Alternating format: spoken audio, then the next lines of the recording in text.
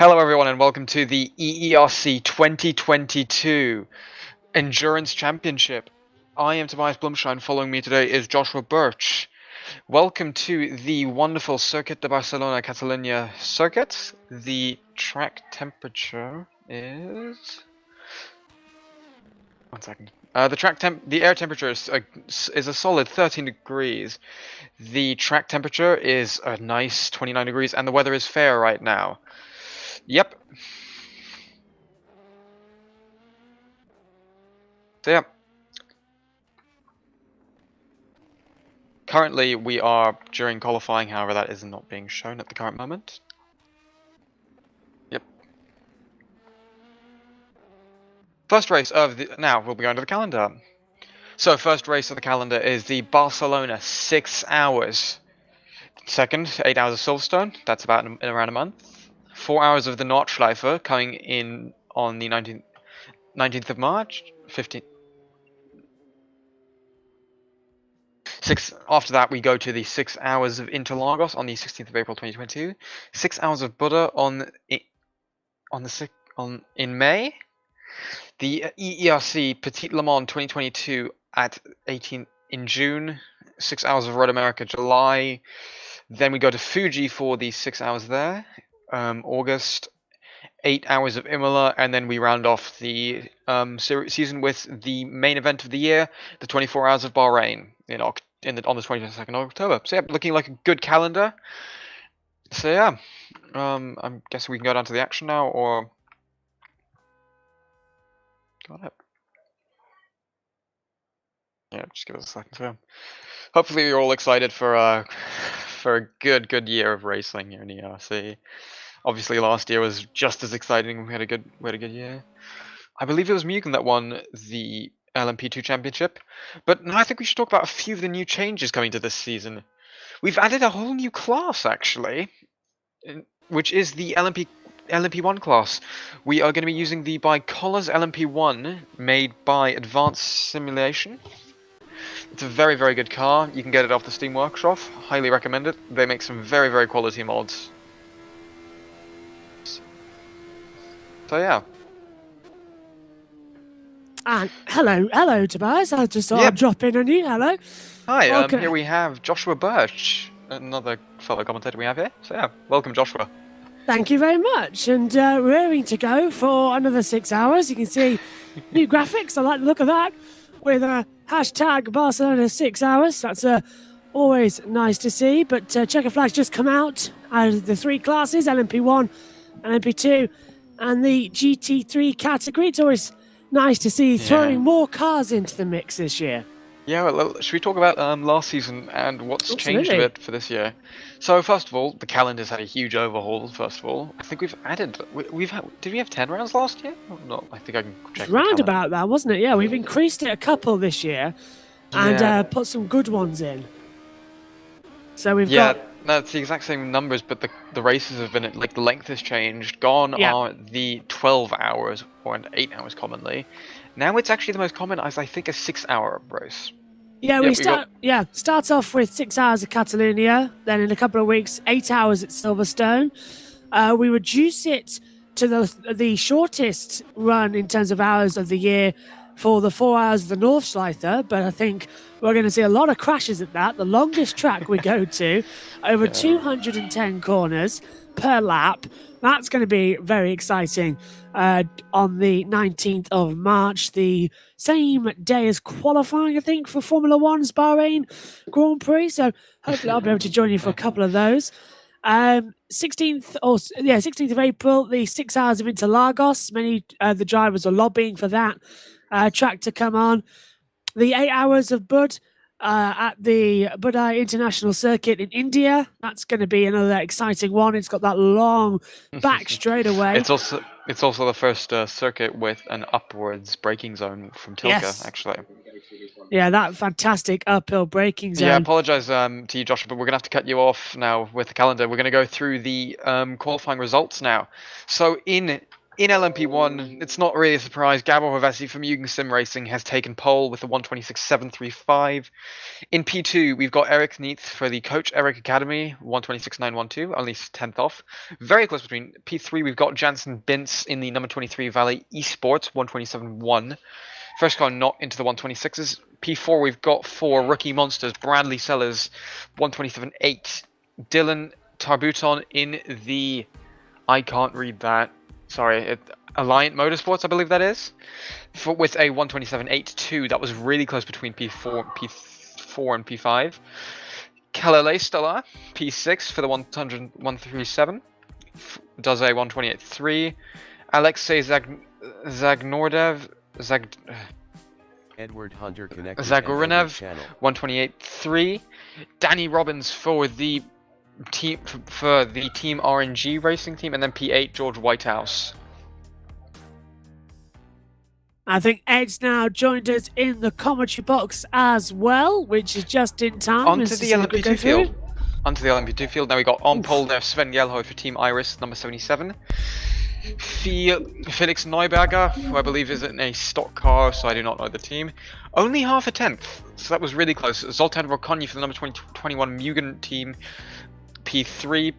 Peter Vagapov for the Valet number 33.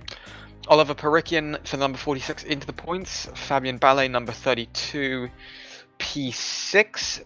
P7 we have Sandro Van Zandt with a 132 flat. Turn lower, P8 number 66. Mile Evers, P9 137, and P10 we've got Stan Vliestra for the number 26. Oh, well done there. Sorry that I was a bit last minute joining that. And we got P11 through to P20. Yeah. You want to do that, Tobias, or shall I fill in? You can do GT if you want, mate. Okay, well, in 11th place we have Jan Donze, 132.6. 12th is Manuel Alvarez, in the William Esports liveried Rebellion, for 133.1. Then in 13th, it's Richard Sizismiada. Wait, I think it's... Let me try. It's Chismadia. Yeah. Chismadia, I think. Chismadia in the 758. In 14th, it's Andrei Valenko. Can have a whole season to learn all these new names, which is good. 15th, Royton, 133.514. In 16th, it's Maxime Bulio. In 17th, it's Edgar Derick. 18th, Gregos. Dudka. Yeah. I'm gonna have to learn all the Eastern European languages to pronounce all these names correctly. I used to live in the Czech Republic, so I can... Oh, well, that is handy. I didn't know that about that, Tobias. Learning something already. Not something I share much. In 19th, we have Nick Conan, of course. And in 20th, Daniel Tordashe. I think we had a huge GT3 field, so we have I think a the couple LMP2 more on field the was next biggest, page. though. Anyway, I'll be doing LMP3 if that's okay. In P1, we've got Laszlo Zhantov with a 142.1. P2, we got Inello Pastorino, 142.27. Again, really close for P1 and P2. P3, we've got Christopher Kianek on a 142.3. P4, we've got Tomasz Abasco.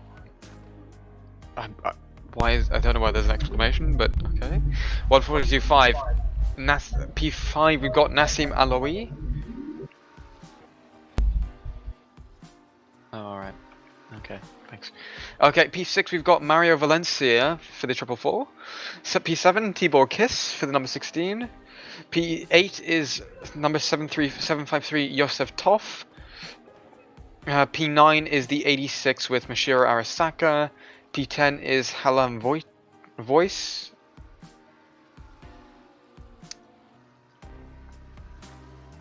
I think, is that it with the grid, or are there a few more? I still remember we had more GD3 running. Now we do. And then we've got P11, we've got Chris Davis. P12, we've got Carl Newis, Tim Halak, Andreas Rebecki, Nelson in Acid, and finally we have Thomas Shamaitat? So yeah, actually also I'd like to say that it is not just 37 cars, it is actually 44. Yeah, big packed grid for this opening Yeah. round of EERC Endurance then. Yeah, let's hope hopefully hopefully we stay at a good size all year. So yeah, it should be a good start to the year though. Hopefully we'll have a very good close championship. Obviously last year Mugen won LMP2 and I think Team Iris won GT3, didn't they, with the BMW? Am I correct? That's true. Well, no, Mugen won both championships, didn't Yeah, they? Mugen won. Okay, so Iris Mugen won won the both last championships. 3 races in Alright. GTs. I apologize for that mistake though. They were about So no, 15 points shy at the end. so yeah, it's obviously a new season, new circuits. We've already gone through the field, so should we talk about the new this is in French, Circuit de Barcelona, Catalunya. Obviously it's very well known. I think we can all agree on that, the three of us. A race on the F1 calendar, and usually has had testing. Sadly, not in the last year. Although it is sharing it this year with Bahrain International Circuit, which we're going through at the end of the year. So yeah, that's some interesting news if you didn't know. Obviously it's got about 15, I think it's got 16 corners, some nice new sweepers, and we are using the 2021 version with that new improved turn 10 hairpin. I believe it is turn 10. So yeah. I mean, we could try and talk you through a lap. Would that work? I don't see why not. Yeah. So we're gonna go with Andreas Rebecca here, mid corner. I drive the LMP2 car, so it's gonna be a bit different. So yeah, going up to third gear. We can pick a different driver if you want. But, yeah. Andreas seems like a good place as any to start as he goes through. That's turn 9, isn't it? Yeah, going into the new turn 10. We'll show you what's different here, as he's just letting a McLaren through it. As you can see, not just a McLaren, an LMP as well. As you can see, the exit is much more curved. They've sort of fused together the old turn 10 and the even older turn 10. To be honest, that's what I am. That's what I feel when I see that corner every time. So, oh my word, that's a bit of a Yeah, being lapped into this final sector, this is going to be a bit of a nightmare. Yeah. Especially for the GT3 cars, they're not going to be able to get out of the way quick enough. That's the thing. I think we'll also be seeing a lot of things. Yeah, well, if there's one thing that you can be sure of, it's that we'll be seeing a lot of things throughout the next 6 hours. That's for sure. That's for sure. Anyway, I'm thinking, even though I've just got here, I should take a very quick break, gobble some lunch down, and then come back for the start. Yeah. Because otherwise, I'll be getting myself into a bit where I'm just commentating when I'm really hungry. I guess Joshua and I can tend to be more have critical. a bit of a discussion about the new season and our predictions for the race. Sure thing, but I'll be back as soon Joshua's as I still can. here, actually. Are you still here, Josh? You may have just left without saying, busy guy. I might have to leave you on your own, Tobias. I'm sorry. Right. But literally, I would have got back sooner, but my brother was insistent that he had to buy a new shirt and a new coat. Real pain in the proverbial. Yeah, I was thinking about making a big hole in his head, but then I realised going to prison would prevent me from coming here, so... Ed, we were going to be... Josh has got a few issues, so we sadly will not be joining us for a bit now.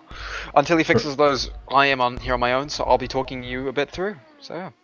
Okay, sure. Kind of lucky. So yeah. I hope it's not my fault, because I basically reduced the volume on my end. No, it's not your fault, it's not your fault. Echo so much, because it was really hurting my head. With Josh on his own, it's one thing, but with you as well echoing, and me echoing, it's kind of...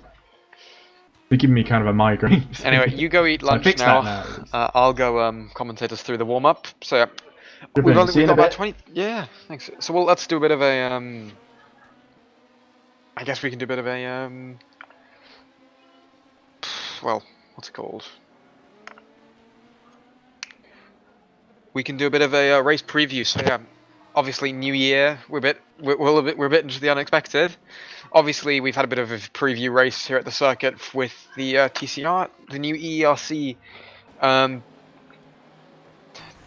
Touring Car Championships leagues kicking off about a week and a half before us. If you want to go and watch that, that's I do highly recommend it. So yeah, go watch that if you have the chance to. It's very good racing, very fun to watch.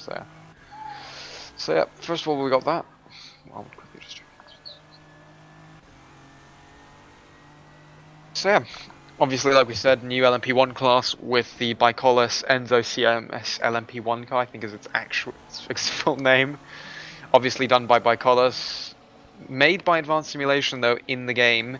They've done an excellent job modding this into the thing. So yeah, huge thanks for them for adding this amazing car and allowing EERC to use it. So it'll make the field feel much more like an endurance series, even though it really did beforehand. So yeah, as we're currently on board with Sven Gelho now on the cameras in the LMP1 car, he took pole in the LMP2 on the LMP2 class. So yeah, obviously Sven Gelho, one of the quickest drivers on the grid. And that's not saying all of them aren't quick. They're all quick drivers, or otherwise they would be driving. So yeah, as we can just see him going through the new turn 10, as you can see it's much more curved than the old one originally, but you've probably seen that.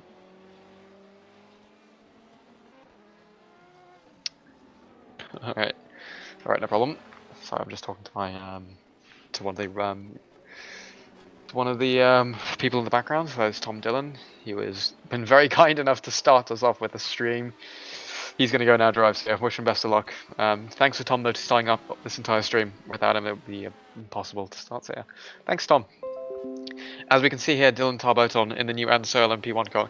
As you can see, it is a bit quicker than the LMP1 cars. It's about 2-3 seconds on this circuit. It might be a bit more on a few of the other circuits. I can see it being quite a bit more quicker at circuits like Buda. However, it might be a bit worse. It'll be much closer to circuits like Road Atlanta. So yeah, no, it'll be really interesting. Silverstone will probably be able to see a bit more of a realistic representation. As much as Spain is a very balanced circuit, I feel like Silverstone is much more representative of the actual pace. So yeah, that's coming next month though. So yeah, watch that. You should also be watching that. You should be following the entire season. We've also got EERC Formula E, who are heading to Marrakesh for the next race. So yeah, also if you want, watch that. That's also another highly recommended series from EERC. You'll get a bunch of good racing. As we see here, Mile Evers in the Fina Von car. They also returned to the series. They had an alright year last year. Hopefully they'll do better though. Hopefully they're going to hope for a better year next year. So yeah.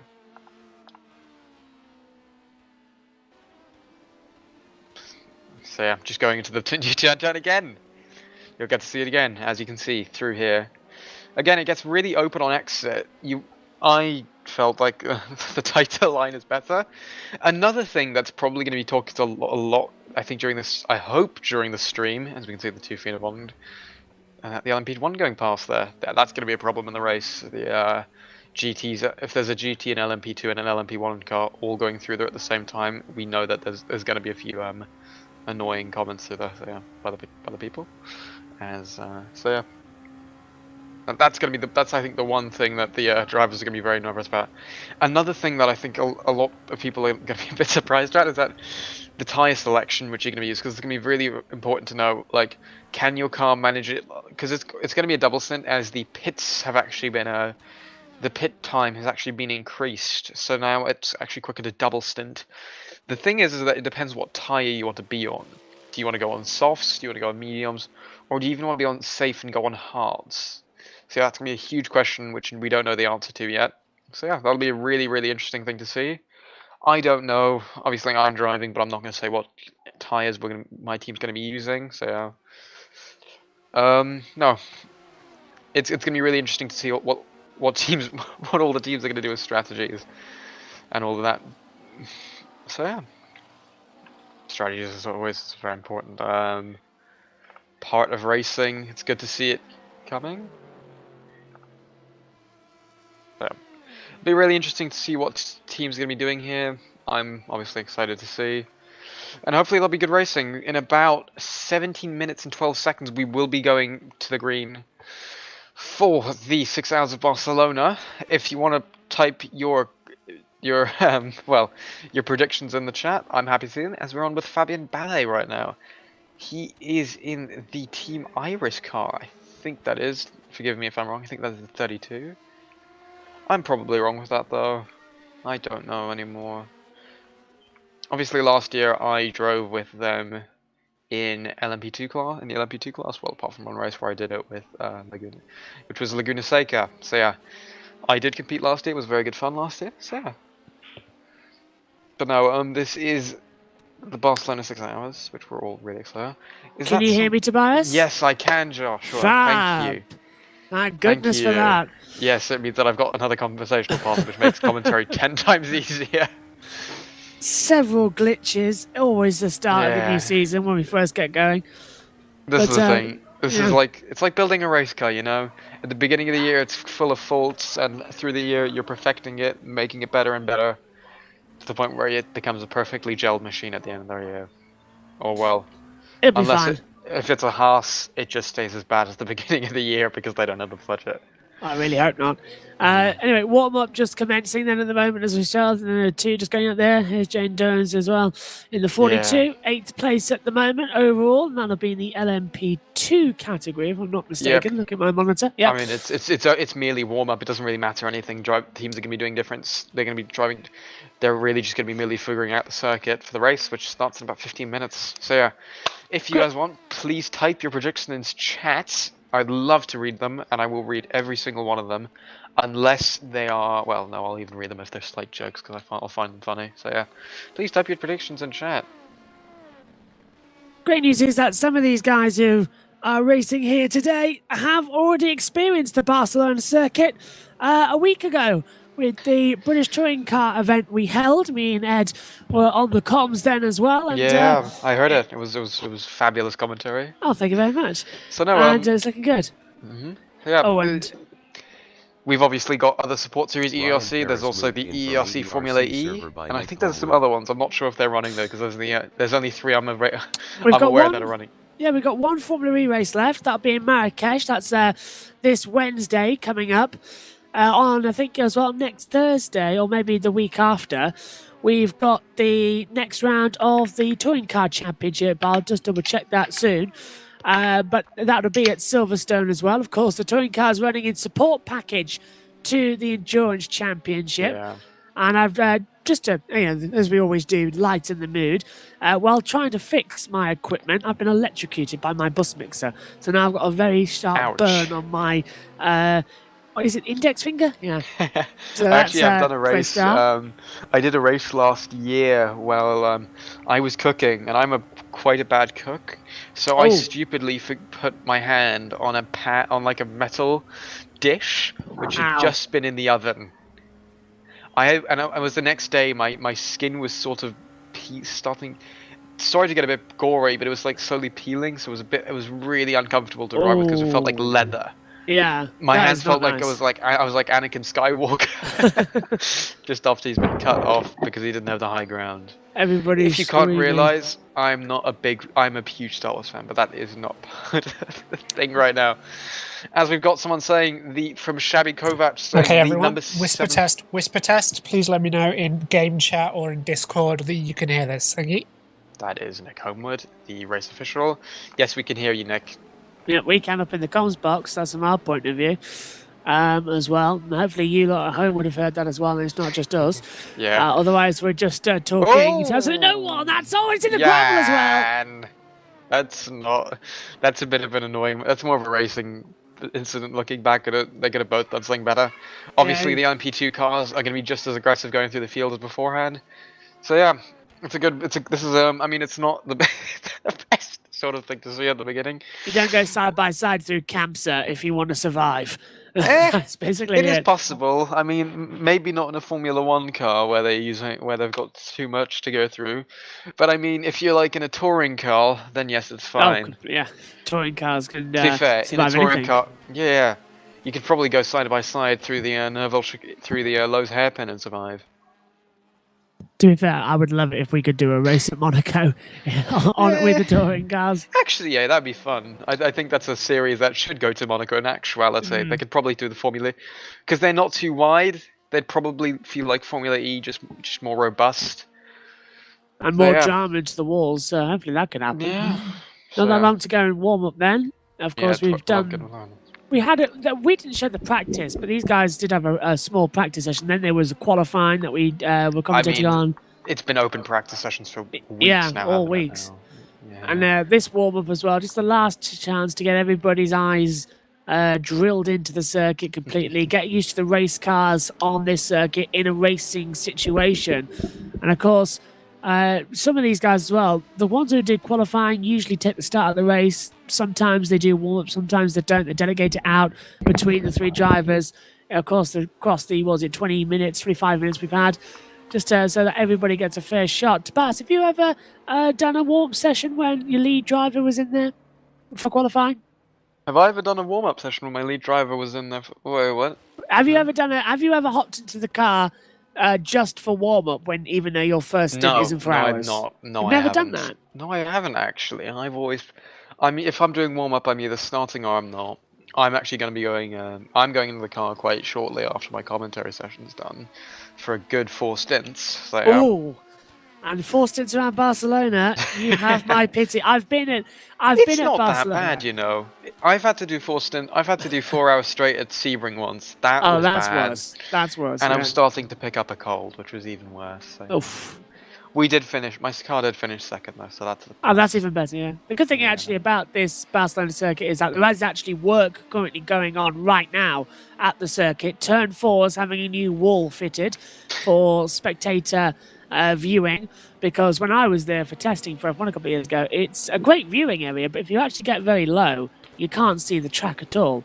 Like where those marshal points are, you can't see a thing. New paddock area as well, which is very much needed. It's cracked all the way along. Will they finally be removing that shitty? Nope. Bad. Sorry, bad word. I need to get out of the habit of swearing. I apologize about that. Sorry if there are any kids listening. I apologize profusely. That very bad chicane that everyone hates. Will that finally be removed? I don't think so. Because if it were, it would be everywhere on the news. They're talking about it, aren't they? But I don't think it's been removed, as one of the LMP2s gets a little bit sideways into that new turn 10. Jan Donzer in the Zurich car. It's a Swiss-based team. Very, very good. I'm looking forward to seeing how these LMP1s go as well. 3 classes for the first time. It's going to be a lot more action as well. How many cars have we got in this qualifying? 44. We've got 44 cars in total, so it's going to be a huge grid once we go lights out. I have a feeling there will be a bit of an accident at least. We've also had a lot of racing today. I think we've also had the first proper motor race in real life, which was the 24 Hours of Dubai today, I believe. Yep, that was earlier on. Just concluded. I just watched the final hour and a half. It was very good fun to watch. Obviously, if you haven't missed it, if you haven't watched it, the team WRT dominated the race. So it was good to see fun. I think Ryan's joined us in the commentary box now. I've just seen him in the thing on the Discord as well. Please welcome Ryan Ferris. Hello, everyone. Hello. How long have you been just waiting here? Could have interrupted. I feel bad if we've just left you there. I didn't want to interrupt whilst you two were in full flow conversation. I'm good. I think we should hype the season up by saying, guys, what are you looking forward to? What's your favourite race you guys are looking forward to? How about Josh, where you start, and then we'll go to Ryan, and then we'll go to me. I'm looking forward to seeing the cars at Silverstone. I think that's one of the moments that I've seen endurance cars at Silverstone at a 6-hour race a couple of years ago, so I feel like I can familiarise myself a lot more with that. But got Road America coming up as well, and I think that's going to be an absolute cracker for an endurance car. It's a short track, IndyCar go there, and always deliver a cracking race. I'm thinking that we're going to have Road America, where I think it's a double header, isn't it? The track is going to be fantastic. Or are we at Laguna Seca? Because I know we've got 2 Americas back to Red Atlanta and America. Also, Hello, please welcome back Edward Hunter. Sorry, we're just going through the question on what race you're looking forward to most. You'll be going behind me in the slots, so to keep it all organised. So yeah, there's mine then. Silverstone and Road America on the 16th of July. All right. Well, Ryan? Oh, this is a tough one, to be honest, because we've got a very good calendar this season. We've got the Buddha circuit. That's the Indian track. That's the track that they used to race at Formula 1. That could be interesting. I've always liked Road Atlanta. And I'm always a fan of Imola and Interlagos. So that's going to be interesting, I think. All right, yeah. Just spotted Imola. I thought it was Monza. I was like, oh, Imola. Oh, that's even better. Anyway, so, me. It'd have to be between, I think, Imola and Silverstone. I love Silverstone, if you don't know that about me. Silverstone's one of my favourite circuits. It's good fun, and although I am German, I do like, I'm not looking forward to the Nordschleife because I'm driving. Turn one. Turn 1's going to be fine. Of course, it's the Grand Prix circuit, isn't it, to begin with? Yeah, Yeah. the Grand Prix Strecke, to use a German term there, is Uh-huh. fine. But when you go to the Sabine Schmitz-Kurve, that's going to be where it goes all downhill for me. Because although I'm actually quite confident at the circuit, my team will back me up on that. I am called the Nürburgring Tryhard because I practiced over Christmas a lot on that track to get used to it. Oh, it's not until March. You're really practicing early. Yep. So no, You've got to remember which way it goes, you know? That's a good point. 113 corners. God, I feel like no, but if you do come up to me and say, "Hey, Nürburgring Tryhard," I will take that. I will wear that as a badge of honor. Say, I am looking forward. I am actually fairly. I want to do well there because it's my home race. But no, in actuality, I think I'm looking forward to most to Silverstone and probably Imola. I haven't tried that in endurance cars. I'm fairly interested to see how it is. Obviously, then there's Buddha. I've never driven. Then there's obviously a few other tracks which I've never driven, which are Buddha, and I haven't driven Fuji yet, nor have I driven Bahrain. However, I am going to be driving that shortly in a different series. So yeah. Well, I guess I'll go next because I've not gone yet. I'm really looking forward to Fuji.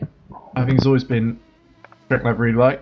I think the only one I sort of slightly prefer Suzuka, but I like the novelty, and Fuji has that endurance history. Nordschleife is probably going to be insane, but also quite short. 2 hours shorter than the race we're about to see here at Catalonia. And I certainly agree Interlagos is a great pick for the calendar, another brilliant circuit. But for me, a bit of an unknown. With those sort of wide corner entries, in real life in Formula 1 didn't produce amazing racing. But it might work well for endurance with the different classes. I think the thing I mean, this is what I'm going to be most nervous about Buddha, and this is why I'm a bit unsure about it right now. It's one of those tracks where you have to see it, like believe it until you see it until you believe it. But I think the thing with Buddha is that it's got the second section around, like, you know, those small twisty things. It's tight there. It's really tight, which is what's making me a bit nervous to go there. Because with tightness, you won't be able to overtake as well, and the LMP, and we know that the LMP2 drivers really like getting past the GT cars quite quickly, and vice versa. But the LMP1 cars now too. So yeah, I'm a bit nervous. Sorry for cutting it into you there, Ed. Oh no, I've been dropping in and out to eat lunch. Moving to race session. Oh, here we go. Race, so it looks like we're getting ready to get underway. So keep your eyes open for the pole sitters in the 3 different classes and see if they can make it. Because obviously they're going to be released one at a time. They won't be released at the same time. But it'll be code 80. So everyone will stick to 80 miles per hour until race direction releases them. Having that extra class is really going to make this, it's going to add a little wrinkle into things, isn't it? Absolutely. Ed, could you quickly just join the Discord also then? Alright. You want me to join that too? Yes, just mute in there then we can just go good. Sorry about that, that was a bit of an interjection. Thanks. There we go. Okay, when the lights go out, nobody move.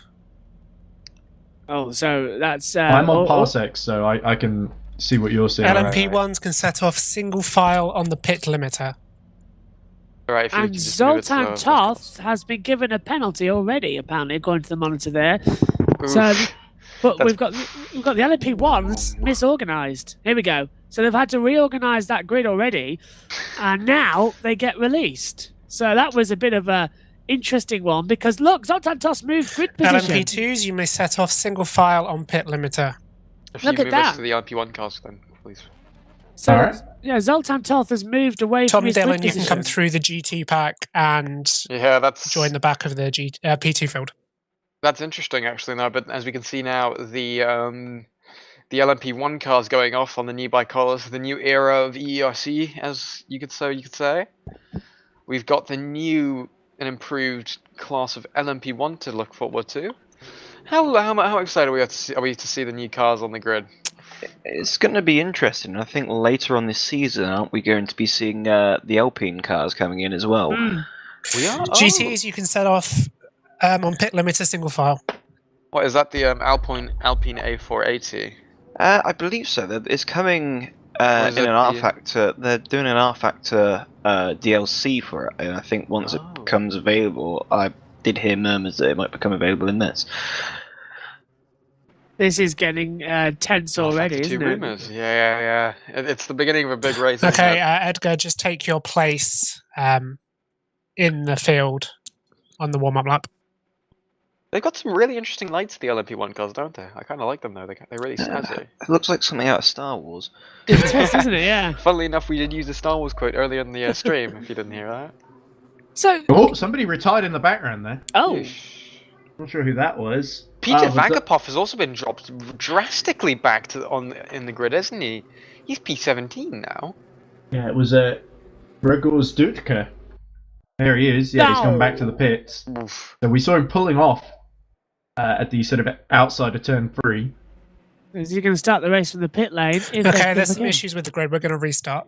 Oh, red Yeah. flag. Yeah, There red we go. flag already. This is All right, let's get the red flag out. That's lasting well, isn't it? yeah. Right, here we go. This happened at Le Mans as well. When we tried to red start. flag out back Yeah. in then as the grid reforms. Oh yeah, but at Le Mans we had one horrendous crash at the start of Le Mans.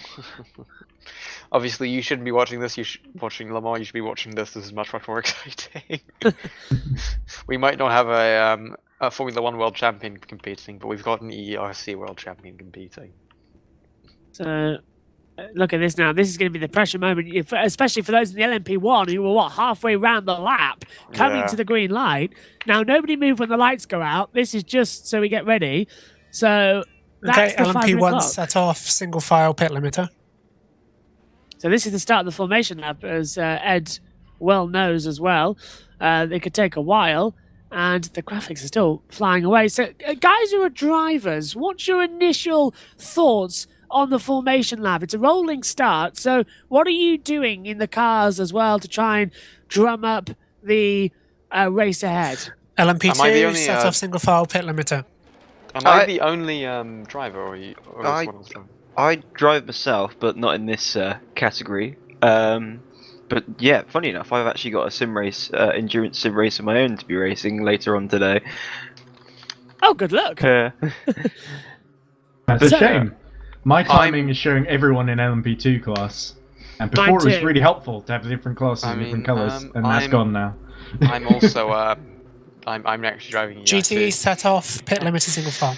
I mean, yeah, usually on the start, you're just trying to stay calm, keep it easy. I think the nerves really get to you when you want to when you just there when you hear the race director go green flag, because then you're on the throttle and you have to be as careful as possible. Usually, I get very good starts. No, I'm joking. It depends. I'm not very good at standing starts, but my rolling starts are quite fine. So yeah, it depends on the starts. But no, usually you have to stay. It's good to stay quite calm and composed. I think you'll agree with me on that one, Ryan. Yeah, because generally you're kind of getting a bit nervous as you're rolling around to the start. You're thinking you want to get a clean start. You don't want to be taken out into the first corner, and reality, I generally find myself nervous for the first lap or two until you find yourself all of the shenanigans and antics start to calm down a bit after the first couple laps, and then you can then start thinking about going into a rhythm. Keep an eye Josh- out. Go on, so go on. Joshua, Ed, you got any history on race starts?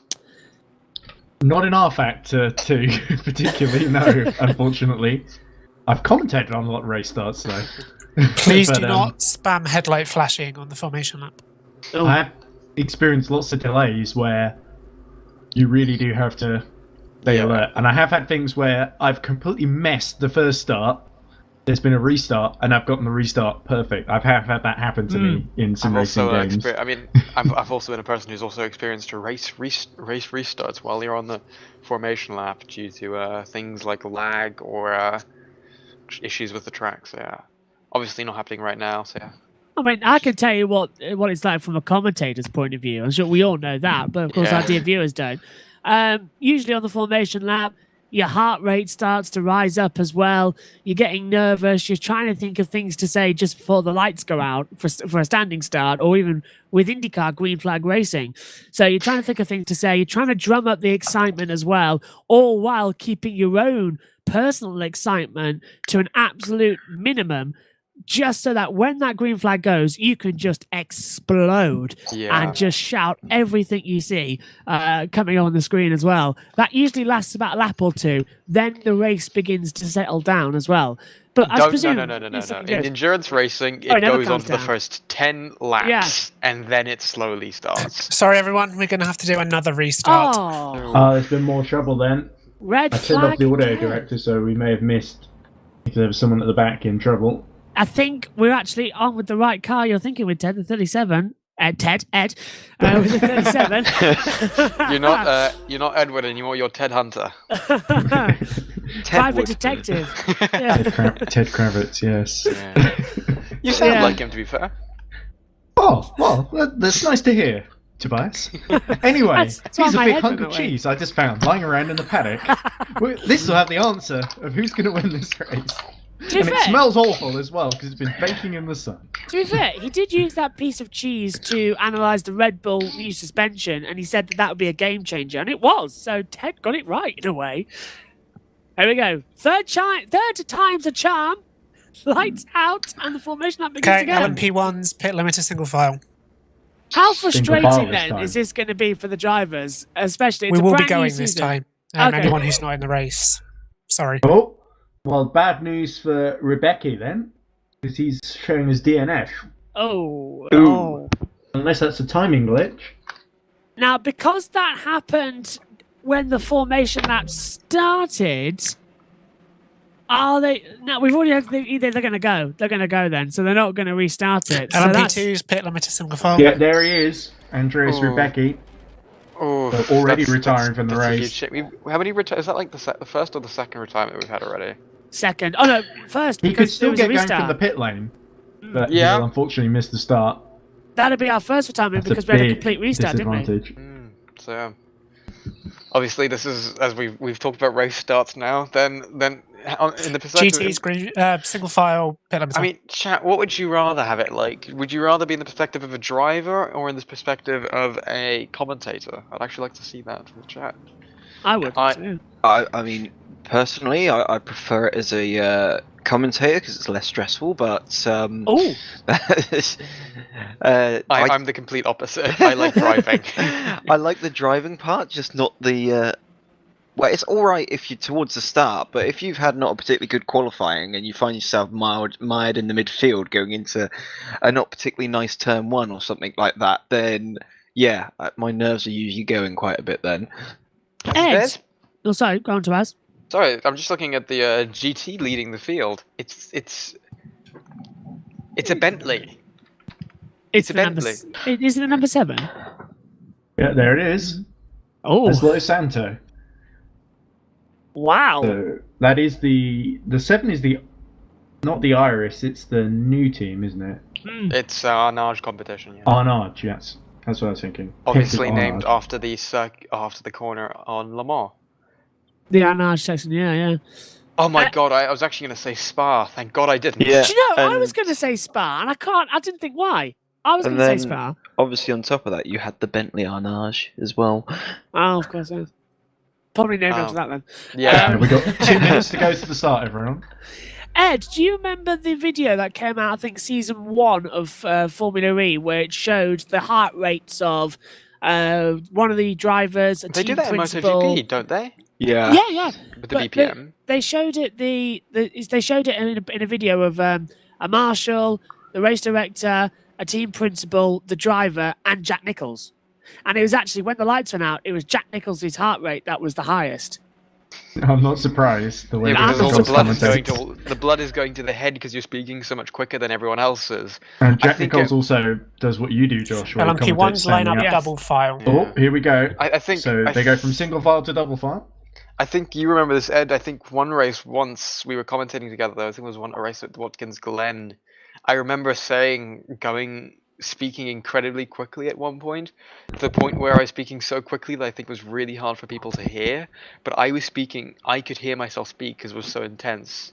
Should I start us off though, if you don't mind? Well, you've been here the longest. I think the LMP1s are almost getting ready to go, so I think you should take that, Tobias. I'll happily do LMP2, and then Josh or Ryan, you can do GT3.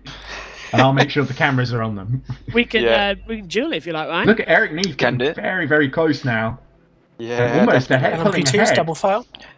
As LMP2s are going to be going double file, we'll be staying with the LMP1 cars because they'll be finishing. Will they be taking the chicane or will they be taking the MotoGP for the start? They will be taking the chicane. Well, that doesn't surprise me because there's no reason to break the circuit. I've got 6 hours having to take that chicane. May as well get it over with. Or they're being good GT's line up double file. LMP1's prepare for green. As we go through the final corner, turning into Murray Walker right now. Go to the final corner. Eric Neef flashing the lights. Yeah. LMP1 green flag. As it's green flag for the EERC 2022 season. As Eric Neef has a shocking start. It's 5 wide, 6 wide nearly there. Oh my word! 3 wide going into the thing. What has happened? Gabo Havesi's had a cracking start. He's into the lead. Eric Neef has somehow kept third going into turn 1. It's 3 wide between a few cars behind there. Bradley Sellers goes up to P5 or something. I don't know. LMP2 is prepare for green. Very, very good start for him. He's gone up now. Now we go to the...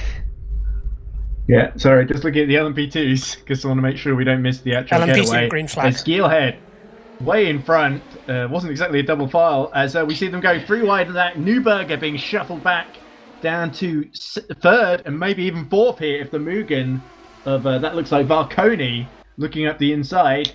Can Varconi get in front? No, he can't. Oh, he just taps the back. Oh dear, that looked like Fabian Ballet. No, not Ballet. It was Sandro van der Sand, of course. GT3s prepare for green. There's been a huge bit of quite a few accidents in the LMP2 field, haven't there? Obviously, there's the GT3's coming to the GT3 green flag. And away they go, and it's a lovely start by the McLaren, right down the inside. The Bentley's got caught by that one, but in the second phase of the start, it's going to be the drag down towards turn number 1. He's got the inside line, Ryan.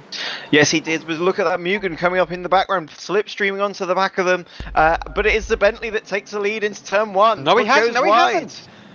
Oh, round the outside. That's a brilliant move from the 64 McLaren. Takes the position back as well. The Bentley has dropped down to 3rd place already as we've got LMP2s and LMP1s already doing their first lap. The grid separated so much already, but that was actually, I think, the cleanest start came from GT3. LMP1 outbraked themselves. LMP2, it was typical LMP2 just shouting everybody around into turn 1. Yeah. As we continue now going through with Danny Robbins in the 200... For Team RNG, I don't think they've got a livery though for this race. So yeah, that's why it says the 205F there. That is actually the Team RNG owned by Anthony Nickpon, who actually formerly owned AFP, who sadly dissolved recently. Then we see Mashiro Arisaka for the number 7, number 86 in the middle of the field. They had an alright start actually. I think. Oh, huge crash! Who was that? What would be an orange McLaren? I believe that is Chris Davis. Yeah, there he is, just rejoining from the motorbike circuit and getting in front of the LMP1s. That Eric Neef did very well to avoid him there. I felt Neef on the LMP1 start had sort of jumped before the green flag was given, so he's sort of slow to compensate, and that was why Robbins got ahead of him, and he's just got back in front of Robbins. Well, yeah, that's why we had... So go on. Sorry. This is the issue when you've got 4 commentators at once. It's very tough to make sense. Yeah, I'm being very restrained. We need hand signals.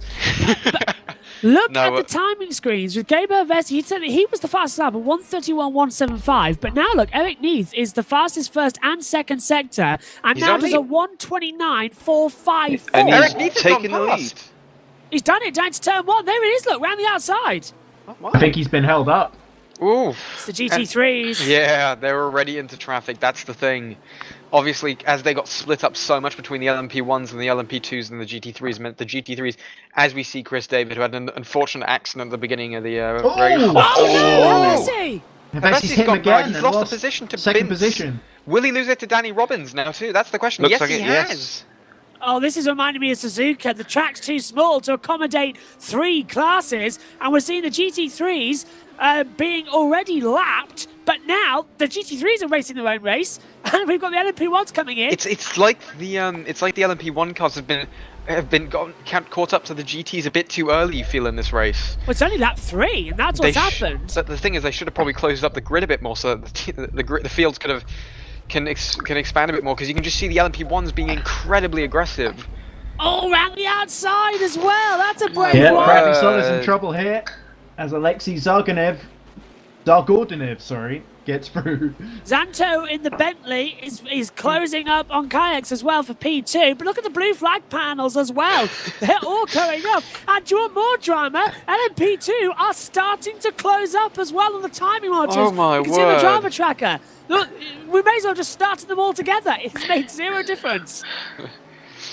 Well, yeah, I think for next race, I think there's going to be a few questions asked now. Well, it took But 3 attempts. Look at the thing drag. Yeah. Oh. Oh, I yeah, think the close reason battle is because at the top LMP of LMP1 there, that Sellers trying to hold off Zarganev, who's got back through. And he's got Hevesi just in front of him, who's continuing to struggle as he watches the top 3 break away. Meanwhile, there's here at the Maxime back in Beaulieu. LMP2. Very, very good start by Maxime. Well, I think that has to be said. P2 in class right now. He did a Still cracking only start. Rebecca who failed to make the start. So Chris Davis, of course, dropped back, but still in the race. Sven Yeah. Gelo 133.2. Brilliant lap. But we see there Mashiro Arisaka on the 86 Valet LMP Team Iris LMP2. I apologize for my mistake. Yeah, gear hold is now 29.7 seconds back from Listola in P9, which is the last run in LMP1. So they are starting to close up even quicker. And of course, the LMP1's just about getting through. We have got a driver tracker, but it makes no difference. It's just a Battle sea for of the lead in blue. GD3, Joshua. Yeah, Round we the see. outside. That's a very interesting move going around the outside of the new turn 10. Can he manage it? He's keeping it as there, Christopher Canek. He can make it. Will he keep the line open? Oh, there's nearly a touch between him and Pastorino. The chicane would be the opportunity to dive up the inside, not at the first bond, but the second to apex. Now, dive on the inside, try and get the braking, but he hasn't done it. So it would be the long drag towards turn 1, 826 meters in total. It's quite a long straight, actually. This is a very long straight, and he has got a good drive out of that corner. Yeah. It's whether or not the slipstream is his friend, and Look is at he it, it's gonna gaining. is he going to send it? He's gaining now. He's not getting by enough, though. I feel. No. Way too far back into the braking zone. If we can have it up there, maybe turn 5. The Seat corner can do it as well.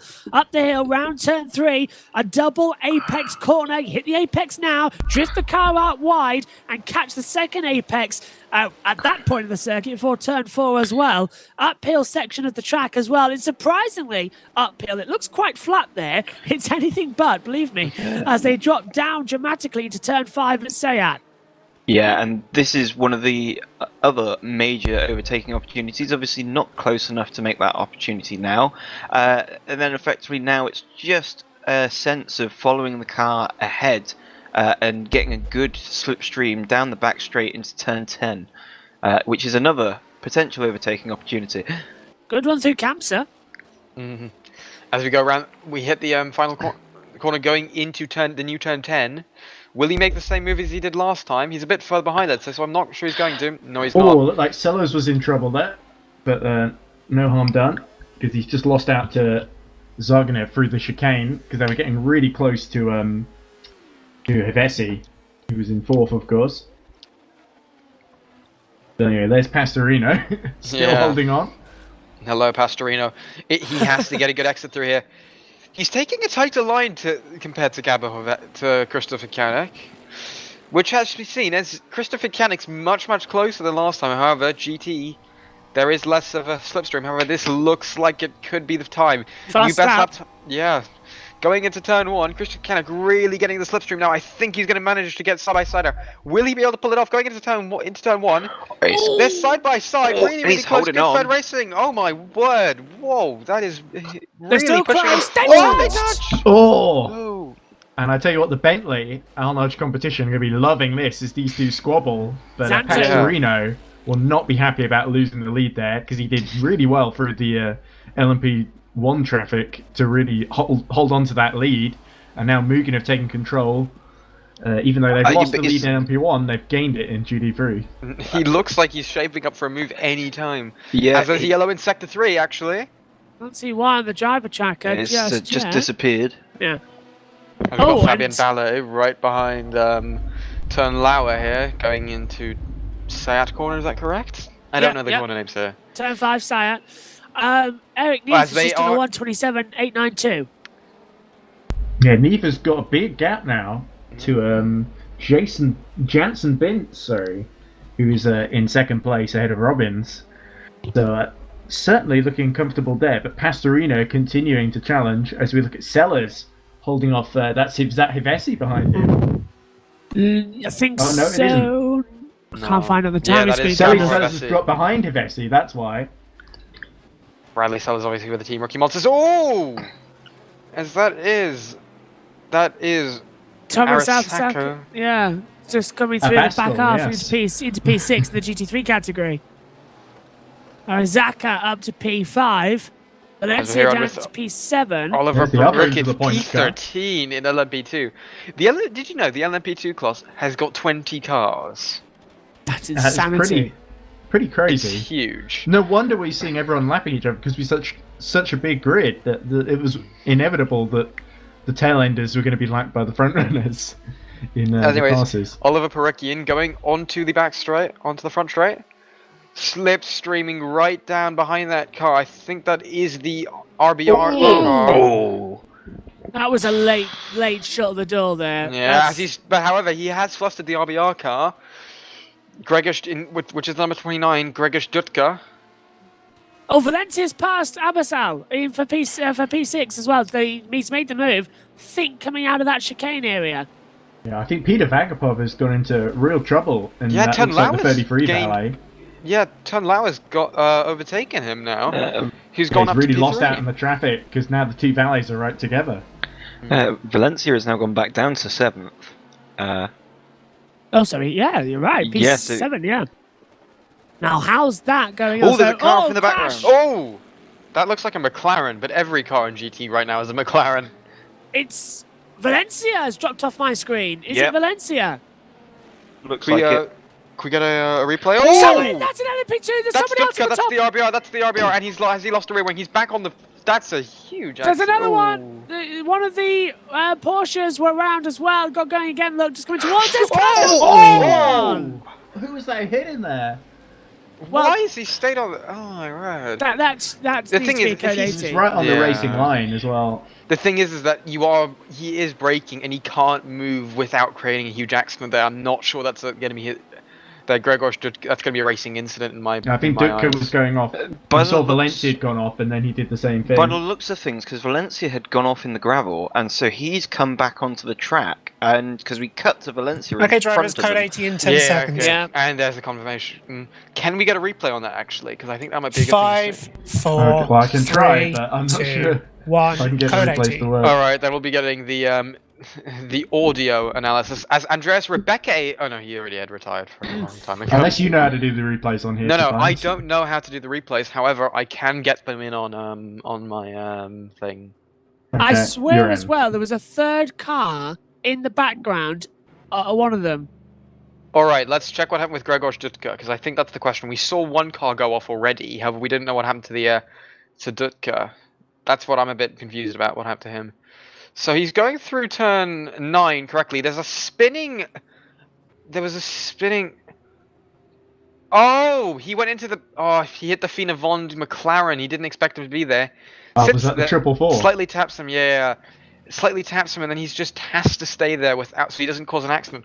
The Porsche barely sees him, and then the LMP2 is just blindsided and goes right into him. It was Tom Dillon as well who was spinning Ooh. in the background as well at turn 9. So it was Tom Dillon round in the 72.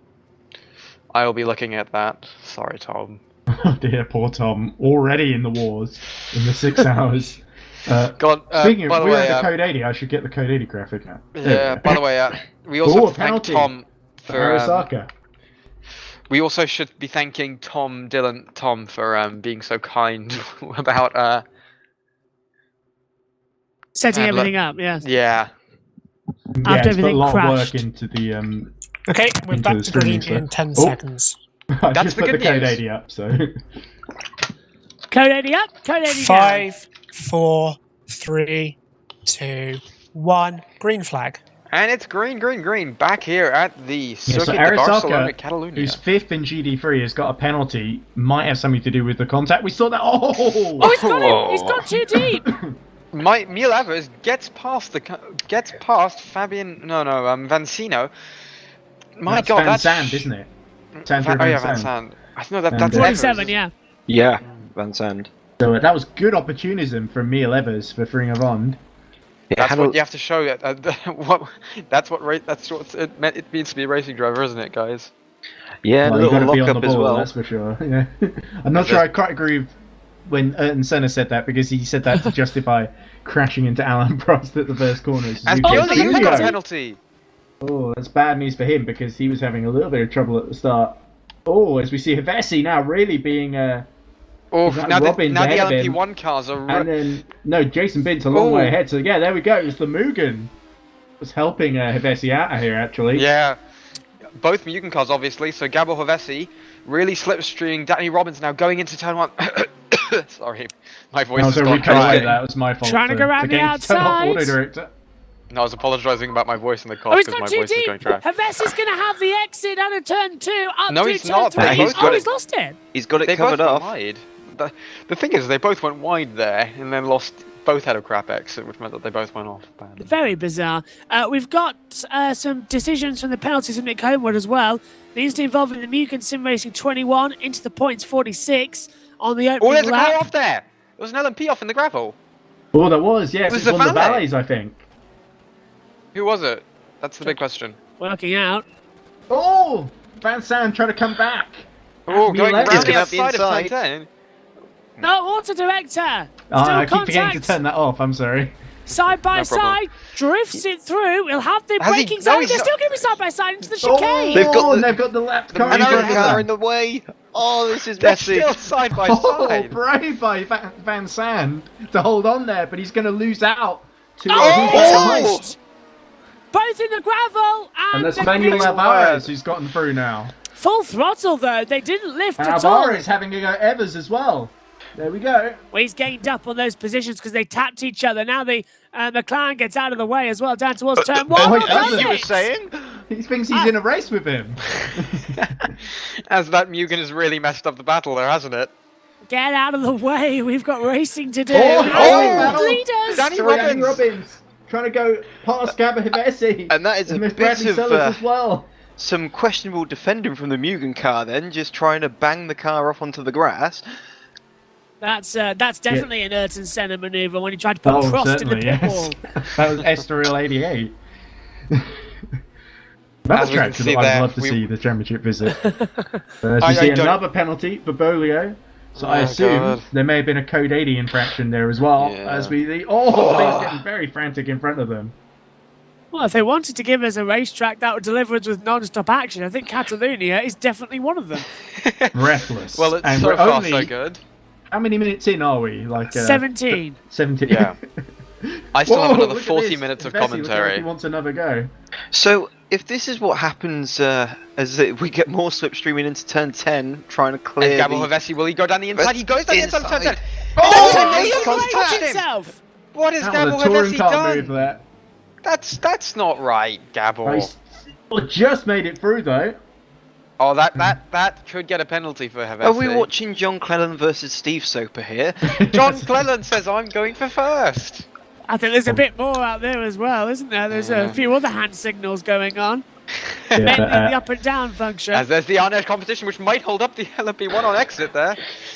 Nick Oh, Homewood is God. typing in the steward's decision chat, I can tell you that. Yeah. His fingers are going to be tired within the next hour, I swear.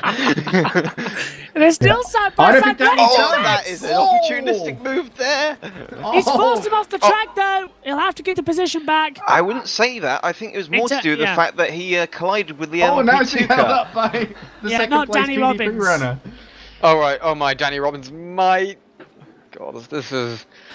Oh God, Just- Yeah, so Just- go on. As the Mugen cars, oh god, as the Mugen car has held up its own car and not let it overtake into a Seat corner. I God, tell you what, you can't break for a second. I'm going to try in some very quick to get this done in 30 seconds. Here we go. There's a yellow sector 1. That already defies the obstacle.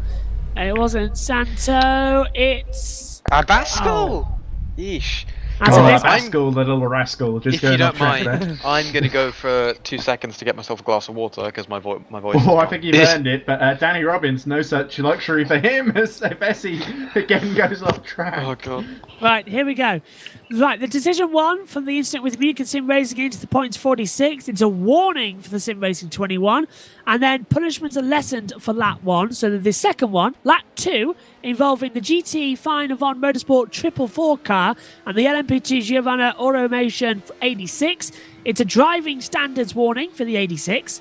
The same issue also for an 86 for a lap 4 Okay, instance. code 80 in 10 Code seconds. 80. That's unusual.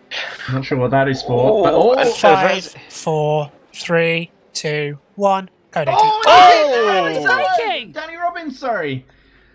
Bessie just hit him right as the code 80 was Well, called. Hevesi So looks... Robbins was slowing for the code 80, and Hevesi just hit the back of it, and Bradley Sellers also comes Reminder, out it is in front. mandatory to be in first gear under code 80. Oh, they're letting him back through. They're letting him Yeah. back through. Yeah, because Hevesi was trying to have a move around the outside, hoping to try and get it done before the code 80 started. This is going to be messy restart between those four, isn't it? They need to, race control need to sort those out and put them in single file. Because look, the LMP2 is thinking, hello, I can get a place here and unlap myself. Code 80, I'm guessing. Yes, we are yes, code we are 80, code sorry. 80. We are code 80. Who is it? Who's it involved with? Because I'll check the code. I'm not sure. I think someone went in the pits. We saw Valencia in the pits. Could be for Valencia. I can't see. Green flag in 10 seconds. It's a Well, brief we're not one gonna- then. Yeah. Just I'll quickly. just oh, no, check. 5 seconds board's coming out. So, not going to have enough time. 5, 4, 3, 2, 1. Green flag. Here we go off into the Seat corner. They all seem to somehow put themselves in some sort of order. That was actually a little bit more anticlimactic than we thought it was. We thought it was going to be, well, a mess, but still, it is the sim. Well, these Mugen guys. Sim Oh, Racing. Bessie continues to battle Danny Robbins. Yeah. Eric Neef and Jensen Bintz. Loving Jansen this. Bintz, I'm sorry, just pulled away really. Yeah. 19 seconds to go However, between Gabriel Neef and Vesey Bintz. may be looking back down into turn 10. Is he going to? No. Too far back. He would have. Oh, Oh, the what's that off? LMP2 goes off LMP2. ahead of them. And that was the Discord sponsored one. Oh. Oh, Okay, that's so a great advertisement. got two more. Yeah, 2 more penalties. The lap 1 is involving most of the LMP2 field has been given a no further action. Oh, hit him again! Also, Well, I'd They like just to got quickly. caught out by the slower car, and He's that got gets it. through! Oh! Just a bit of a bump and run going on there. Was that a VMS Sun Edits car there? Also, can I quickly just announce something? I've just been messaged by Jeff Closer telling me. Team Iris is not anymore a Giovanna Iris Automation. It's just Team Iris now. Okay, good. well that's easy to remember. As That's Sellers fantastic. has now gotten by Bessie as well, I think. The timing screen have failed to update, so I will just It has. refresh the overlay. That will It's- probably help up a little So bit. yeah. There you go. So Sellers is back past Robbins, and Havesi is now up into third. We've got a report from Team Iris 66 against the Valley Esports 33 for code 80 infringement, and that's just been edited for a no further action. So that was something, and then Nick has already changed it to no further action. So that'll be between the between Turnlau and Peter Vagapov. Oh no! Sorry, I just saw some news which saddened me, which is football, so nothing related to this. Sorry. Well, whatever it is, I'm commiserations with that. As we look at Anyway, Gabriel Vesey Vesey being continuing really now. held up through there. Will Danny Robbins catch up with him now? As he's Yeah, he's having to go all around the outside of the Paul Street Boys the car thing here. is that the LMP2 cars have very good. Well, I've got very. You were saying? Yeah, fair enough. I was stood wrong. I thought the LMP2 cars would be quicker through that section. I thought they would. It's less downforce, isn't it, compared to them, and should be able to drift What's their happened way. to Danny Robbins? He's fallen behind Bradley Sellers. Oh, Yeah, God. there you go. I think Oh, he's you're had a little mistake because Bessie got by the both of them. Caught him Oh! out into the grass. Danny Robbins going for the grass. That's That not was the a bit line, of a mate. harem-scarum Oh, moment. straight wallop straight in right there. He's taking a lot of risks to keep Bradley Sellers in sight, isn't he? I think Robbins needs to have a little bit of a radio with his team there, and through the team telling him just calm down. We've got 5 hours and 40 minutes left. You do not need to be making those moves, especially on back markers. Oh, look at that! Nearly lost it through turn 4. That's something that we saw. Was it Kvyat doing testing all those years ago? And even everybody in the paddock that day thought the same thing. What a stupid place to go off, and what a stupid manoeuvre. Robbins needs to calm down. He's getting himself worked up. Yeah, Well, I I think missed testing. Actually. it's all Testing from- was fun to watch. it's all from when Robbins had the collision with the Mugen car, and I think he's just all fired up from that. And in having the collision, Sellers managed to get an opportunistic move and get Oh, past him. he's That gone is wide Robbins now. going off wide into turn 10. Yeah, he's lost his mojo somewhat. He's got to Yeah. make sure he doesn't mess up too many more times because Dylan Tarbuten. Am I saying his name right? We don't know. We're not very good at them, are we? Well, Dylan isn't too far behind, I don't think. As Chishmadi There has he been is. given a penalty, actually. Oh, there. So Sismadia. Let me is- check what that is from. I think it's a 10-second penalty, 10-second stop-go penalty for causing a collision under Code 80. Oh, that's a really stupid penalty to have. Oh, well, if he was got in trouble for causing a collision, then I wonder if Hevesi's going to escape punishment as well for hitting In Dan Robbins. the meantime, it looks like things are getting a bit close for P2 and LMP2, potentially. You are correct. Here it is, look. Oh, that looks like Bulio, who's number 2. But I think LMP2s, where are the LMP2s? Nick Cunnin here. Here we go. So there's Geelhead. And then there's Sven Giller's got a Newberger, brilliant- not far- quite 12 seconds behind, so that is quite a way. I- Big gaps for the lead in LMP1 and LMP2 as we look at Lauer having a Tim look at the Lauer. back of Newberger. For second position, I believe that is. Okay, so as I am German, I will be telling you how to pronounce his name right now, as I'm really sticky with this thing. It's Neuberger. Neuberger. Neuberger, yeah, because Neuberger. Oh, because he the- bumps Neuberger. oh, actually. going around the outside of the chicane. Neuberger. I said this in the touring car race. I've never seen moves around that chicane area. And I've seen, 3 in the touring cars, and I've already seen 2 here today. So the ERC proving what many racing we're series going- He's can got do. a run. Yeah, he's got a run, showing his intention for a move. Has he done it? Oh, that is close. Oh, and he then spins around! Oh, disastrous mistake there from Ten Lower. That's a penalty. As Newbar God.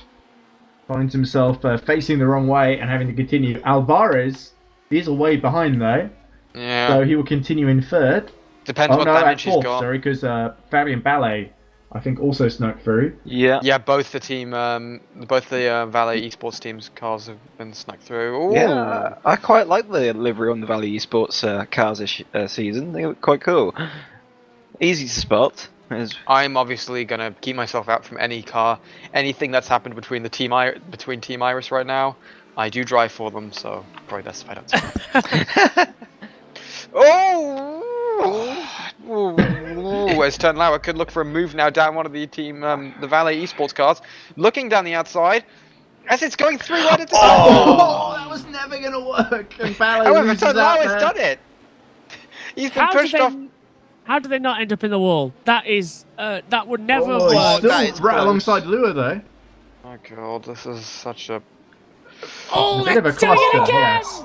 Through turn 11, that is such a bizarre manoeuvre. Yeah. And they just However, had to back over Turnlauer, it. if he gets a good exit there, because he's not going to be worried about Fabian Ballet because he's been just overtaken by the LMP1 Mugen, so they have to thank the Mugen there. Look at the Mugen. speed difference between the LMP1 and the LMP2 car down the straight. So what the Iris is going to want to do is, oh, Peter Yeah, Vagapop. that's Vagapov ahead of him. Vagapov is defending quite aggressively now. Yeah, They're going to try and really- sandwich them in, aren't they? They've got to be careful because what if you make an error, it's going to cost you big time. If you lose the rear wing or anything, it's a long, long pit stop. Yeah, through goes Bradley Sullers to lap them in the LMP1. He's thought he's going for Ten it low on the strikes. inside. That's how you overtake an LMP2. Use the LMP1s to your advantage and then overtake. However, he's got to worry about those cars. However, what I do now is get the GT as early as possible for the next corner to get them held up. Oh god, now he's a yellow up to... flag in the final sector there, but I wasn't sure quite who that Still out. was. Still out. Still out. Oh. I think it's the 40. Not too sure. Oh, Yeah. Oliver Parakan just had a little moment there The in the into the points 46. car. Is that correct? I don't know. I think Roy Ton might have been the one in trouble, but there we go. Oh, I like he's that. almost I about like to be the- overtaken again. The livery on Roy Ton's car is really nice, actually. I like the white around surrounding it. It makes the shows you how small the actual inside screen is of that car. Much better. Jan Donze, he In the doesn't like that Zurich livery at all. car. He wants to get past that car, and he was making moves to do so. I don't know why I like that Roy livery so Ton much, though. was not the easiest to overtake on that occasion. So Jan Donze, As there to is stick the behind for Mugen now. car. The Mugen's got an awful start, didn't they? They're miles behind right now. As we got Felix Neuberger there in P5. Let's see what is happening in the Stupid's decision chat. Nick Homert is not typing anything right now. Oh, now he is. Now he Oh, look at this! Oh, what is going on here? Maya Lev is going there. However, there could be another move as the car ahead. That is It's a- Alvarez. Yeah, he Yeah. could be overtaken now. Could he get a Slipstream. three wide into turn 1? I don't think so. I think Oliver Perikian is a little bit far behind. Whoa, No, he's that's not. a big one. Round the outside though for Maya Leves on Manuel Alvarez. Has he done it? Oh, and look Oliver at this! Perikian looking at it. Going into this corner now. Oh, Oh, there's Parakan's one of the got, LMP1s. another car attacking him, and that's the it's LMP1. LMP1. My god, I'm going to lose my voice after this race. Good job I've only put myself down for 2 hours. I don't think I'd survive any longer. I'm only doing an hour. That's the thing with me. So after half an hour, I'm gone because I've got to Well, it drive. sounds like you picked the best hour. Yeah, I did. Ed, have I you like- got the coffee? I've got I a like copy commentating. machine. But- Oh, oh! look at this! Contact. Ever's having another go at Alvarez. He's got him now. And He's got the inside line Parakan, for. again, waiting in the Oh! way. Oh! Just Spun lose it! Oh! Oh! Sandro Van Sand. What was that from Meal? I mean, He just got the Ugh. revs down too early. I think he just made a mistake under a lot of pressure there. Mugen Sim Racing 22 has been given a drive-through penalty for persistent minor contact. It's the Helvesi. third place Helvesi, yes. That's with the Team RNG Oh, 420. he was third. Here comes Bradley Sellers. Oh, and he remains third actually. as But, Danny Robbins has penalty, lost we'll a see. huge amount of time now, hasn't he? He's miles behind him. Now, let me just see how many cars have DNF from this race. 1. We've got 44 cars on the grid. I honestly don't know how. We have They're obviously... not on the grid. They're on various bits of the racetrack and in various states of repair. Yeah. Next No, they're code actually all- 80. They're They'll actually dive all in. on track. And actually, we will be going to the LMP2 pit window soon, I think. Opens about like in 8 minutes? Should be. It's only lap 20, so I presume it's coming up to that time as well. In about 7 laps then. Still battled now with the 46. Down towards turn 4. That's a bit That's too far Alvarez ahead. ahead of us. Yeah. Bit too far ahead though. It may dive it up the inside to turn 5 if he gets late on the brakes. No, he would have sent it by now. Oh, he's done it! Oh, he's having a go, but...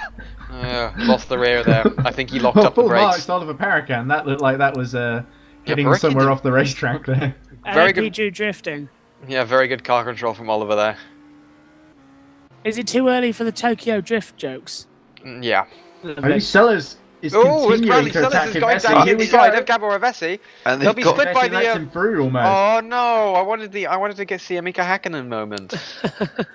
I think Ivesi, knowing he's got the penalty, is perhaps a little reluctant to fight Bradley Sellers all that much and get Although another penalty. he still seems like he's trying to fight back. Although in doing so, had a little bit of a moment coming out of the chicane. I'm interested to know though why it's a green tag for the Mugen Sim Racing 22 when it should be a red tag. Yeah. That's a interesting What thing. do you mean the red tag by the Mugen? It's because it's the LMP1 car. I think LMP1. Yeah, have you seen that on the Studios Decision chats? The LMP2 cars are in blue and the GT3 are in green, but the Mugen Sim Racing 22 is in green on the Studios Decision chat when it should Oh, surely be Tom red. Dillon in trouble. Oh, reading Tom. game. No, I think that's actually done on purpose because Megan Sim Racing 22 is the LMP1. Same with TMR and G420, those are both LMP1 cars. Good, That's Danny good, Robbins' yeah, car. right. I'm not sure about the GTs though. A bit confused there. I might ask Nick that next time when I take off stream at 5. You're going till 5 I'm going till GMT 5. or CET? Yeah, I'm going till 5 p.m. GMT, Oh. Oh my word. Leaders in GD3 have closed back up. and I'll be Chris back Kianik. at 7. Oh, sorry to interrupt you, Josh. So yeah, I'm just missing an hour of this race. I'm just missing an hour. Well, 'cause you're I've probably got- not even going to miss it because you're just going to watch it. And aren't you? Hibesi's come in to serve Has his he got a big penalty. yellow in sector? You got a yellow in sector 3 for some reason. It's probably because he's got in the pits. I don't know if I'll be able to watch it because I'll be As doing Nilla the Past grid Doritos goes network. down the inside quickly there. Yeah, Oh, that yeah, was down on the Kianik making a sides. mistake. Yeah. He just went wide to let the LMP car through, and Pastorino that's- didn't need No, another that's a car being invitation. Canik is a little bit ahead there. There's These a- are all oh, lapped cars. Robbins is up to 4th in LMP1. He's made the move. Nah, it's because of Vessi had the penalty. Right, good. Ooh. What a word. No, yeah, you're this right. is- There's Christopher. Yeah, just struggling to Christopher's get up through. there. But it's They- still they're quite just getting- close between the pair. Yeah. So Oh. 63's in. That looked like Alvarez just struggling to hold the rear. The field is still intensely close in LMP2 as we see there, and I think there's another move happening there between. Is that between Perikian and Alvarez there? Yes, it is. Perikian And living around the Nieves outside right as behind he's as done well. it. Oh, Oh, that looked messy, possibly in the background. Yeah. Very, As ever very says. bad. Yeah, there we go. Look, this is Yeah, all. it's Mieleva's trying to negotiate the class lead battle in GD3.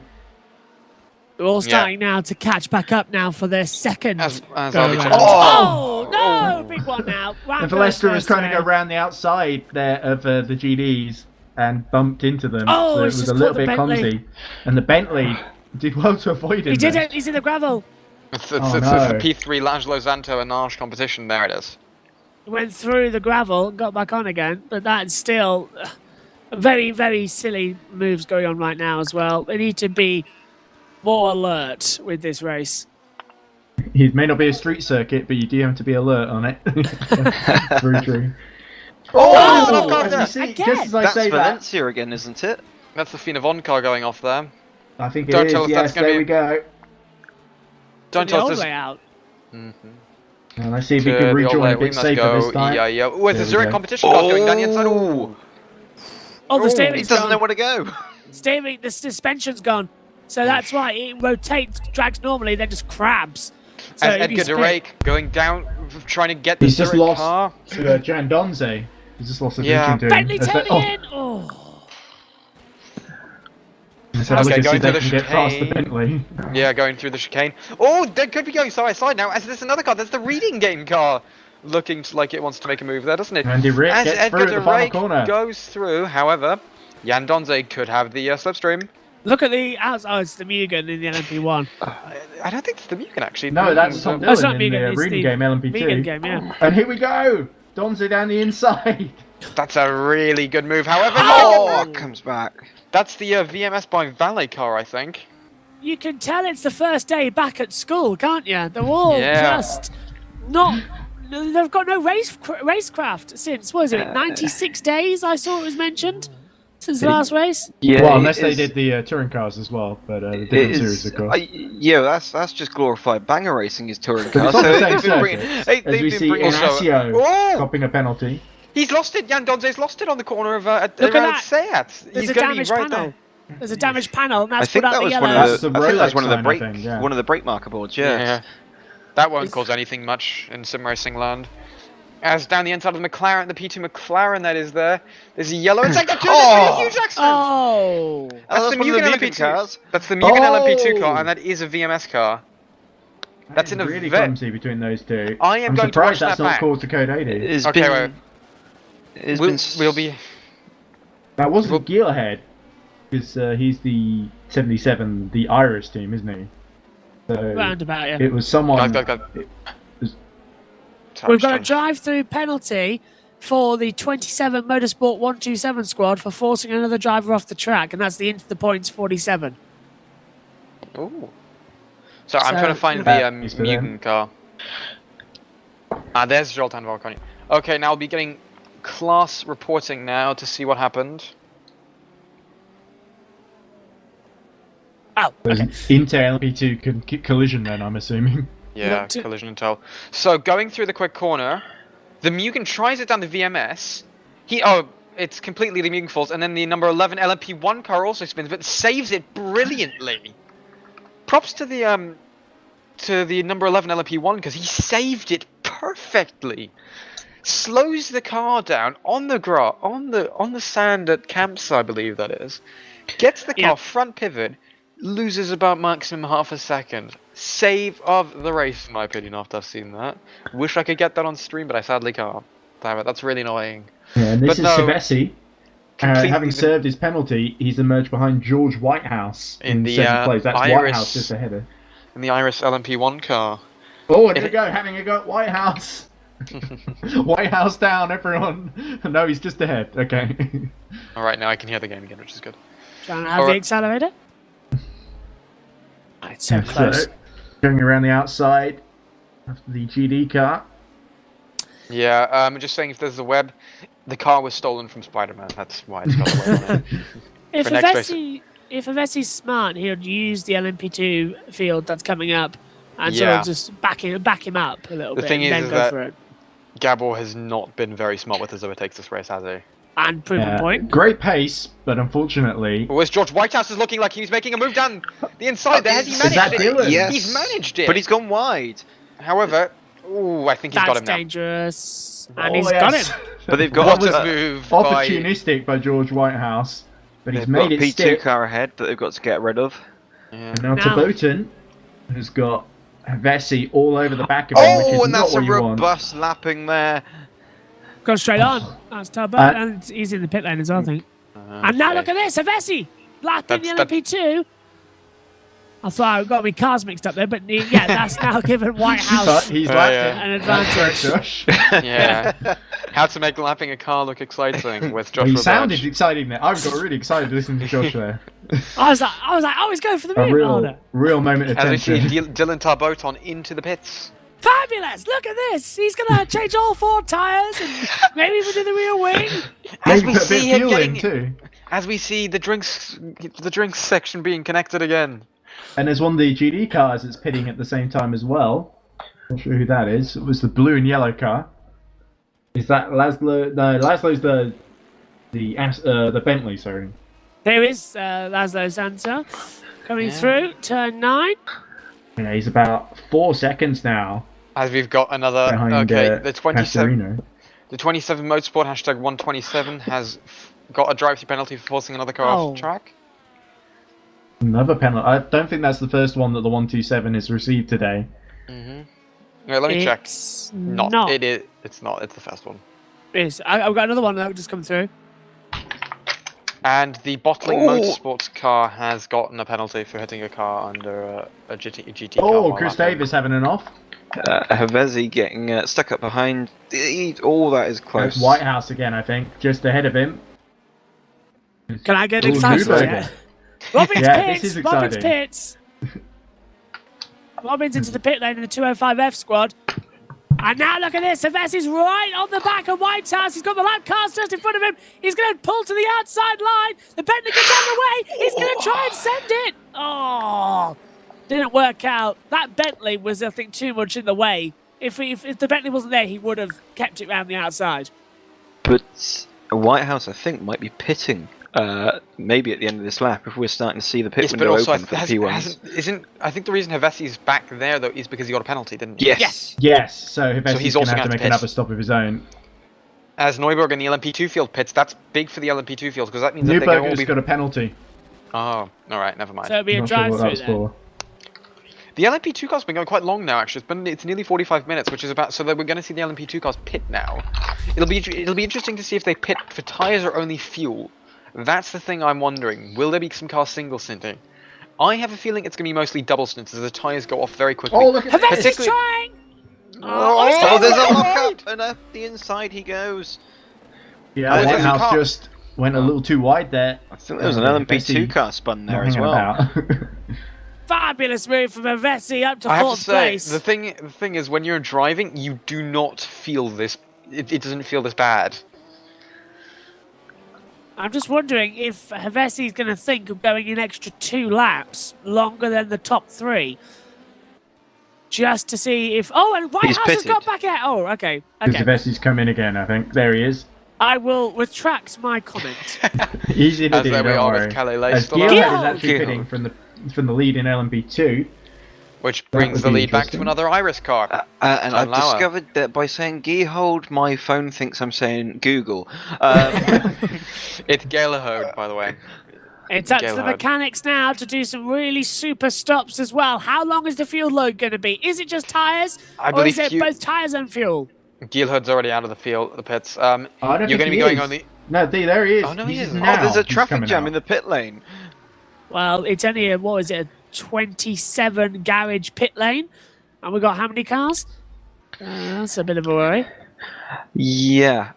Well, earlier last year, I was in a sim race round here in a GT3s, and it ended up we got a disqualification due to an infraction in pit lane because of a lack of pit booths.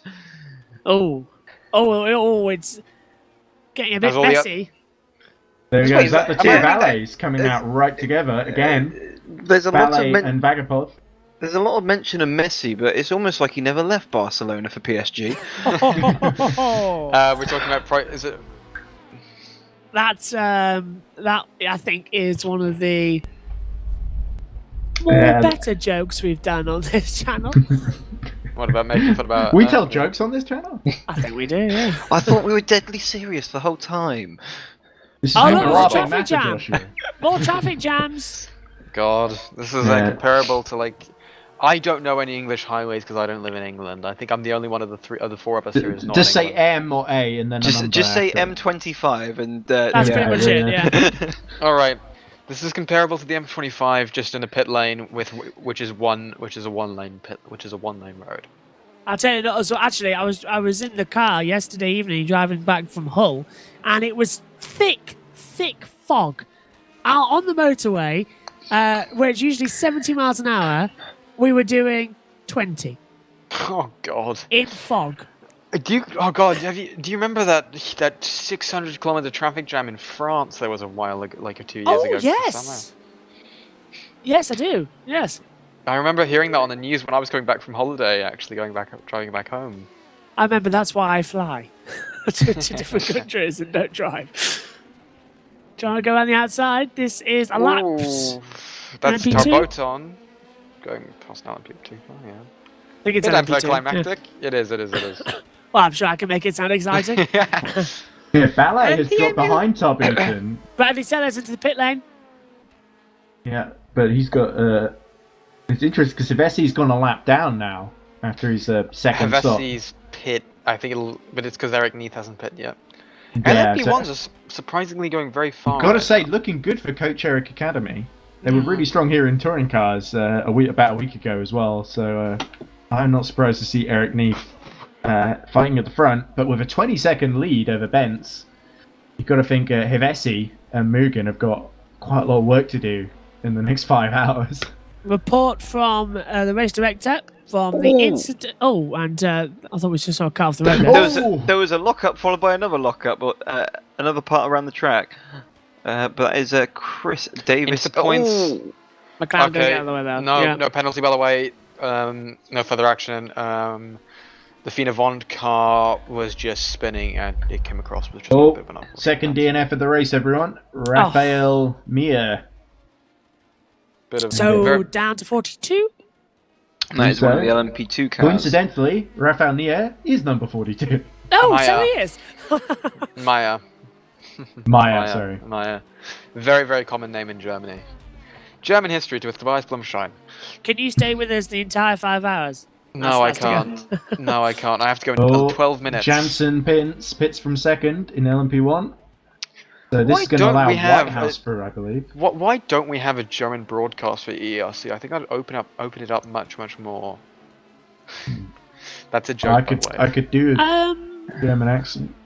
By the way, if everyone wants, for the Notchlife, I can have a whole special segment we record beforehand, which is me pronouncing every single name perfectly. Do it. I mean, my German's And all the corner names. not that Huh? good. I can only I really can actually- pronounce for the bill, but What, you mean like könnte ich bitte bezahlen or something? Zahlen bitte. Oh, here's a little bell. Zahlen bitte, yeah. That just means pay please. Yeah, exactly. I mean, that can be. I mean, at least you can ask for the money and ask for the bill. That's fair enough. What's that thing that James May can say? Naturally, Hans is wet. He's standing under a waterfall. You can say that. And here's Oh, the wait a leader minute. pitting Leader. in LMP1. So he's Eric responding to Bints. So is Whitehouse, George Whitehouse, going to take George the is lead? gonna. I don't know actually. For- George, He's flashing the lights, Eric Neath, so he's certainly happy with how things have gone so far. White House is actually quite a bit off, so is he? I think he's gonna pit actually. It's I going. think he'd come Yeah, I think Whitehouse and Team Iris are very much in the fight for fourth here with Hivesi at the moment. It depends what kind of pace Hivesi can do, how far up he can get to negotiate the final chicane. He's He's going not through. pitting. Carry Neath on. is still being serviced. He wants to lead a lap. Here we go. He wants to lead a lap, but it's also remember endurance racing. The longer you go, you might be able to miss a pit stop. Just to get one ahead. Yellow sector 2. Yeah, not sure who that is. I Yeah, love it. Robbins. The other thing I do love with Formula E as well, if you get a yellow flag, it lights up that section of the timing monitor. So you automatically know where to go. We've got 42nd position off on the track down at turn 9 at Campsa. That is I can actually check, Incano. I can check on the track map actually. So Neath is going to be released ahead of Gabba Hivesi. Right But now it's, everyone's Vince and Sellers seem completely to clean. Jumped him. Sellers has jumped him. Yeah, Sellers is on the pitted, so he's jumped Neath. Has, There we go. So, I So think I know what's I think I know what's happened. Neath has gone for tires. Right. so So- Vince is double stinting. Are we going to see Sellers later on into the stint start to drop off in pace as his tyres begin to drop off? Yes, I think so. But however, I think Sellers is the better strategy. Slowly, Okay. because it's a So- long pit stop. While Sellers is taking the lead for Valet in LMP2, the Valets are fighting like crazy for third position in LMP2. All Sorry, together I mean now. LMP1 the first time, so Whitehouse LMP1. Or to get the Iris cars, actually, that might be a thing to do. No, that's true, yeah. Funnily enough, 'Cause- the next stint I am getting in. Are you? Ah, Yes, the next stint in the number 66 Iris is my stint, so I probably should get going soon. And I'll probably go at you know what, I probably should go now, shouldn't I? You And probably George should. Whitehouse now pits from the lead, so Vince will take the lead then. So yeah, Um, I think with those messages, I will be taking myself off the commentary. It's been a pleasure commentating for you today. I have full trust in my 3 other commentators. Thank you. Cheers. Have a good race, Toby. Yeah. Have a good race. Have a good race. Thank you. And if not, we promise we won't say anything about it in the commentary. I'll probably be with you guys if I crash out. Oh, Yeah. Davis gets a penalty, Yeah, not surprised, Chris Davis, as we saw him bump the back of one of the LMP1s. causing a collision. Yeah, so he's got a drive-through coming up now. And fastest lap, personal best, sorry, 1:35.190 for the Orica Transport Racing 40 squad. So Whitehouse has also pit and emerged. How far behind Hivesi is he? About. Have a look. 1:35 on the board, yeah. Right, I'll just step away for a few moments and I'll be back in the top of the hour. Fair enough. Have a good break, Josh. I guess it's just you and me now, Ryan. Yep. And And then number 2. things have started to simmer down a little bit. And yeah, it's definitely not. Certainly less wall-to-wall incidents. As the Yeah. film spreads out a little bit. And they learn how to negotiate one another in the different classes. As well, actually, Sellers right behind Bints. He yeah. was right behind him, and now it's like 7 seconds behind. So I'm not sure quite what happened there. But certainly the two on a different strategy, but Sellers on the fresh tyres, making the most of them. Yeah, and Vince is just coming into turn 1 now, I believe. But he's still got to pit, hasn't he? Isn't Let me I check. think Jensen Bintz has pit though. Oh yes, he has. That's why, because he's jumped Eric Neef. So Sellers has somehow got in front of Neef as well. Yeah, so So Neef, in changing tyres, has somehow lost quite a lot of time because he's now 14 seconds behind Bradley Sellers. yes, so I think Bince has done 3 laps on his current set of tyres. So yes, he has pitted. So Bintz did actually change. So it must have just been a really slow stop for Eric Neef, because I did think he was in there a while. Yes, yeah. Strange. Unless did he have damage that needed sorting out? Maybe. Who knows? Yeah. So Dealhead still leads by 16 seconds in LMP2. With a If you yellow look at in sector Dutka, 3 going quite slowly. and sector 1. Oh. Oh, here we go. This might be what it's about. Look at Alvarez trying to negotiate the traffic. It's all getting a bit frantic once more. And amongst them, that is one of the LMP1 cars singing it up the inside. That's is that a Mugen car? I think it is. Yes, that may well be Hevesi. Yeah, it is. Yep. Here he is. He's got a wall of 2 different classes ahead of him to negotiate, and he does so using that extra power. 22 goes on its way in 4th position, trying to build as big a gap to George Whitehouse as he can. I'm amazed the bulbs don't go on those blue flag marker boards because they seem to be going constantly. Yeah, it's good. I think it's just a regular bulb, and they just put a bit of like blue, really thin blue paper in front of it. That's what I would do, rather than wasting money on fluorescent blue bulbs. As we look at Vilestra, it's heating a little battle here with Conan. Yes, there we go. As Vilestra looks to go down the inside in the VMS car. Good bit of clean racing going on here. Yeah, a little bit of opportunism with the traffic just ahead, but Vilestra making a decisive move there, up to 12th, and now he's just got a minefield ahead of him of GD cars. Oh, but then the other car behind was bulked by the 2 squabbling GT3 cars, so that's given Vilestra some breathing space. Good to see Vilestra doing well, because the VMS car, I must admit, my most abiding memories of that car are with it on fire or retiring in some form. So it's good to see Vilestra still in the race, still in the top 12, battling for a better position. Yeah, we're about to get to the end of the first hour, believe it or not. Only 5 left to go. As Sellers has now cut the gap significantly as he negotiates the LMP2 field. It's saying he is not far behind Jansen That's the Bintz car at just all. ahead on shot. So, so he's got one of the what is it? I think it's one of the Valley Esports cars between him. That looks like Vagapov. So he's got to clear this and the GT, and then that And is he does it. it in one! Oh! Lovely negotiation there by Bradley Sellers. And so now the car ahead, that is the lead. Indeed it is. So it is Valet versus Rookie Monsters. You have to say Rookie Monsters very much the underdogs here. Valet have won in LMP2 when that was the top class before. It's Suzuka last season. As we look at him getting held up again by the traffic, that the pressure is really on Jansen Bintz right now. But what you want to try and do is put as many lap cars in between, and hope that you because the thing is with lap cars, it's a matter of luck really, where you catch them, and you hope that you get the lap cars at a nice easy place, so that your rival then maybe gets stuck behind them, and you pull out a couple of seconds here and there. Just a bit more breathing space, and that looks to be what's happening now with Sellers. Yeah, so Tom Dillon in the way now. He's lost best part of a second in that last sector alone. He may have only gained it because Jansen Bintz was being held up by the traffic, though. So it's sort of evened itself out. If the gap goes back up to 2 seconds. As we see yellow in the final sector. Not sure what that's for, but it's cleared now.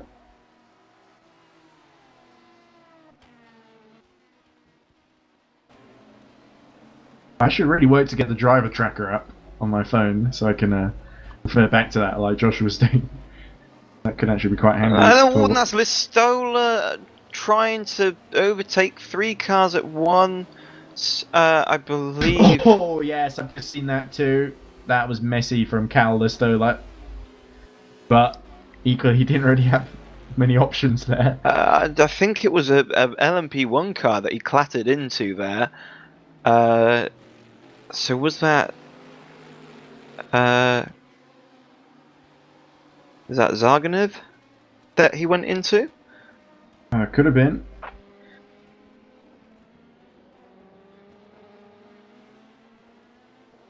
I think might be quite a bit behind.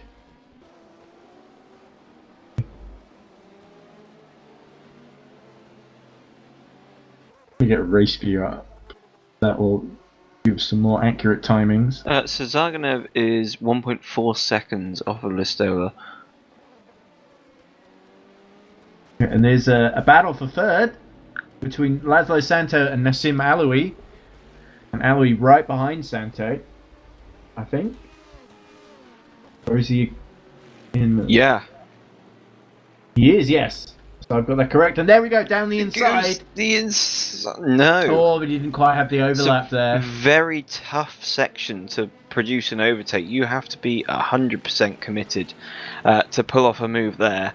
The Bentley just struggling for traction out of that final corner. So does that mean the 58 car is going to get a good drive? He seems to be a little bit too far off to get one into turn one. Alaoui has been very patient so far in this race. As you see, Neil Evers and Newberger actually having a little battle. Oh, that's because Newberger's pit, of course, so that would make a lot of sense. Alaoui continuing his pursuit. And I must admit a little bit of bias here. I've actually signed Nassim Alaoui for my touring car team, which was the support series.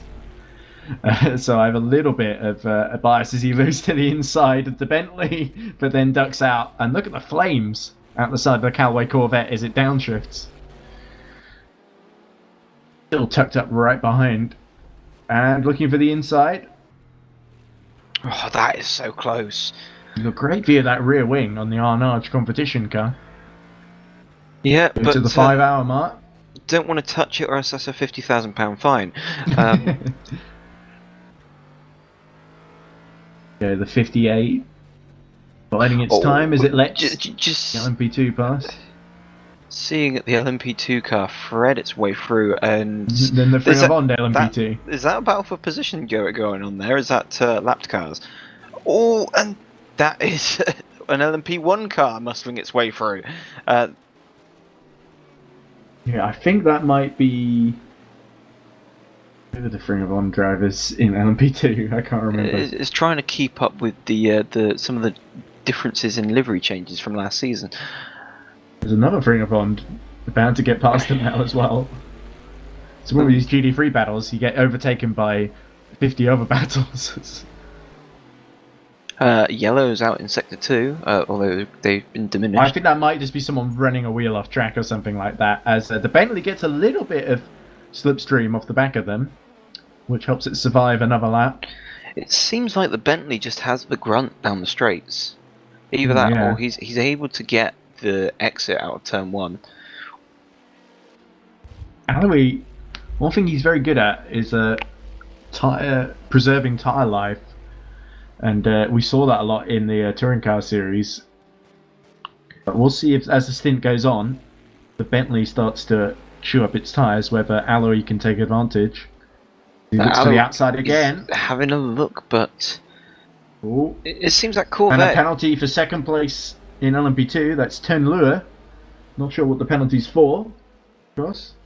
The Corvette seems very good through the corners. It just seems to lose out a bit as the Bentley's just power sliding out of the corners, but it seems to be able to get the traction out of the corners. As Alaoui's right up behind now, is trying to go side by side. He's got these LMP2s still going around him, but he's going to try the outside of the Bentley. No, but is the Bentley going to go wide? No. Yeah, Santo got the braking absolutely right there. And now there's one of those pesky LMP1s putting himself in between everything. Well, at least the LMP1s are out of the way a bit quicker. It's that Sellers caught up to the lead in... Yes, it's down to here half we go. a second. Ooh, that's just lapping the traffic. But Sellers is quite quite deep on the brakes there. Yeah, and so has lost half a second just by making that mistake into turn 10. Yeah, back to the we're seeing a fair bit of action near the midfield and the back of LMP2, but still, I think the two closest battles are Aloy and Santo, and Solas and Vince. But Vagapop and Ballet have been together pretty much the whole race in the valleys. Ballet in the valley. Here we go.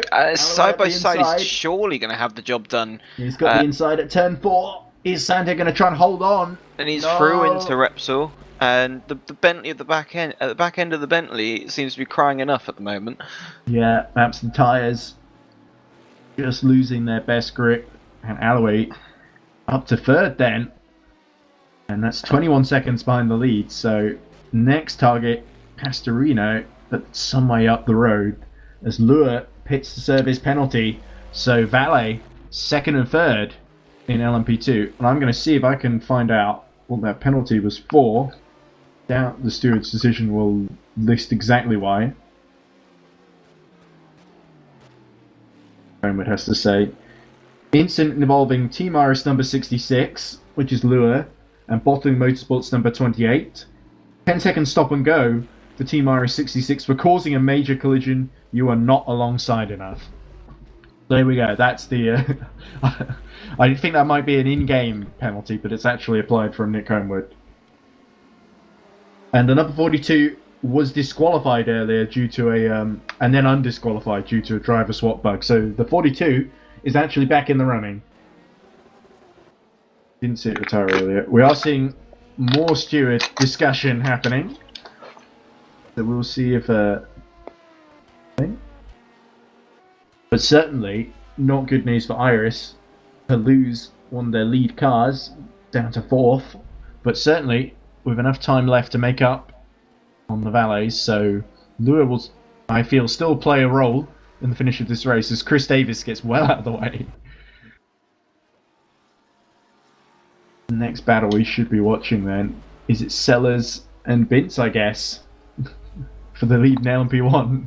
Oh yeah, that's of course that's important, Edward. Why would you dismiss it so much? Can you imagine what things would be like if we had Nola back on the calendar again? Oh, New Orleans. And that was with a lot less cars than we have in Barcelona today. So, but Bradley Sellers. Oh, decision 14 of the race as we see. Oh, that's Van Sand really getting it wrong on the brakes as he tries to move out of the way. The squirreling all over the place. Here's the next decision from the stewards. Incident involving Fringabond 444 and Cyberlinks Racing 259. Drive-through penalty for number 259 for dangerous driving while lapping slower traffic. No need to dive bomb like that on a slower car.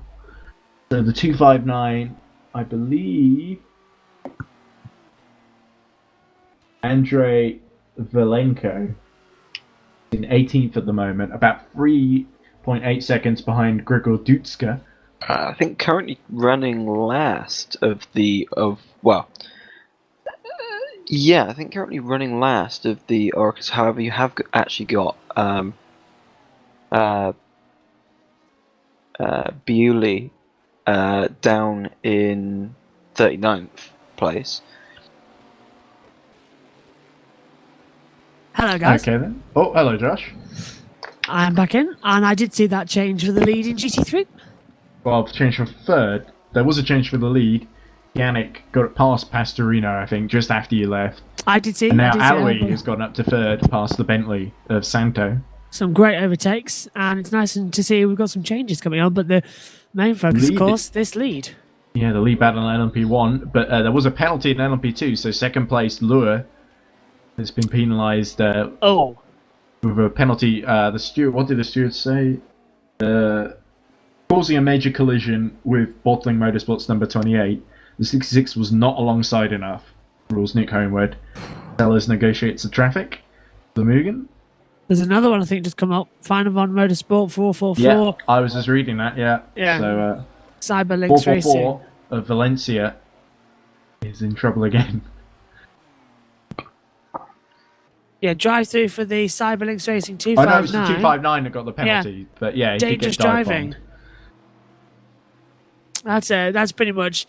And look how a no-go, wide isn't Beverly it? Sellers goes into the braking zone of turn 1. That's almost like more than half the car feels like it's on the green AstroTurf. He's just trying to get the widest entry into the first corner that he can. It feels like the freshness of those new tyres for Sellers has started to Oh. go away. Oh, as we look at Havasi, Is that with Neath as well? it looks to be. Yes, it is. Yeah. He's caught up to Eric Neef, who was leading by quite a way earlier. And after his pit stop, he's really not... He was about 15, 16 seconds. He's not closed on Sellers and Bintz like we might have expected him to. And it's really turned things on its head. It's still really a four-way battle in LMP1 at the moment. Yes, and Sultan Toth comes into the pit lane, so he drops down from 4th all the way down now to 7th. Sultan's top in the 753, which I believe is Paul Street Boys as the Mugen. Has a little interaction with the gravel, but just about continues. the Mugen getting in the way of the Mugen, not what was intended. Certainly It's Eric never- Neef gets a little bit of breathing space up until the next LMP2 car of Van Sant, which he negotiates. I'd be very worried if I was Van Sant seeing Havasi in my rear Yes, wheel. the Bessie of all people, yes. He's not shy about getting past in the most forceful manner if he feels it's necessary. Anyway, it looks like they've put up a little bit, and Sellers 2.2. struggling to keep up with Bintz as well, as Kianik hits from the lead in GD3, And so does Pastorino. and so does Chris Davis apparently. There's Pastorino just coming across the screen now. So we've got the two leaders in the pit lane from GT3. Newberger has just lost out to Varconi, I think, ahead of him. Yeah, there he is. Varconi in the other Mugen, who's had a really difficult start in LMP2. To make up ground now, as Newberger just gets on the curb. Trying to dive up the inside. That's even braking for lapping cars That's as well. Bintz, of course, just getting Too his way close. through. Trying to go on the outside. There's That Bradley means Sellers Sellers. isn't far behind either.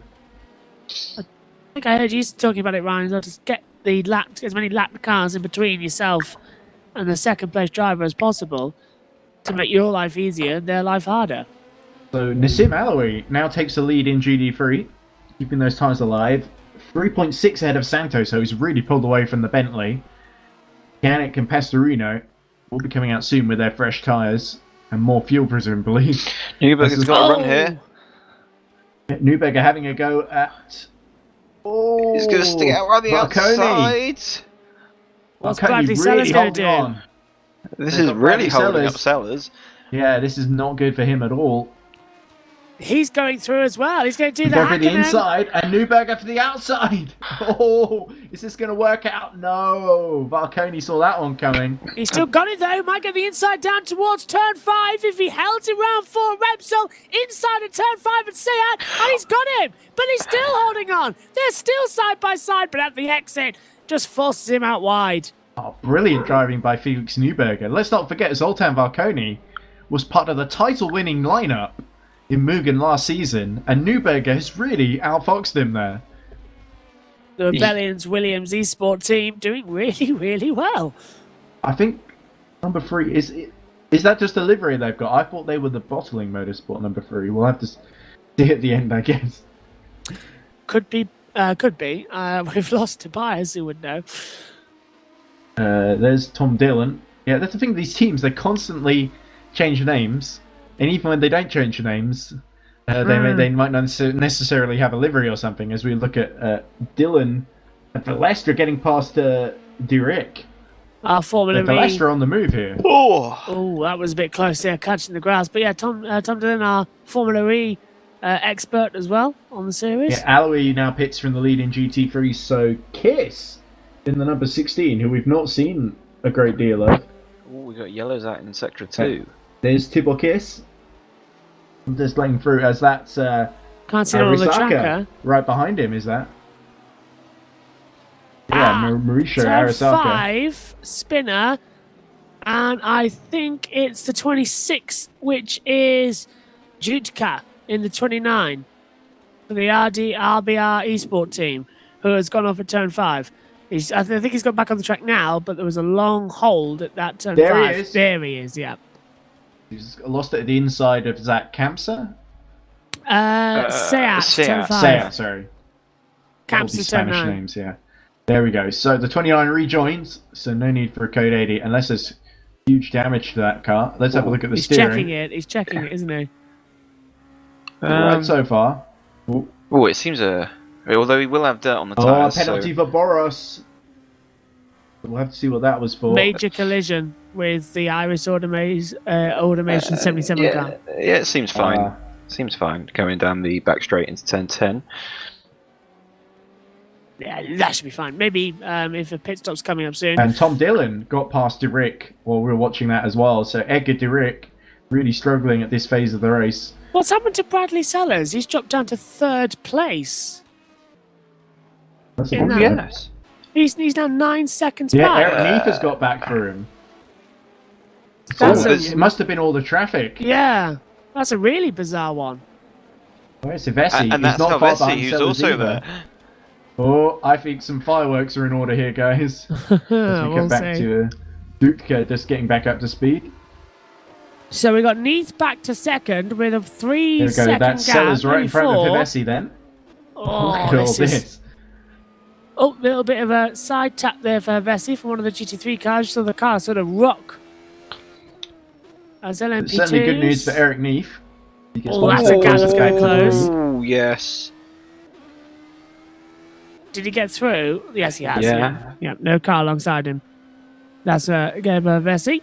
With Sellers just ahead of him.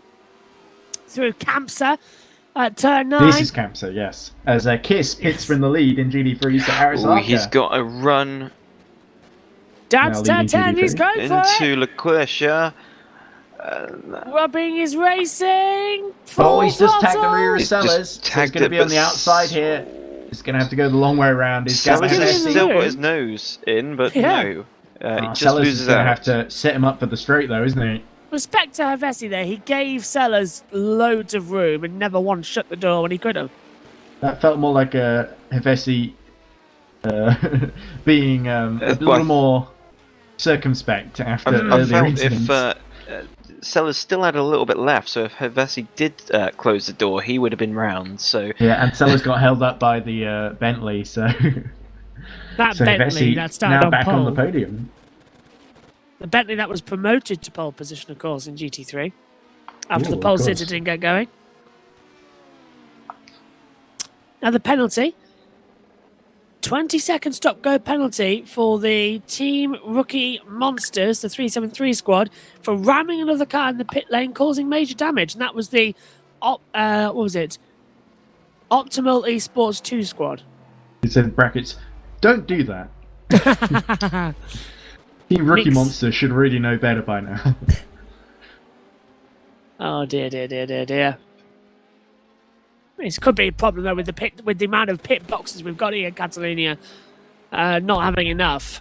Yeah, and speaking of pit boxes, Arasaka has just entered his. So Christopher Yannick is going to retake the lead, but he's got Pastorino about 6 seconds behind. So Pastorino gained a little bit as we see, is that Paracan losing out to Alvarez in the top. This is the battle for 6th, of course. Yeah, the first sector now. I can't see where it is. It could be down at turn 1. We've got one of the cars doing absolute loop-de-loops, which is this number 7 squad of the Oh, Final Robbins. Motorsports. Danny Robbins is retired. Oh, that's where in it the is. 250F. So there we go. Something went wrong there, and the race is over, unfortunately. Sadly, we missed that with still 41 other cars. No, 42, because the 42 got going again. So we're down to 42 again. But Danny you got Robbins the sadly will marker go of no doom? further. Anyone playing along with the marker of doom, just on tick the 42. It's back in, as Ed says. This is why I always use a dry eraser and laminate them in case I need to take them off again. if they get back in the race. There's a when we get penalty to Le Mans. for Jamitat. I believe I pronounced that reasonably accurately. Mkhitaryan, For team name. yes, for the 41, exits the pit lane. This is for Lynx, because it's got Lynx written on the side. And is that... No, That's car, yeah. That's a car either on the lap ahead or the lap behind. Might be on the same lap now. As Neef has actually caught right up to Bince for the lead in LMP1. I think That's where our focus should be directed then. Bince has had a lot of traffic, hasn't he, through that sector with the LMP2 cars. But look at Eric Neath. He's going to be been right really on a in charge the all of a toe. sudden. He's going for And it. he's on the outside. Ooh, but what's is he going to hold Jensen on? Bince going to do? Oh, loses it! Oh, he might be trying to double stint on those tyres after all, because look at that. He just had no grip and Well lost held it. though. I think that was. Yeah, I well think he held. drifted it into that part of the corner. Now, Yeah, Gabby it definitely Bessie. looks like with the twitching of the car, it seems those tyres are starting to cry enough. But the problem for that is, as we see, that is, who's that that's just gone off? It was That Neef. is Neef Just been that's pushed gone on off. off track by the that looks like the LMP2. Iris. And now this is going to be causing problems. Is that wing damaged? Is that front of the car damaged? I'm just looking. Look at the right hand side of the car. It looked like the one of the little end plates was hanging off. Give a look at him now. I think it looks okay to me. Yeah, I don't think Eric Neef had too much lasting damage, and the steering looked okay as well. He's got away with that one then. That's good. Now That's good. Bessie, I think, has caught up to Bence, or is catching rather. And the thing is, Bence is potentially on the better strategy. I think they're the only team that I can think of that has double stinted the tyres. Because they managed to make up so much ground through the pit stop phase, that's the only thing I can think of is they didn't pit for tyres, just fuel. Yeah, So I really think Bence was playing a bit of a trying to get less pit stops in, basically. well, Bradley Sellers did the same thing, didn't he? He pitted for fuel and didn't take tyres. No, I think he did both. Because he was. Was it Hevesi? I'm thinking. Well, obviously Hevesi had to do the stop go penalty, and then came in a few laps later for his pit stop. Right. So I'm not sure. They may have just done the tyres. However, by the looks of things, by the way that car of Bence is handling at the moment, it looks like it is struggling on tyres. So if that is the case for Hevesi, we might see the same for him in a few laps' time. Oh, how exciting! Yes. It's all go now. There's Bence just in the foreground, and there's Hevesi, so that shows you just how much he's catching. I think I'm going to have a very quick coffee break now, before I forget. Hopefully by the time I get back, Hevesi will be all over the back of Bence. I'll have more action to talk about. Might just put it on auto director before I go. So, Josh. And, Okay. for some reason I was looking at Mumble to mute myself, and it had my cursor on Tobias, who was in the commentary box when I joined, and it was him in his team thing. So I very nearly accidentally went over there. That would have been an interesting coffee break. But yeah, anyway. I see what you mean, yeah. Anyway, I'll be back soon. Should only be about 15 minutes or so. Have Enjoy a fun the coffee race. break. Dylan's coming to the pit lane, according to my monitor. So he in the 72.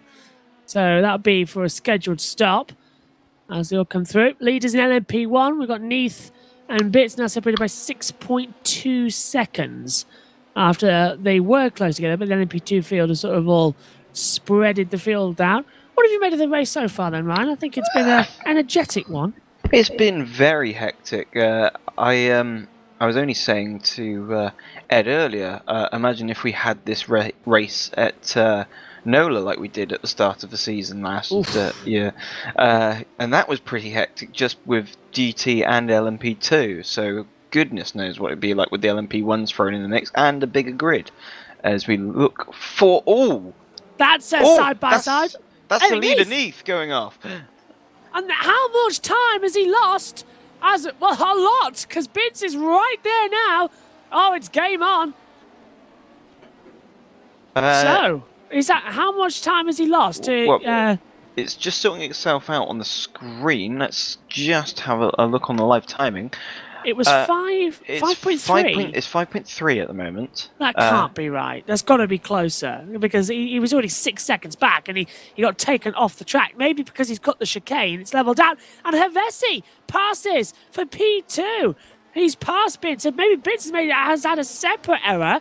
We did just see the yellow flags come out. So maybe that's part of the reason. Well, Hevesi was all over the back of Bince, which makes me think that maybe he is on fresher tyres. So yes, that's Bince going down into third now. Hevesi is definitely on a charge after Neath, obviously possibly walking wounded, but we'll find out. 2 pit stops in LMP2 as well for Alvarez and Parkin. He has come in, both of them together. So here they are now, actually, right at the back in 8th and 7th as Van der Zande's into the pit lane as well. So 6, 7, 8 all into the pits for LMP2 for their second stops of the afternoon. Presumably, though, Ryan, this time they'll take tyres. Yes, if they didn't take tyres before, they definitely will be now. And Dylan Tarbaton is in there for the LMP1 squad. Here he is now.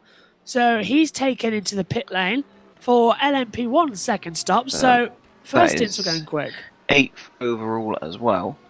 Hevesi's into the pits. And now, interestingly, he was running a different compounded tyres to the lead 2. I still haven't got my head round the what compound is what on the tyre sheet, because we've also got a third compound. There are people running a purple compound, which I don't remember seeing in last season. I think it's super soft, isn't it? So we've got hard, soft, and super soft. Yes, but if I remember correctly, it's actually a little bit mixed the other way around, from what I remember. So it's okay. So it is different. Yeah, we've got to. I know Nick's listening in, so Nick, if you could text the commentators chat so what the tyre graphics actually mean, that would help us a lot. Hevesi's dropped down to 5th place now as well. That's put Bradley Sellers back up into 3rd place after dropping down from P2 earlier on in the race. And Neath has got a penalty. Oh, why is this? So potentially that could be a collision when lapping the back marker, which led to him going off. That is, yeah, you're right.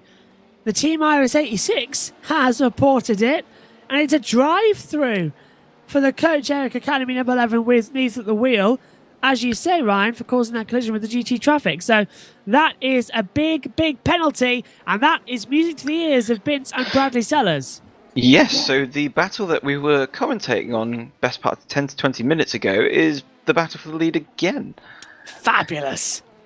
This just brings it in. Anything can happen in endurance racing. You can never take a break because something always changes. And every time we see a commentator leave the box, the lead changes. Yep. It's all joyous because I always remember when in previous seasons I've gone off to do a bit of commentary, and then I've gone off for a few hours and then come back to find that everything is completely changed to the way I left it. And you basically have to try and spend the first half hour or so of your commentary trying to get your head around what on earth has happened. Now, yeah. Look at LMP2. Peter Vagapov, Sven Gierhold, Tien Lua, and Evers and Ballet all into the pit lane. So that's 1, 2, 3, 4, 5 of the top LMP2 cars into the pit lane. Has put Vagapov back onto top spot in the running order, and that is going to have to be that this drive-through penalty has now been adapted as well for a caused significant collision. Did Neath as well, Eric Neath. So does that change the penalty, or is it's it still saying drive-through? Yeah, it's still saying drive-through, but he's going to take that in the next 3 laps, and he's taking it now. So 4.3 now. 1, 2, and Bits takes the lead. So Janssen Bits takes the lead of the 6 hours of Barcelona. Sellers will be coming through now, and yes, he does.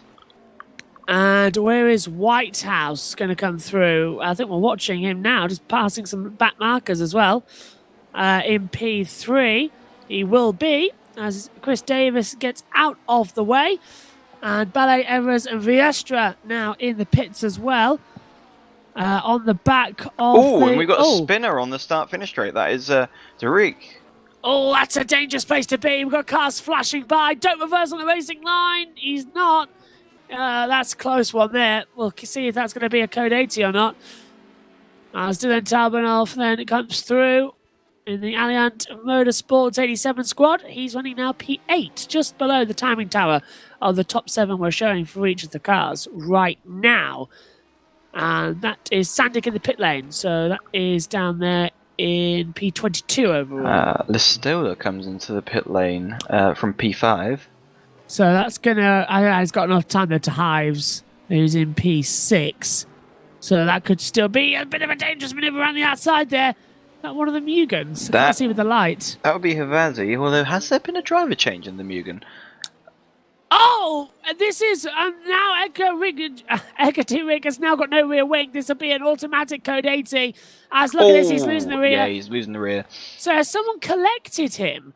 When he's come back on the track, or has he tried to do a 360 and someone's whacked into him? I can only imagine that it has been contact somewhere, but then would there be another car? There would, wouldn't there? Sandak has just got a penalty. Now, he was just in the pit lane, so is that a speeding penalty? I'm looking for drive-through penalty for forcing the drive of the track. That is for code 80 in 10 seconds. That's for the Boyd Transport Racing, and here's the code 80 now. 5, 4, 3, 2, 1. Code 80. The code 80 is deployed. Unless I'm only just thinking of a story here. Could Sandak have been leaving the pit lane whilst the current car with the wing missing was coming along the start finish straight? Because he was on that side, wasn't Remember, he? you must be in first gear under code 80. You're right, Ryan. I think he was, and I think that they must have hit each other or something along that line. Maybe put Edgar into another spin and bounced across the pit wall. Well, we're going to have to get his word on that after it. But Vagabov comes into the pit lane from the lead of LMP2. That puts Sven Gearhold back into command, running P9 overall. Where is Sellers on the track back at the moment? I don't actually have the track back on at the moment. Can't see him right now. It's only initials, I'm seeing. Because at the moment, if I was Sellers and I'm on those old tyres, under code 80, it might be a good chance just to get a cheaper pit stop, just to get those old tyres off. If, obviously, that's the thing, with it being an endurance race, because they can't be that far away now from the end of their second stint. They'll have to. This is a perfect opportunity to come into the pit lane. Here's Whitehouse, who's, I think, just come out the pit lane. Tom Dillon is running P11. Yeah, so Sellers ran 30 laps. He's currently done 28 on his current stint. So he'll have to come in. Have to get the maximum benefit to this code 80. There's cars in the pit lane. Not seeing this on the live timing. Only Valcone. Danny Roberts in there too. Raphael Miller in there too, 35th overall. Danny Roberts 34th. And that is Vince, our leader, coming in. Yeah, so I had to. And I think we're going to see And Bradley it's back Sellers to coming green in. in 10 Oh, no! seconds. Oh, that is the look of the draw, isn't it? 5, 4, 3, 2, 1. Green flag. So if And I this was, is- yeah. Sellers is still on the start-finish straight, so he is going to take the lead. Now, if anything's to go by from his previous stint, he's only going to be doing about 1 or 2 more laps until he pits. Oh, and we got... they both outjacked themselves. What's happened there? Halifax in P7, now getting up into P6, passing Everers. They both just sort of ran wide down at turn 10. Cold brakes, I presume, from hitting the first time after the green flag came back out. But Bits is now dropped to 3rd place. As Eric Neath goes back up to 2nd, as there's a yellow now, Sector 3 again. Well, Neve had done 20. Oh, Bint. No, sorry, we're looking at Bint. So, Bint had done 27 laps on his current stint. He'd done 31 the stint before. So obviously, because of the Code 80, they did think about going in early, but it didn't quite work out for them. It hasn't at all, and that's the bigger worry on this factor. Coming to the pit lane just as we went back to the green flag running, and he's changing tyres as well, and for fuel because it's taking so long. But we've got a massive gaggle of traffic in that 3rd sector. I'm counting at least maybe 30 odd cars all caught up together. It's unbelievable. As Edgar is still in the pit lane, and Sandak comes in now as well from the David Tavond Racing 40 squad. As we see now all sorts of drama for P6 in LMP2, lapping cars. That's almost a heck of a moment as well, as the GT3 fails to get out of the way. As here is Bits now back on the circuit, Ryan. Yeah, so he's out fresher tyres, so in theory he should get some good laps in, and he will effectively put his extend his advantage when everyone else comes into pit. However, he has pitted a few laps earlier, so that will affect him later on into the race. And Sellers at the moment, as I check, leading, so he's done 29 laps. Potentially expect to see him at the end of this lap, I would have thought, as they come on top. Oh, Sellers leads. Yeah, so Sellers leads, obviously, because he's in second place. My brain's just caught up with the fact I just said that 2 minutes ago. The reaction of the surprise took over. So I agree with you, Ryan, is what I'm saying, is that I think that we'll see some more pit stops in the next couple of moments, so just to react to the fact that Bits has taken off so much. Whitehouse has got a P with a 23.8 seconds next to his name. I think that's just something to do with the graphics. That's saying how long he's in the pits for, maybe? Could be. We've got problems at race control because the race director's R Factor 2 has crashed. So he's relying solely on the TV pictures that we are showing. And that is... scary. Well, I think the possible problem with that is because he will load in, he won't be able to go back and see what's previously happened. But Sellers, as suspected, he's came into the pits. Yep, so as Bradley Sellers comes in, so Eric Neath takes the lead of the Barcelona 6 hours for the EERC as Bradley Sellers comes in. Now, do we see the rear jack and the front jack go up? Yes, we do. Tyres are being changed. This will be the first time he's got new tyres in this race. He's been double stinting quite a lot so far. So that will mean Neath is actually our leader because he's only done 3 laps on this current stint. Whitehouse, on the other hand, who's running actually on different compounded tyres, he's probably going to be coming in soon. He managed 33 laps on his previous set of tyres, and he's currently done 27 laps. So we'll be expecting to see him in the next 5 or so laps. All the drama running around then about pit stops as there's Edgar back on the track, running 16th in LMP2, 23rd overall on the field as they come down. Oh, is this a lapped car? Yeah. That is Bence Boris. Oh, and Sellers still in the pit lane now, dropped outside the top 3. I didn't expect that. He's been there for 1 minute 15 seconds. So he'll be going for both fuel and tyres. Could there be I wouldn't have thought there'd be a driver change this soon, but he has done... Oh, and that is Cole. Running wide. Yeah, running in 10th position for the LMP2 category. That is down in 17th overall on the field. Running wide in the Into the Points Racing 47 squad. Our timing graphics redo themselves, which shows Neath leading, Whitehouse second, Bintz third, Hives fourth, and Bradley Sellers now going to lap down. That's a shocker. That pit stop took a whole lap as Edgar runs wide again at turn 2. Sorry. Well, hello, Ed. Let's just say the overlay didn't reset itself on its own, as that's the Egediric just running a bit wide at turn 3. I knew you'd probably be back turn 2. and pressed it, so that's what I thought. As soon as I heard the vibration in my ear from your mic, I thought, Ed's back. It's very sensitive on mumble, which is what we're using at the moment. Sorry. Yeah, and there's a cluster of cars coming into Laquercia. 4, 5, 6 abreast. My goodness me. Pretty 4, intense. 5, yeah. I should probably turn the auto director up so we have a bit more direction, as it were. LMP1 now, Ryan, is so spread out that it sort of ruined it, that Code 80, because it triggered different strategies. Yeah, obviously we had Bintz come in a few laps earlier. However, the Sellers, based on what he'd done previous Okay, stint, we come to code 80 in 10 seconds. I'm not sure what that's for. Can't see anyone stopped on the track. 5, 4, 3, 2, 1. Code 80. And Neath comes into the pit lane. He's heard that message. Well, that's just what he needed, wasn't it? that is 3. basically a free pit stop. He's got, and I think Whitehouse will be coming in because he's due a pit stop soon anyway. That's a very bizarre Code 80. Not sure why that is.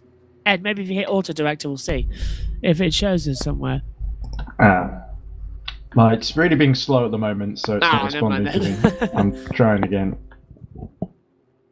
So we'll see as Tobias is in the car. Tobias is in the car. He's been in the car a while, actually, because I noticed when I had a coffee he got was in. he? Oh, I didn't see it on the message. Maybe because the timing tower hasn't reset itself. Because I think I got a message on YouTube saying refresh the timing tower. Or was it on through here as well? Yeah. Well, I apologise that I couldn't do that. Anyway, we're under code 80. I should put the reflector. Liam Rand says, can you guys see what the tyres the Mugen GT3 leader is using? Mugen GT. That would be Kianic. Mugen GT8. GT3. Blue. The blue mark tyres. So I think that's the harder I think it's compound harder tyres. compound, There yeah. you go. It was Oh, Chris there we Davis. go. Chris Davis has had a problem. Sorry So about that, I he's should've- crabbing his way into the Yeah, pit he's lane. really damaged the steering. White Not House Back is to surprisingly. green in 10 seconds. White House is going to be affected by this Code 80, just like we had earlier on with, was it Vince, 5, wasn't it? 4, 3, 2, 1. Green flag. Well, the thing is, he would have been coming into the pits in a few laps' time anyway, and he has saved a great deal of time during this period. So, as we see, Derich going off again. Just having a little bit of a problem. And once there's again. There's White House coming out. And there Newberger is a did the driver same change, thing. isn't it? Alessandro Yeah. Valente. So Valente's taken over Oh, at the one number of our 8 drivers, Sumaris. Josh. I know. Well, Try in not this, to keep of it. course. Try to keep it down. Not in this, in the touring cars, yes. Just try and Yeah, keep we the had bias Nassim down. Alawi, who's our new driver that I hired. I didn't consult you on that, but I thought Don't mind. all the other teams have 3 drivers. We should have 3. Nassim Alawi was an independent, and I thought, well, I said, how do you feel about driving a Subaru? And he said, not sure. I want to drive a Subaru a bit. And he said, I'm happy to be a Honda simulation driver or something along that. If it helps, Ed, I have just upgraded my RAM card on my computer. It now has 20 gigabytes, and it will be having R-Factor 2 with a wheel that's handy. So if one of our drivers gets ill, I'm sure I can step in. I'm interesting. I haven't always driven in a free long as well. while, so- of course, right. Yeah, probably put Ryan in, actually, thinking about it, because on Thursdays I've been working with PSGL, so I can't drive race 2. You can only do race 1, yeah. Yeah, I can only do race 1. I can't race 2. That's White House being overtaken by Bintz. We've just seen that on stream. So that is a position for P2. Is it White House? No, it would be Valente, Valente, of course, the driver yeah. who we were just so overjoyed to see. And So that's P2. That's he's just come out of the pit lane there. So Iris then in Yeah. having to recover that place a bit later on, I guess. In the number 8. Our leader now is the Coach Eric Academy is Titus Comrade. If Titus. Titus, yeah. Prefer not to call him Titus. As we see Oh, who's that? Iwodash. Getting a Iwodash? penalty. I Why? probably butchered that. It will probably say in the steward's decision chat. I haven't seen any. I think might be for Nick is cutting the track still. then. I think Nick is still kicked out of R Factor 2. Oh, as we see Alvarez. Oh, Alvarez trying to round the outside of the Ring of Honda. I was just counting him because he'd just been overtaken by that Neil Evans. Yeah, making a meal of him. And going around Valencia. whoa! Wow. Duca and whoever that is behind it's one of the VMS cars. Just A lot of lag going lagging on all there. over the place on our end. Like he got through somehow. And DeRick, who's just overtaken him. Duca. It gets better and then it jumps away. As we see right now, with 4 hours and 16 minutes to go. Hands up if you prefer the 6 hours to the 12 hours. Very much up. My hand is up quicker than if somebody offered me a bourbon biscuit. I think it's not a direct comparison because there's going to be longer endurance rates. The direct comparison is, do you prefer 10 hours to 12 hours? In which case, yes, because usually the last 2 hours of a 12-hour race are excruciating. Oh yeah, but then At would least you in my say experience. if every time you put the time down, would you say the last 2 hours of every? I think the short when we've ever done the short races, it's always kind of come across as coming down to the wire, or it's still been very close for the lead in the shorter races. Mm. Yeah, the 6 to 8 hour ones tend to be, they don't have quite enough time to spread out, at least near the front anyway. So it tends to be sort of with the result in doubt, and maybe a code 80 can drastically affect things near the end. More Whereas with dramatic. the 12 hours and especially 24 hours, basically kind of, well, except for Spa, where we saw that freeway fight The between Spa LMP2 race was different, yeah. for the win, even though the championship was basically sewn up in both classes. With GT3, it was kind of a formality at that point, with just the basically Mugen just had to finish. Look at Hypes continuing to circulate and catch Valente. Just keeping an eye on the timing screens to see if we've got anyone setting any personal bests. I know Conrad has taken over in the lead of the race then at the front, replacing Neath, and his first sector time was a personal best.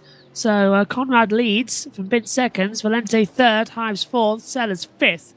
Lesterna is in sixth as well on the board. And I'm just trying to get. It's Mitta Karthikeyan, isn't it? No, Mitta Hartharayan. I want to get that absolutely right.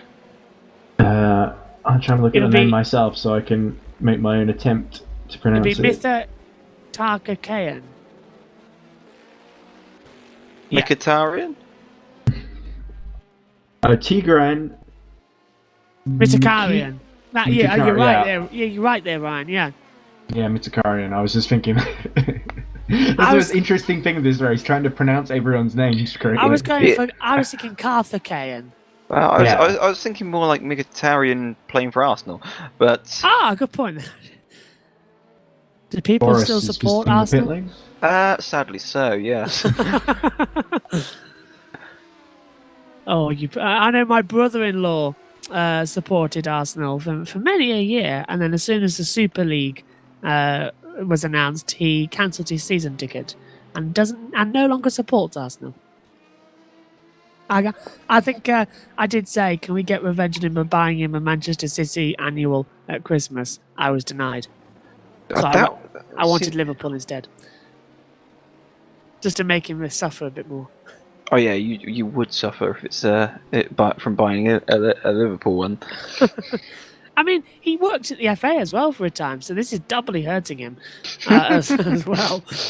As we look at Varconi now, who's broken his way into the top 10, and it's closing on Valestra, I think. Oh, and ahead of him. Valestra getting a bit sideways coming out of the chicane. That will give Valconi a good run onto the start-finish straight, and it looks like it as well. Oh, he's going to go to the inside line. That's a bit of a tight squeeze. Braking Squeeze it. zone. He's got him. Yeah, but he's cleared. Oh, No. Oh, yes. I was Just going completely to missed the say brakes he's for coming in a Leicester. bit hot there.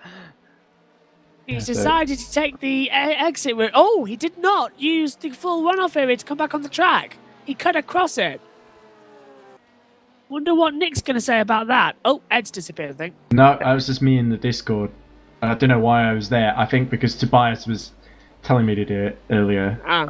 And I think my computer's starting to not cope very well because I'm lagging a lot on Parsec. I'm trying to switch cameras and stuff and it's not doing anything. So May I suggest a RAM upgrade? I It does don't know how- wonders. Don't know how I'm supposed to do that with a MacBook. Oh, you can do it. You can do it. I think I visited that website once. Didn't make a whole lot of difference. Oh, no, I'm on about actually replacing the RAM chip. Okay. Yeah, as long as you don't mind voiding your warranty, it should be fine. I've had this MacBook for like it was a laptop bursary from university. I've had it for like 7-8 years now.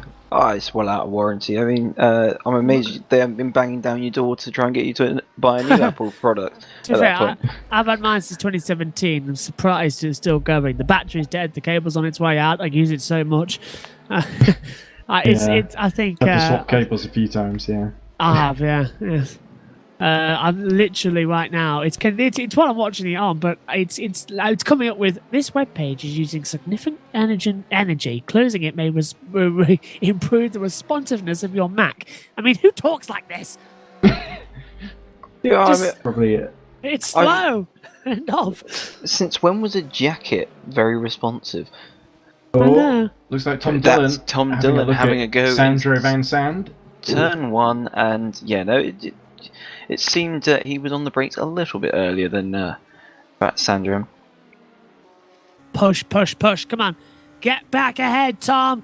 Yeah, we want Tom back in the top 10. Sorry, Sandro. He's Oh, going here we for go. it. He's going for it. He must have heard us. Well, there we go. Well To done, be fair, Tom. I don't think Sandro. He was on the outside. It looked like he kind of wasn't fighting that one too hard. But Tom was absolutely going for it though. Nice one there, Tom. Of course, he'll be in the comms box, I think, next weekend in Marrakesh. Are you in there, Ed? I've got nothing else to do. Fab. 3 comms the last race in Marrakesh. Like the sound of that. So the problem with this, I got very used to commentating on 2 races. Now I'm sort of trying to commentate on 3 and keep track of all of them. And definitely looking like LMP1 has turned into sort of a strategy race. LMP2, still quite a few overtakes happening here and there, but as we look at Iordache, I believe is serving a penalty. Oh. Or did he do that already? This might be a scheduled stop then. Let's have a look on the screen. So that is Dash. What position was he in the LMP2s? I think he was behind he's just fallen behind Dylan and Van Sand, who were fighting for 10th, weren't they? I got So yeah, he would be... Krasinski behind them. Cole.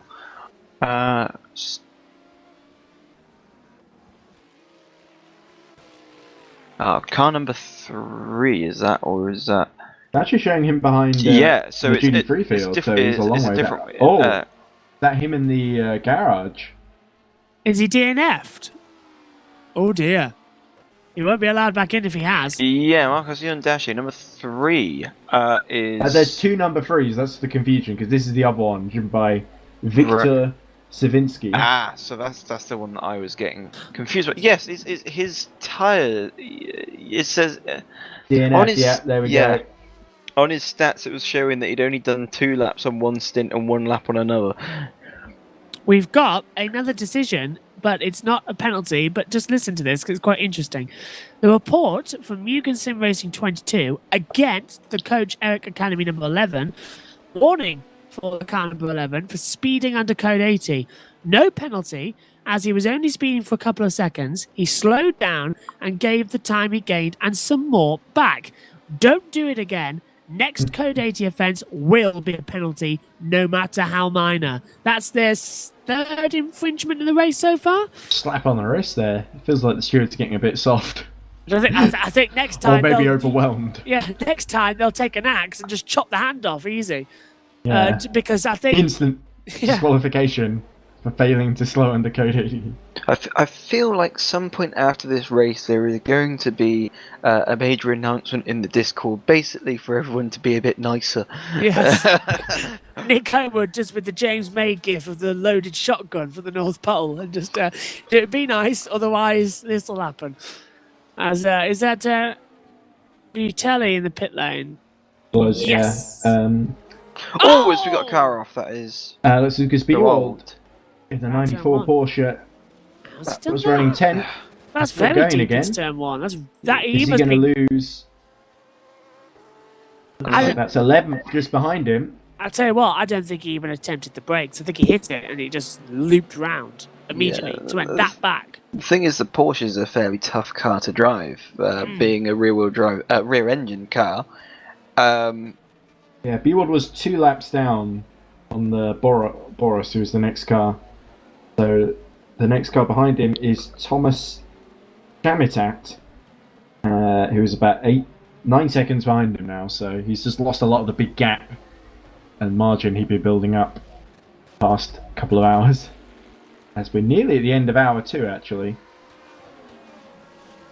Bewald. Is there more serious damage to that car? Let's take a look at the. Oh, well, we're going to take a look at the wheel. As I was trying. so, It's not responding very at all. look at Vivian Bancher out there on the track. It's a nice-looking Corvette. I do like the look of that. I do love a good Corvette if it's nice. I must admit, I always pick a Corvette to go racing. Is there going to be any changes to the new Corvette at some point? Because it's still the old-style Corvette we're running at the moment. Could be mid-season if we're having the Alpines in. Oh, B-Ward goes very wide there. To let the, of course, that would be the 4th place. No, Santos got back up to 3rd, hasn't he? Yeah. So Yeah, so that is the 3rd place Bentley. I believe since Caligari's gotten on board the 58 and swapped out of Alloy, they've struggled a bit. Alvarez gets a gets a penalty. penalty. That's the driver in 7th at the moment. In the other number 3 bottling motorsports car. We've got a penalty as well for Blue Dragon Endurance Team Car 18 for hitting a GT car as the Finevond Motorsport 444 whilst lapping it, and it's caused 444 damage. has been in the wars, hasn't it? If it's not going off track, it's being hit by people.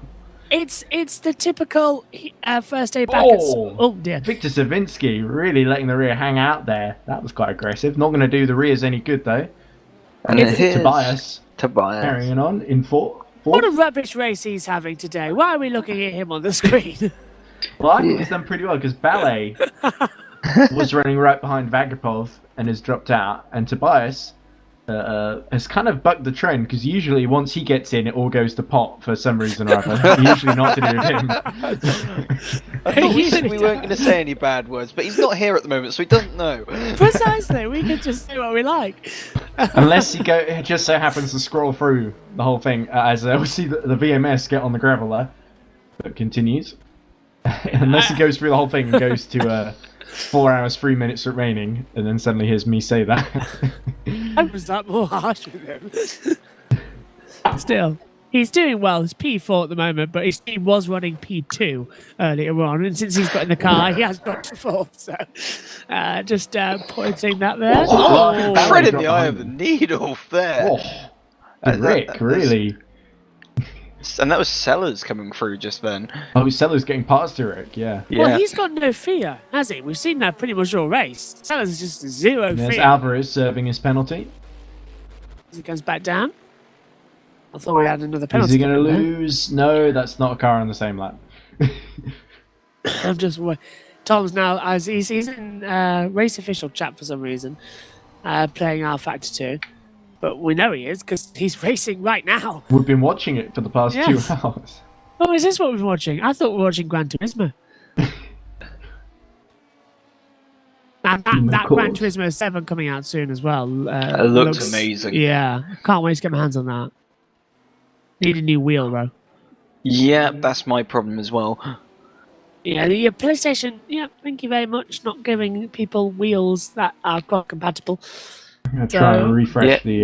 Now you're gonna have to timing stick page. about £1,000 or so into getting a direct drive from Fanatec. Yeah, pretty much. So Hives decent. is within about 2 seconds of Valente still. Do you think if we draw a sponsorship from Fanatec, we could get all the wheels? I might review one of their products and be very favourable about them.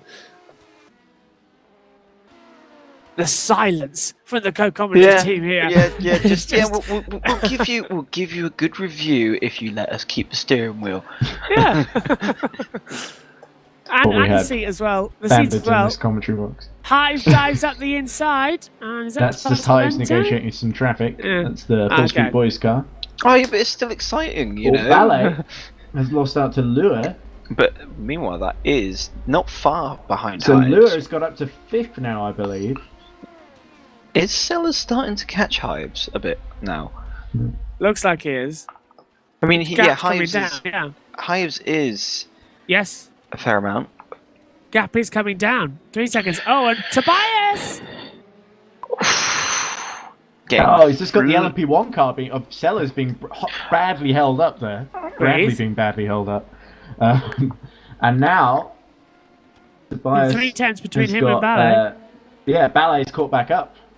So maybe you're right. Maybe you're right, Josh. Maybe he has kind of gradually been caught by the car behind. But I think Tobias will put up as good a fight as he can, because Paracan is not that far ahead of him. If you look at it, only about 6 seconds. Thing is, he's probably got the stream on the side and another monitor, so if he's clashed his eyes across, he knows we're watching him. Well, I hope you didn't hear what I said a couple of laps ago. I think he'll be plumbed into the team, won't he?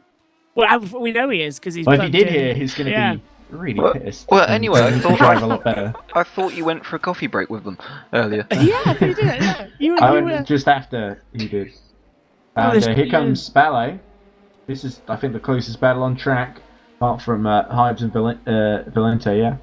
Probably shouldn't say this, but I'm going to anyway. If you go to a World Endurance Championship race as well, and get access to the paddock, you can enter the paddock, by the way, with a standard ticket. And you also have the ability to go into any pit garage, and they will not mind if you're there. It's more convincing as well if you wear a pair of headphones and a microphone and start talking. They do not mind where you are. That was an interesting experience. Here we go. We just hit the 2 hours elapsed mark, which means 4 hours remaining in the 6 hours of Circuit de Catalunya in Barcelona. Do not leave the room. This is Do not exciting. adjust your set. As Ballet continues to hassle Tobias Blumschein, who was commentating with us earlier. And he said he much prefers commentating to driving. And we're going to see how much he prefers in just a second. Fairly short debate there, Ed. I think he said he prefers the driving. That's when we had the 2 false starts and we were filling basically. Yeah. Quite transparently. We even talked about what it's like to fill. Whoa, that's Ballet getting held up there as well. Or one of the lapped LMP2s. Is it the nutcracker though? Is that what he wants to do? On the back of Tobias here as they head up towards Repsol at turn 4. Almost felt like Tobias strategically deployed that lapped LMP2 to hold up Fabien Ballet there. Fabien Ballet, who, by the way, let's not forget, really impressed in his performance. I've seen him actually drive in FSR's Indy Pro League, and he finished second at Apple Valley. Very nearly won that thing. Just beaten by Yuri Kasdorp for Red Bull.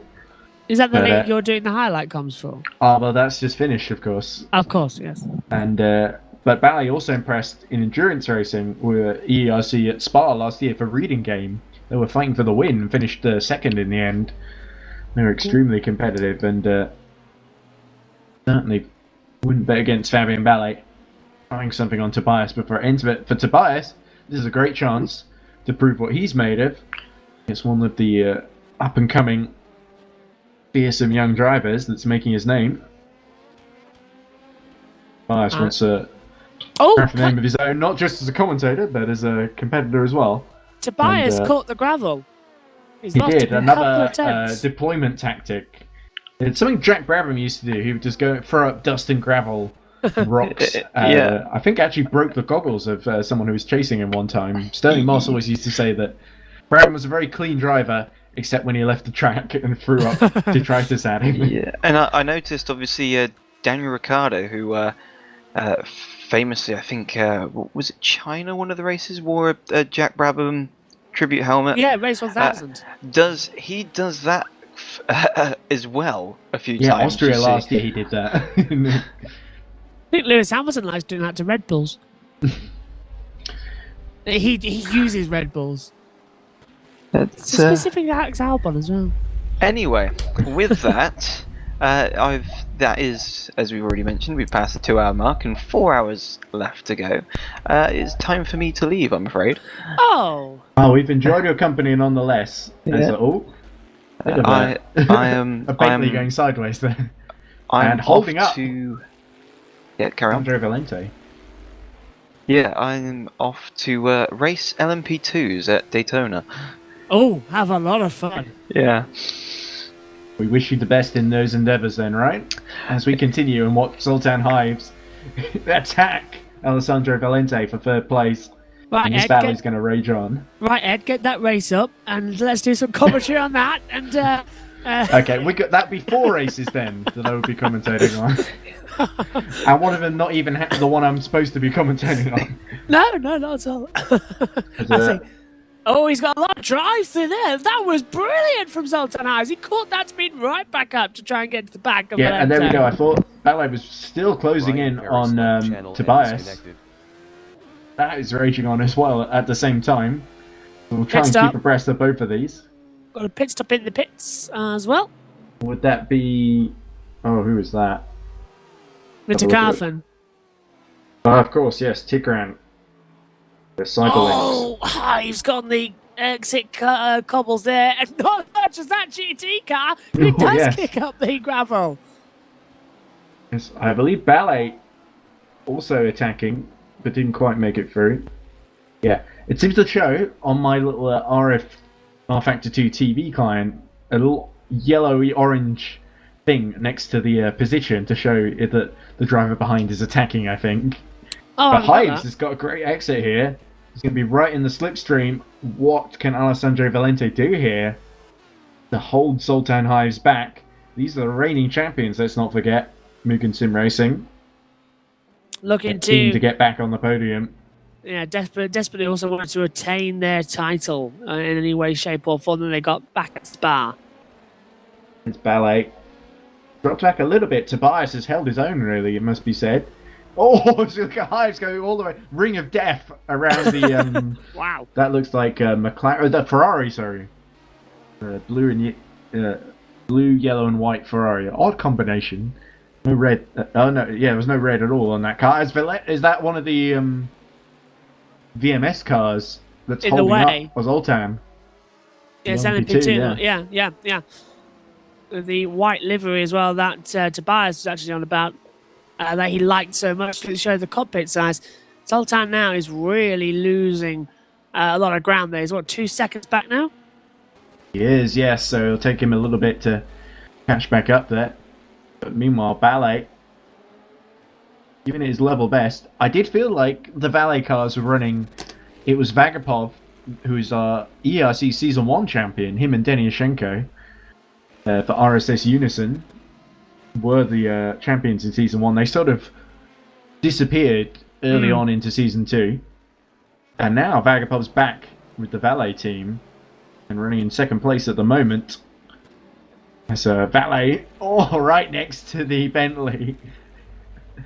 As he takes every risk to try and make sure that Tobias does not get away. Trying everything in his power, isn't he? He doesn't want to lose and this as Sellers chance. Caught up to Hevesi as well while this has been going on. Yeah, that's sector 2. Not sure what that was, but it's cleared now. That's disappeared. Yeah, there we go. So Sellers being held up a bit. There's Hevesi. There is Valente. Oh, Valente really being held up here. Now Hives looking down Here the we go. inside. Is he going to attack into 6 and 7? He's got another one of the LMP1s in the way. That's already a The lap LMP2s. down. Oh, GT Khan. Oh! Oh, that's going to be carnage Oh, into and Kamsa. Valente just about made it through there. But the Hives tries to go around the outside and he's going to attack. But there's an LMP2 in the way of the both of them. He's going to have to back out. I think Valente's going to hold on here. It's gone too deep. The LMP2 is going to come back at him. Should Oh, know they when to both back go out. wide. And there's Bradley Sellers who's caught up to them as well. Oh, well. Add it, what was it 3, 4, 5 in a battle with the LMP1 squads? Come on. Here we go. Calm it down, guys. There's still 4 hours to go. Yeah, the strategy is converging then, and the pressure on Valente absolutely massive. More than the pressure we can provide as a team manager in the touring car team. I love that we got on the podium as well. I saw your text and then watched the race. It's Yeah, like, we brilliant. Here comes Sellers. Let's hope we see a few more podiums. As Sellers gets a brilliant run here, actually, and it's going to attack. Here we go. Oh, that Too wasn't quite far. close enough to really pull that move off. Round turn 3. He's on the accelerator up towards Repsol turn 4 as well. They're too far back from each other. They're right bunched, but they haven't got enough room to dive bomb each other. And the more Sellers attacks Zoltan Hives, Here we go. the more of Oh, a sigh of relief Alessandro Valente can breathe, can't he? As Paracan hits from third, which means Tobias runs third now. And Hey! Ballet all over him. That's brilliant. But how long until Ballet gets through? That's the Wouldn't question. it be great to see that Iris, number 66, driven by Blumshine at the moment, wouldn't it be great to see them on the podium, Josh? Absolutely. But I suppose they can't dream of that right now. They've got to focus on the here and now, trying to hold off Ballet behind, think about getting the strategy right to maximise their finishing position. They can't think about glory just yet, as these three bunch really right going together. for it. Sellers not hanging about. He looked so much quicker down the straight, didn't he, Josh? So much more faster as well. He's got that pace on the now. He's got an LMP2 just in the way of them as they come down the start-finish straight once again. Bradley Sellers got a great run out of New Holland, moves to the inside to get ahead of Hives in towards turn number 1 as well. 820 metres and he's got him. Oh, there we go. He's done it early then, and then it's Valente next up. So, that'll be annoying for Hives, though, to see Sellers go past him again in this race. Well, actually, no, it was someone else. It was Hives' teammate driving at the time, which would have been Hevesi, of course. Sellers, seeing his race turn around a little bit again. Got a battle for P1 in GT3 as well. The gap extremely close to them on track with the 88 and 64. Yes, it is Pastorino, who has been very impressive, I feel. Now attacking Christopher Kianik, whose margin has evaporated, presumably with all these LMP2 and LMP1 cars going either side of him. Kianik has been playing it careful. Pastorino, Geelhead pits from the lead in LMP2, so it's all happening. And Pastorino fancies are going back into the lead. It's You a mentioned 64 Gearhart, team. didn't you? Yeah. What's the text on the side of this car, Reed? Josh. I can't see it. Is RS, it? does it say? I'm trying to figure out what team Pastorino I drives think for. it's RS. This will be a bit of an interesting one. VS. VS, okay. VRS, maybe. Yes. Could be There you VRS. go. Nello Pastorino. Well in the slipstream is Vagapov in the 33. Hives Valet takes the pits. lead of LMP2. Hives Hives. pits, so yeah, being overtaken by Sellers. The tyres were starting to wear on the 22, weren't they? As he chewed them up, trying to chase Valente as Whoa. Pastorino has a look at the inside. Gil! Penalty for Geelhead. He must have sped in the pit lane, Josh. That'll be the 66 as The 77. 77, yeah. Geelhead that was leading so much of this race has emerged 16 seconds behind Vagapov. And now, suddenly the race plays into Valet's hands, doesn't it? I tell you what, the final Von Motorsport 444's been the wall again. The Dragon Endurance Team 18 has got a 10-second stop go for dive bombing on the GT And traffic. Sellers has got past Valente as well while we've been watching this. There we go. So back into Sellers third. cuts up the inside. That looked like turn 4. Oh, as, Mata! Mata gets a penalty as well, so something the Mata there. Oh. The old Cristiano de Mata puns there being dug out again. Evans pits as well from 5th in LMP2. So No idea where just- Mata is in the order, actually. Can't see him on Remember. 18th. Pablo Mata is 18th overall. There we go. Yes, Valente. Oh, Yes! is that him coming back in front of I think it's that's not. He's not ahead of Bradley Sellers according to my screens. Oh, that's him That's lapping. traffic. Yeah, sorry, I'm getting the two battles mixed up in LMP2 and LMP1. Getting quite close again in the GT3s. SM4, it's 310s, 410s again. It's swapping between them. That's why there's traffic in front of them as well. And this could really help Pastorini make a move. Yes, can Pastorino pull a Pasta Maldonado and take a shock win at Barcelona? Well, that wouldn't be the first time. Gearhold comes in for his penalty. Yeah, there we go. So, insult to injury, really. I don't think the stewards chap said anything, so I'm pretty sure that's a pit lane speeding. It happened to the best of them. Geelhead, very impressive in this race and also at the end of last season in the GT class. Look at that LMP2 car getting all over the curb there. Yeah, there's two penalties for the Dragon Team 18. It's a drive-through penalty and a 10-second stop-go penalty for a second offence. Both for hitting the 444 car. Yes, and Ballet has gone into the pits from 4th position, so Tobias maintains 3rd then. And he's not been able to jump Geelhead because Geelhead was too far ahead. Geelhead now only about 8 seconds ahead though. So if Geelhead gets any more slip-ups, Tobias Blumstein will be there to take advantage. Oh, like that! Which has been Pastorini into the lead! I've seen it now too. And that was a really messy moment there. Pastorino takes the lead as Kianik sort of gets totaled there by the LMP2. Well, catching is one thing, passing is quite another. And we've got Vagapov into the pit lane, Valconi in as well. Shall we have a look at the damage to Kianik? Can't tell at the moment because he's turning into the corners. It'll be better out of turn 9. Looks like it's crabbing slightly. Let's see if it's sliding down the straightaway towards turn 10. Is the car I would say it's crabbing slightly, but it's manageable. Yeah, it looks okay to me. As we see, is that Pastorino getting held? No, Pastorino is a little bit further up the road. So that battle's over then. As Balestra in the pit lane Vagapov too. relinquishes the lead to Geelhead. Even with the penalty, Geelhead is now back in the lead. I was thinking the same thing. And he did pit just before, so I don't think there's a genuine gap then, about 9 seconds then between Blumschein and Geelhead. But Vagapov has come out behind the Iris. So we've sort of got a four-way fight. We've sort of got a four or five-way fight in LMP2 and a three-way fight, I think, in LMP. Yeah, LMP1, sorry, and then LMP2 is a three-way fight. GT3 was Kanak and Pastorino. Kanak has now suffered damage, which I believe is being repaired. So Santo will take 2nd position. Just going to go for it then and find out exactly what's... Oh, and Lestoa into the pit Dylan lane.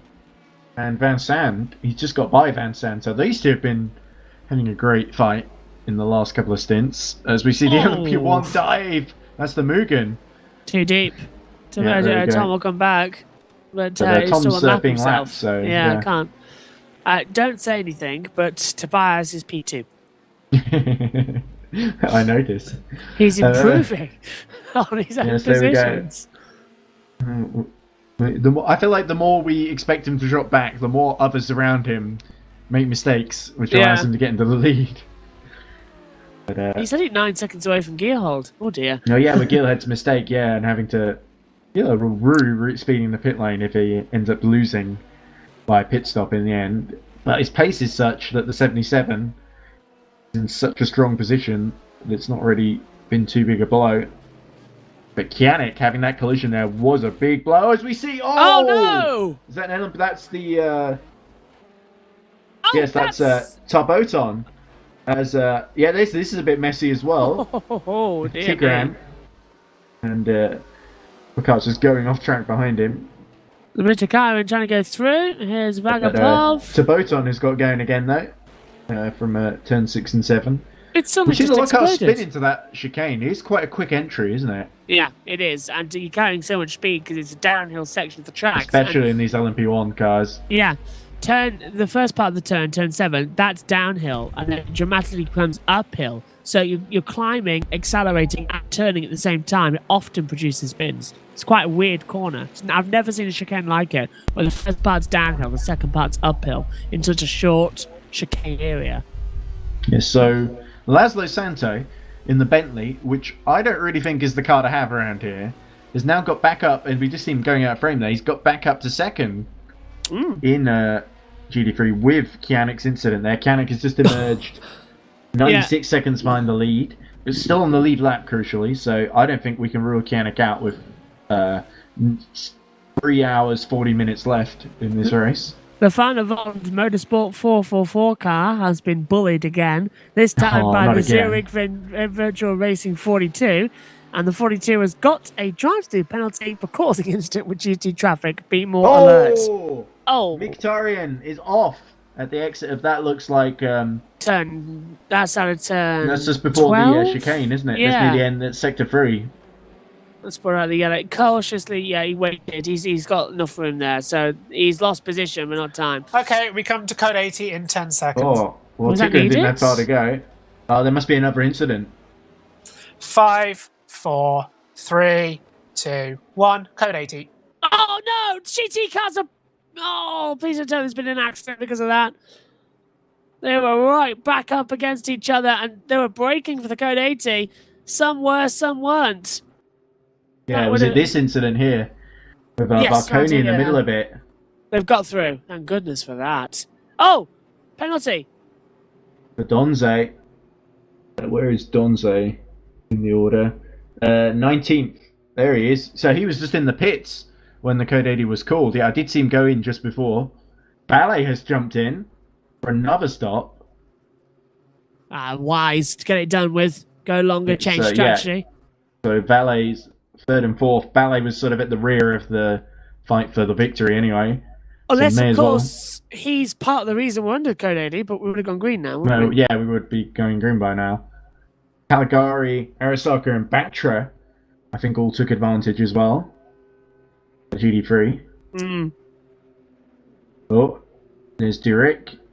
He fancies a fresh set of boot. Well, he caused the first of the code 80s about a half hour ago, didn't he? As, Guys, yeah. when the code 80 calls, it means to stop racing. Who's? So there's been some position switches.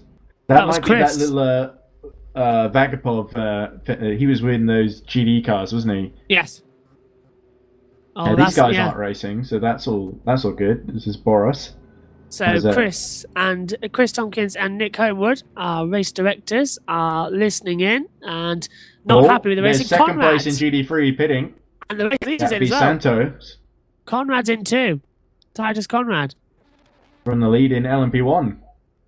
He's got 19 seconds to Janssen Blitz. Let's see what he can do. Bradley Sellers P3, but under this code 80, it neutralizes everybody. And so Thomas Ascal comes into the pit lane for into the points racing.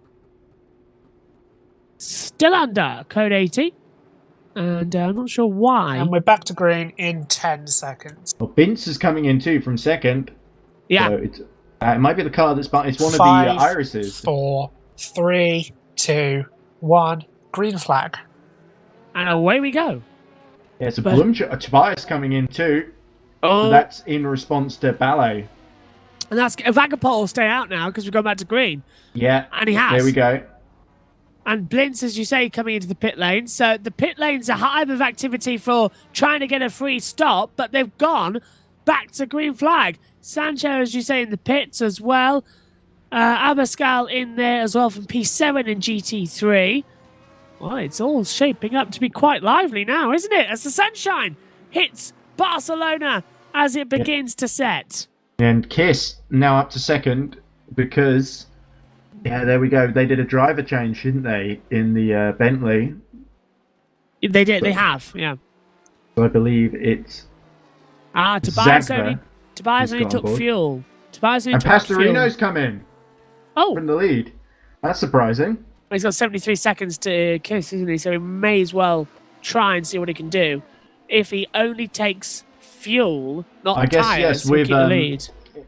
It would have been ideal to pit under code 80, but he wouldn't have reached the pit lanes because he was at Yeah. a different part of the track. So, yeah, not too bad a strategy from the 64 then. Even if they lost position to Kiss, Pastorino's been much faster than Kiss in this race. But he must be getting tired, especially these drivers that have been in since the beginning. They really...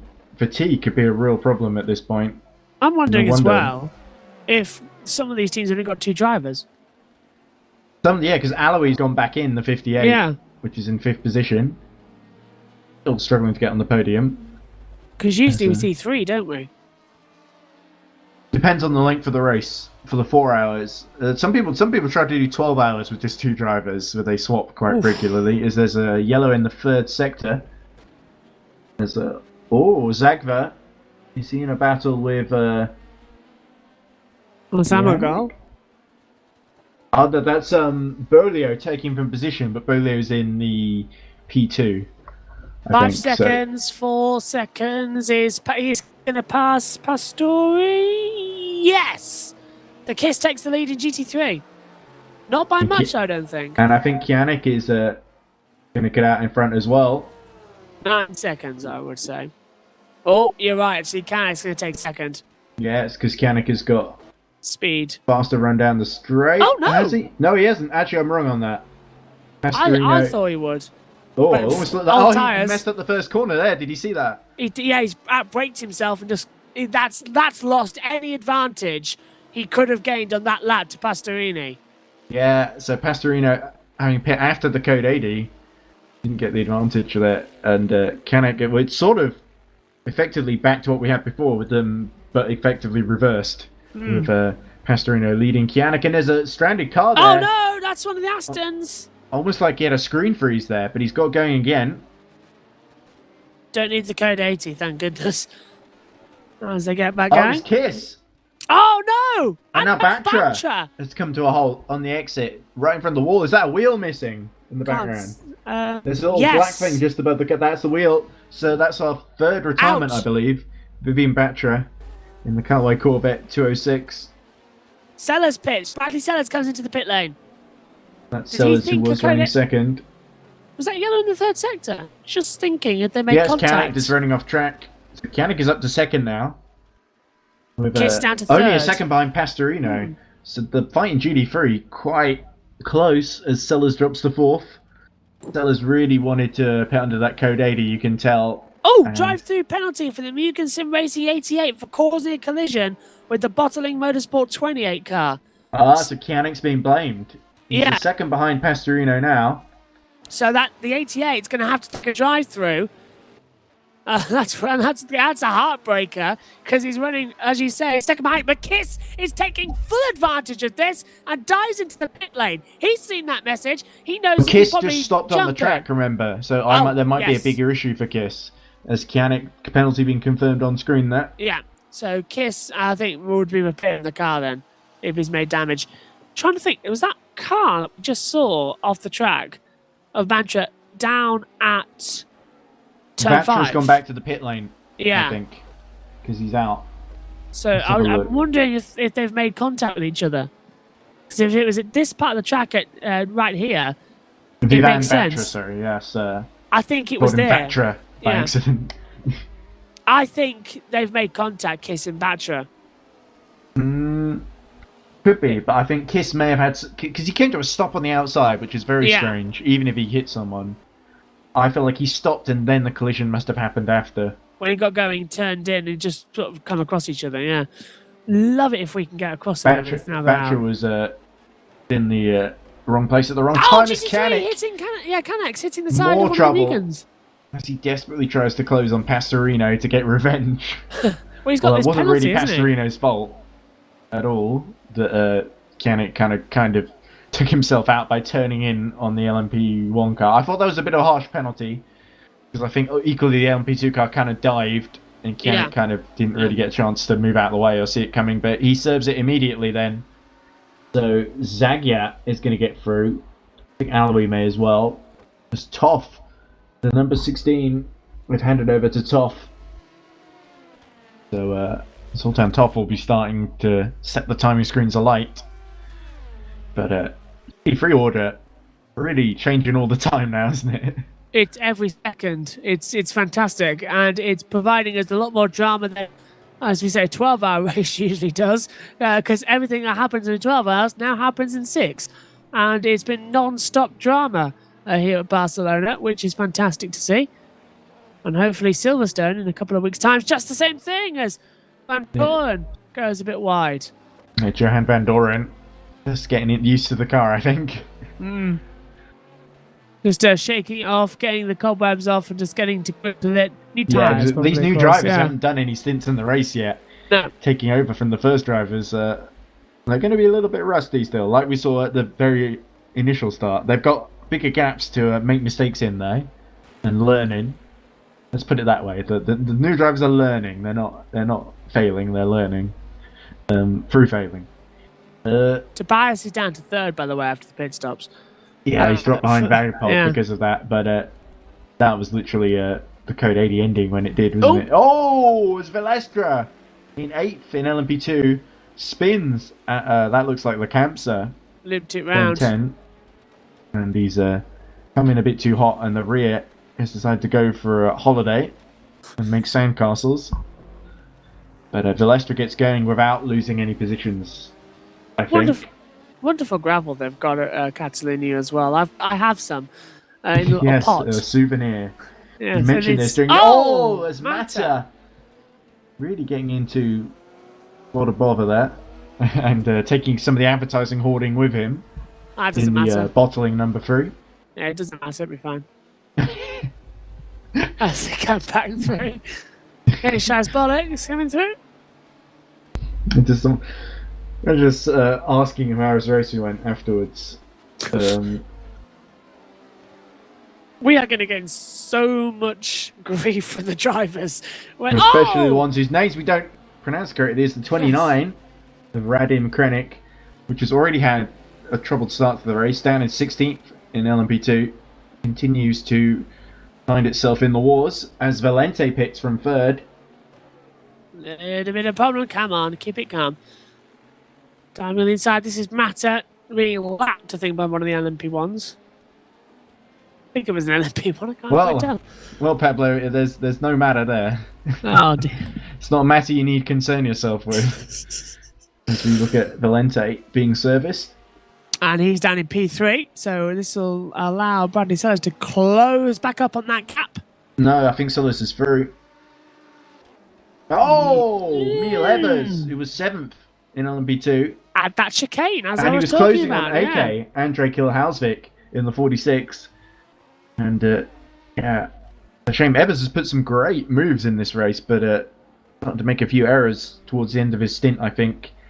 That might be a case of driver fatiguing rather than tyres. Not sure how long he's been on those tyres, though. I think about 15, 16 laps. Anyway, Valente's got out. Is that Hives? Yeah, there's Hives just behind him. So the battle resumes.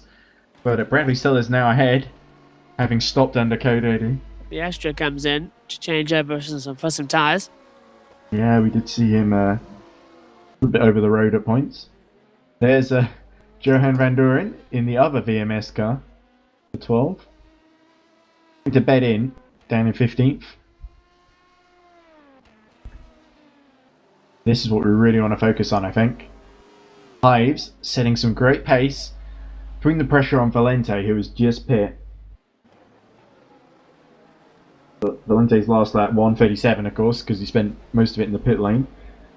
But it's not showing what Hives' previous lap was. His best lap, 1:28.8. Conrad, I think, has got the best lap of all the LMP1s, which is 1:27.8. Almost a whole second faster. As look at these Hives. Closing right back up set up. Oh, Pastorino! Pastorino! What on earth is that for? the two lost- leaders in GT3 getting penalties. Haven't seen But- anything on the board, but here comes Zoltan Hives. Yeah, Really? and Oh, Valente's going for it, eked out a little bit. He's got a bit of slipstream from, I think, is that one of the LMP2s in front of them. Yeah. Can't work out which one it is because we're on the onboard. Oh, that's a bit slow. He's going to go around the outside. I thought he was going to do a 3 best like Mansell did with Senna. He still might. Dive to the inside. You could have had that one. He had the That was room. never going to work, though. Oh, because, down to turn 5. Because I think Valente always had the inside. Sweeping back, you're right. Thinking about it. This is getting close now with P4. Valente's going to squeeze in with all his might. Hives is going to try and break out for a position somewhere along the board towards turn 9. Through Kamsa. And down now towards turn 10. He's got the run. Getting that toe. Look to the inside. And I can't find it. No, can't find any position there. Nothing. That is annoying. Oh, a little bit of a run wide there for Valente. Yeah, so Valente will hold on. And he's done a brilliant defensive job. We've commented in touring cars Yes. on his attacking driving style, especially in reverse grid races. It must be said his defense has been inch perfect so far. No real mistakes since he's got in that car, that I remember.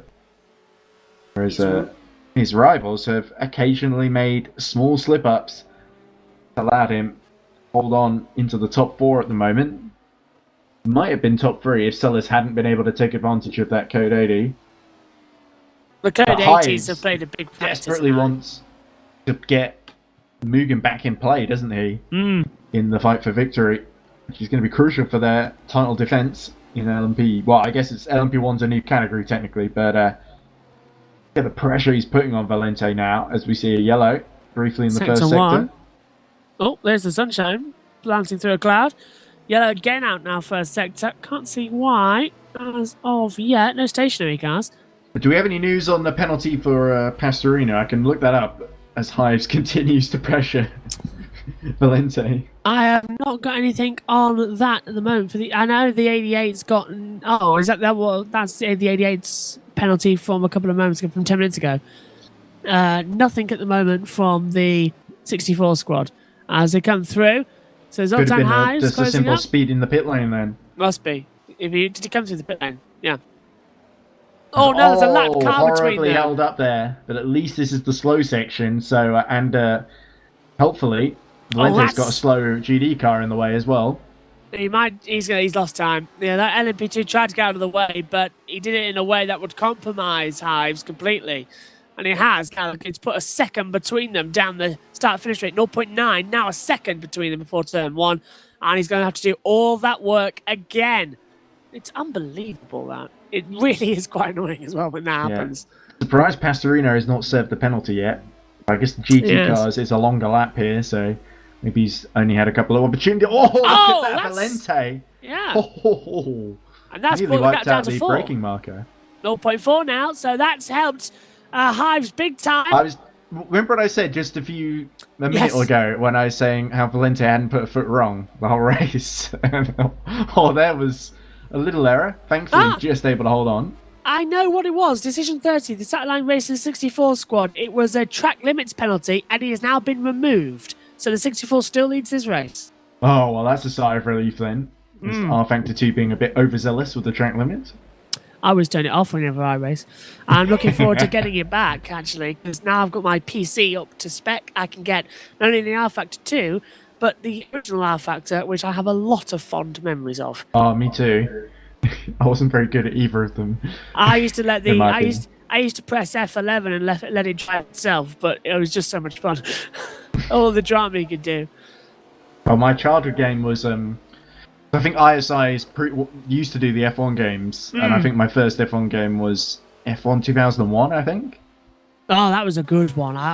And the big wheels as well. Oh yeah, huge wheels. And what I would often do is just set the car to indestructible and have all the aids on because I was like 5 or 6 or something. First one that. Listen to music drive really badly, just crash out the entire field at Spa or whatever, recreate Spa 98 as the Hives! Hives! Has to go around the Porsche at turn 3, which is not ideal. And once again, the... Oh, it's the IKEA car for the first time today. Oh, that's what that is. Yeah. The IKEA, yeah. We missed that from Spa. Yeah, my first F1 game, everybody says, oh, that's the ultimate F1 game. F1 97. It was on the PlayStation. Down. Yes, on the PlayStation. It was the only F1 game I had until F1 04 came out. And then over the years, I went back and got all the others and built up the collection as one does. But I love F1 97 so much. As lap car's getting out of the way, Hives is now right in the back of Valente. In the Iris. Oh, no! Oh, no, well, I mean, he's going to get lapped eventually by the LMP1 cars in an LMP2. Yeah, eventually it would happen, yes. Yeah, he's 59 seconds, well, 58 actually. I should give credit, he's caught up a little bit on this lap. As Hives also catches, that would be Valente, because Valente got held up by Van Sant in the LMP2. And now, Hives has got a real chance to dive up the inside at turn 1.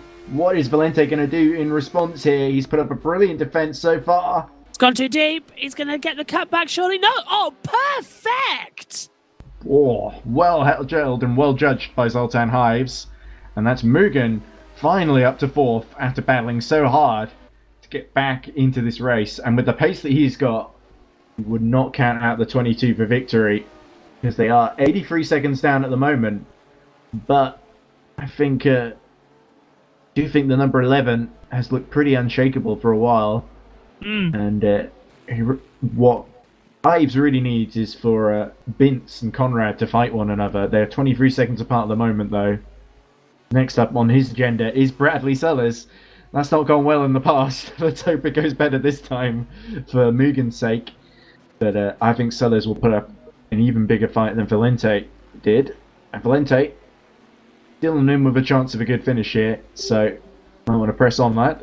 Impress your current employers in touring cars even more. Is that possible? Yes.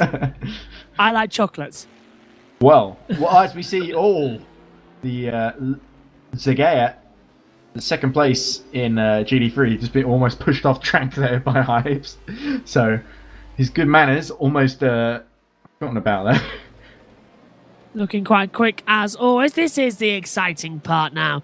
Who is not going to be tuning into the last 3 hours with me and Ed as well? I mean, I'll be back in about an hour. I'll have to disappear soon to cover a Grid Network show.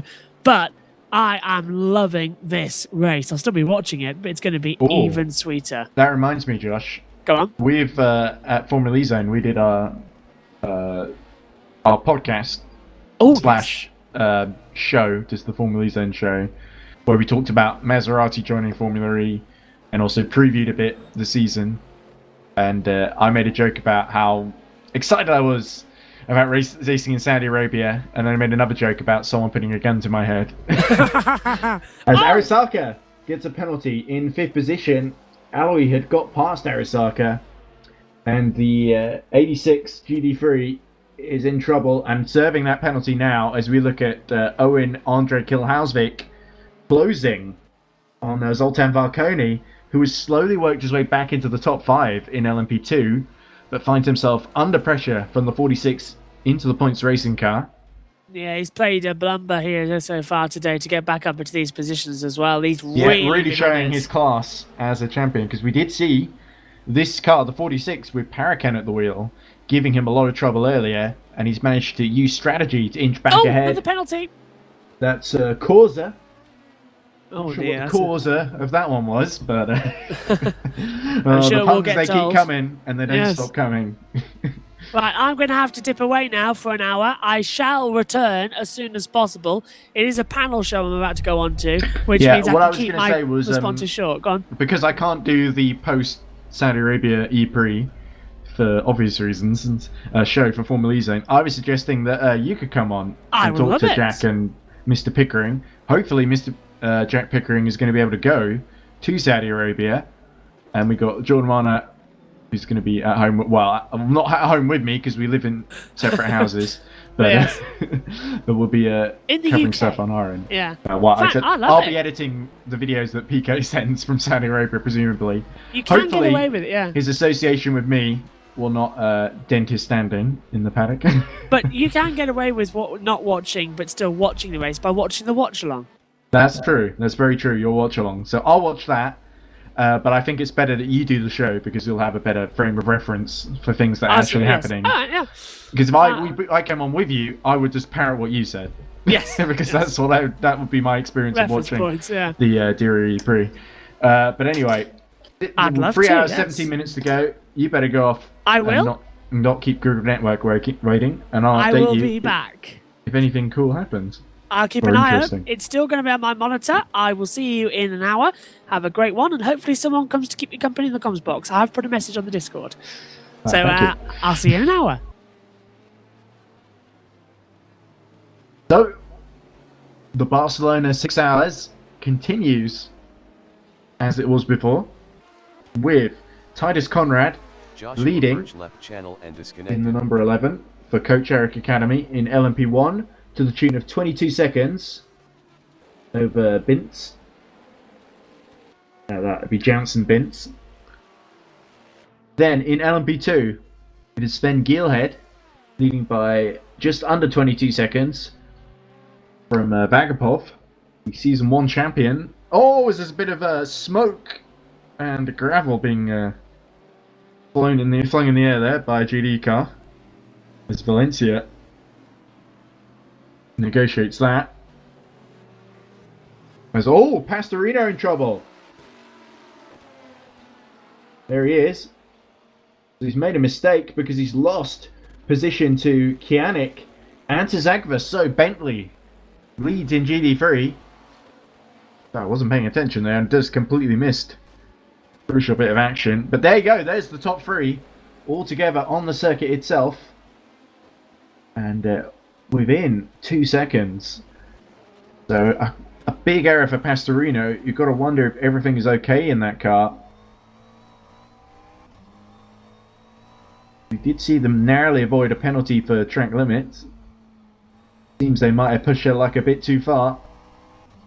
Now Pastorino, who's been in since the beginning, driven nearly 3 hours, must be fatiguing a little bit. Christo Kianik has been in since the beginning though as well, so well, near the very beginning at there anyway. You can see top two ahead of him as the rear steps out there. Those tyres probably not at their best anymore.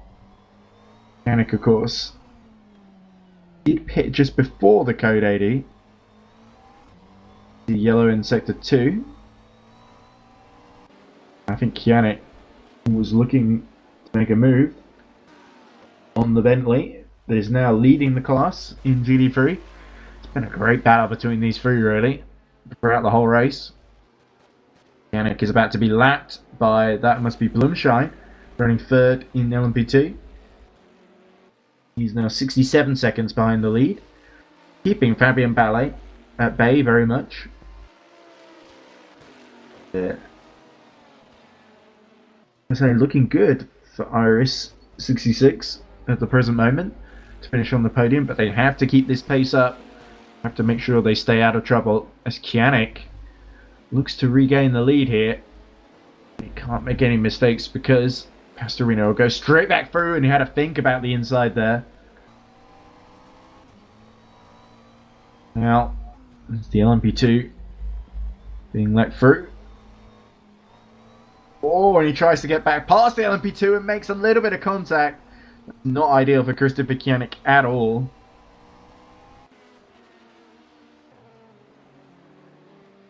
Another yellow in Sector 2.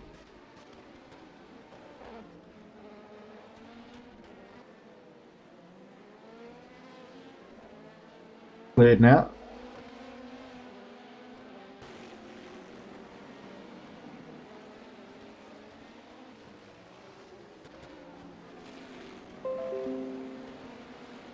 So, we just reached 5 o'clock here. As look at this, Kianik in a bit of a sandwich.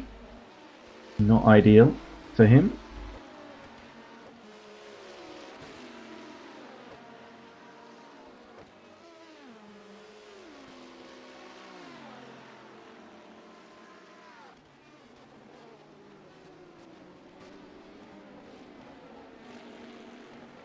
Nick Homewood has left race direction as Kianik goes a little bit wide, and oh, Mugen spun around there. Who is that? That must be the LMP2 of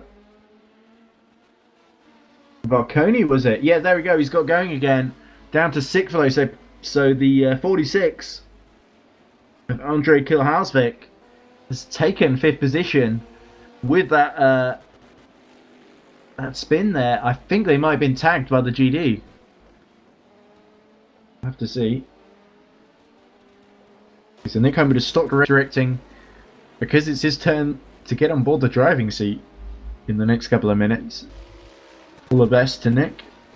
Maybe he can replicate the heroics of our other friend in the commentary box, Tobias Blumschein, who we heard earlier.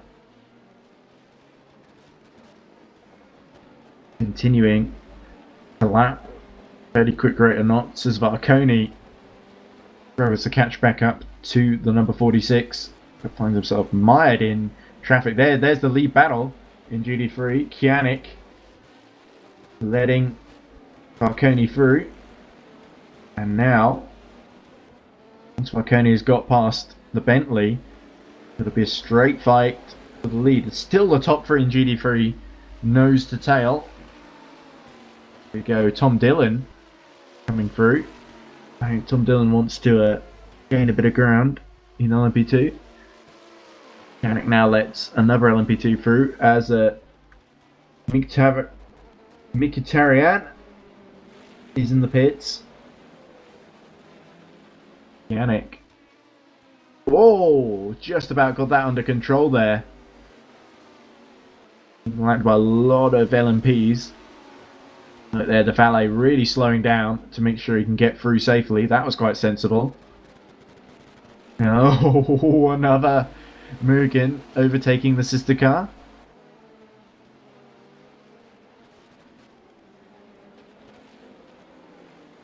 Kianik actually being backed into Pastorino.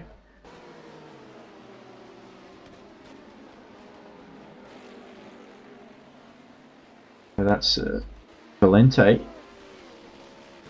5th position, who's now... Oh, let's refresh the timing so it'll actually say where he is in the order. There we go, he's about a second behind Hive, so he's actually kept him really honest. Kianik definitely wants to get into the lead here. Zagva really having to put out all the stops in that Bentley.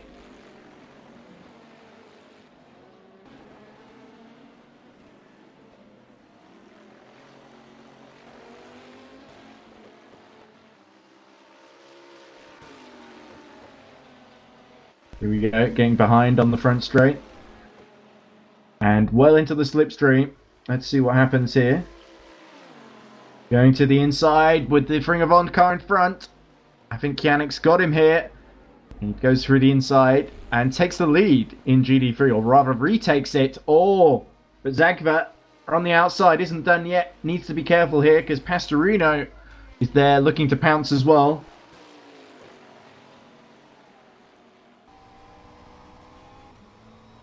Pastorino fancies getting back to the lead too. So, the lead changes hands once more in GT3. Very engrossing battle. Oh, look at that! The LMP car just locking up as it passes Christopher Kianik. Christopher survives somehow. Pastorino knows that if he can't get by the Bentley, then Christopher Kianik in the Mugen number 88 is going to disappear up the road. Oh, bit of a snap in the middle there as, oh, he's got the car in the gravel. Just recovers it. So, crucial time lost there. As we look at, looks like Aloy in the pits.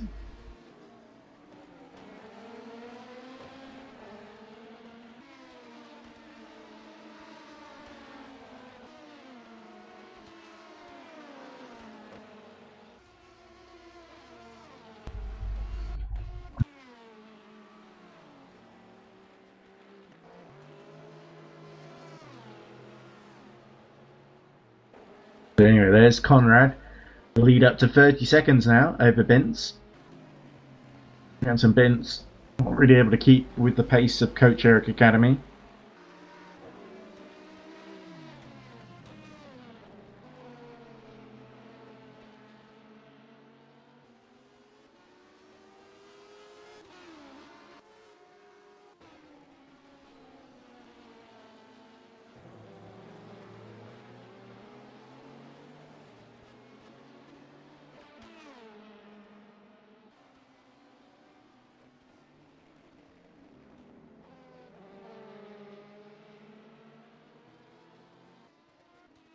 Battle, of course, hasn't ended with Pastorino getting through. And I've just missed that, I'm sorry. There we go. He's died at the inside there. Adam Sagvat drops to third. It was really a matter of time, to be honest. And the auto director didn't pick that up.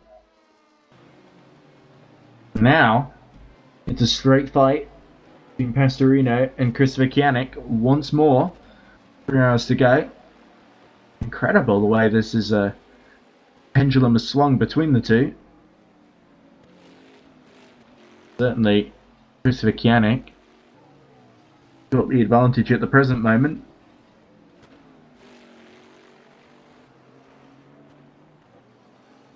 While Ballet started to close a little bit on Bloomshine. Tompkins is struggling in stewarding because apparently there was an incident involving VMS Sun Edit Racing number 26. Chris has replied by saying, "I can't find the incident." Either it didn't happen or they're just struggling to find it. Levi? Proceedings continue then, with Pastorino a second behind Kianik, and we'll need some interruptions, I fear, in order to catch back up as Pablo Mata goes very wide, just about cuts back onto the circuit. Sagvat continues to drop back.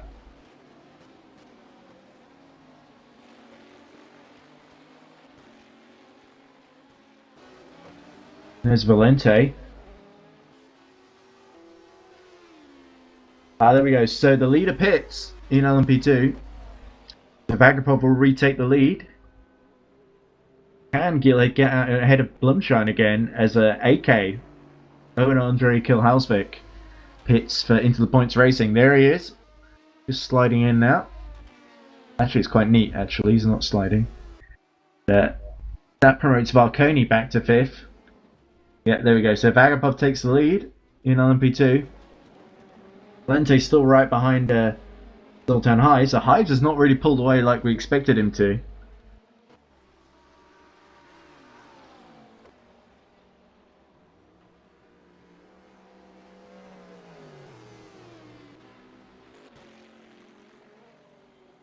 Now really it's down to Tobias Blumshine. Really go for it and try and get out ahead of Sven Gielhed. Okay, that looks like a... Oh no, he's come in as well. And there's the sister car. Borre, 77. Old Magnus Borre. Gotten on board. So, and he's taking over from Gielhed. Blumshine will drop to 4th. With Ballet taking 2nd. So it is currently Ballet 1-2. But Iris potentially on the better strategy. Barconi, Mugen.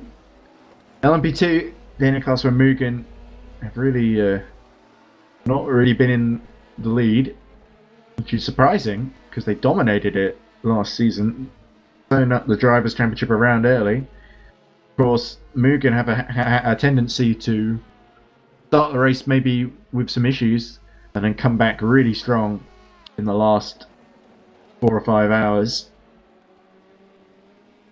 Pastorino still a 2.5 behind Kianik. That hangs very much in the balance.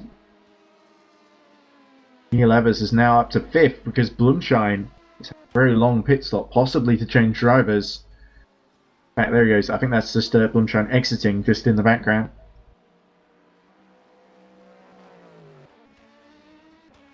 Yes, he gets going again in 6th position.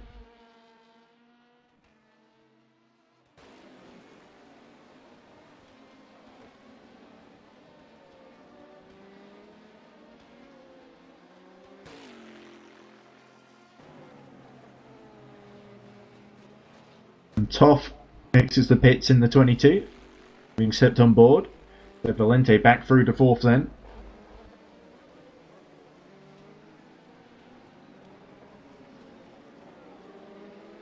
And the 22s are now a lap down as we look at Blumschein wheel on the grass with his new tyres. So entirely possible there might have been a pit stop for repairs, which may be why it took so long. He lost positions. He's only distance behind Neil Evers.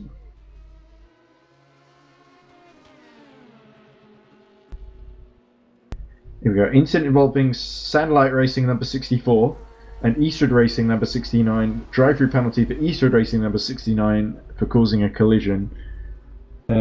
Eastwood number 69 is, of course, very quickly, currently driven by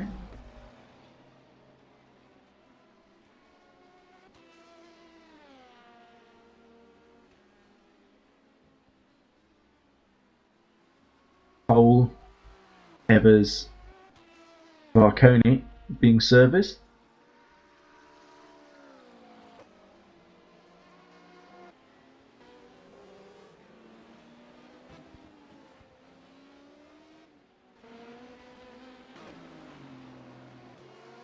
And Evers gets away before Varconi.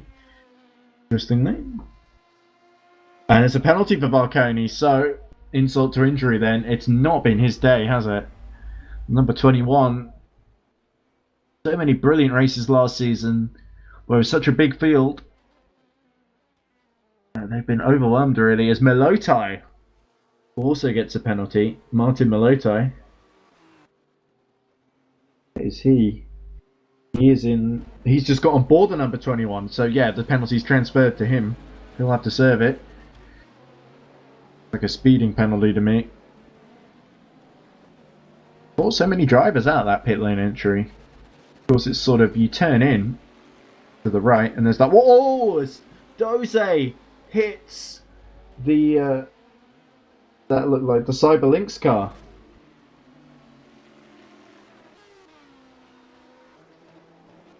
Not sure who that was exactly, but it was the LMP2, I think. Certainly Doze might be in trouble there. Bagapov pits from the lead in LMP2, so Ballet will briefly take the lead. But I certainly think the 77 is in the best position at the moment. It will be touch and go.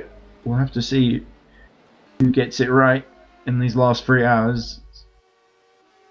Sun begins to set even more over Circuit de Catalunya. And Toff and Listola having a little battle. Oh, because Listola's pit, of course, from 5th position.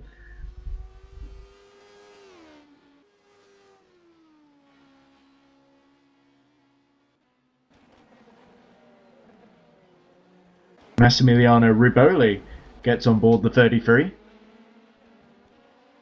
Krennic makes a mistake. So has to let Tom Dillon through.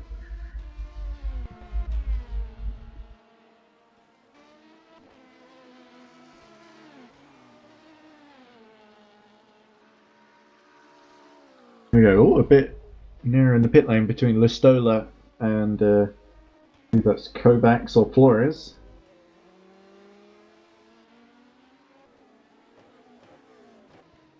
Penalty for Kovacs then, making contact in the pit lane. Have a look at these penalties.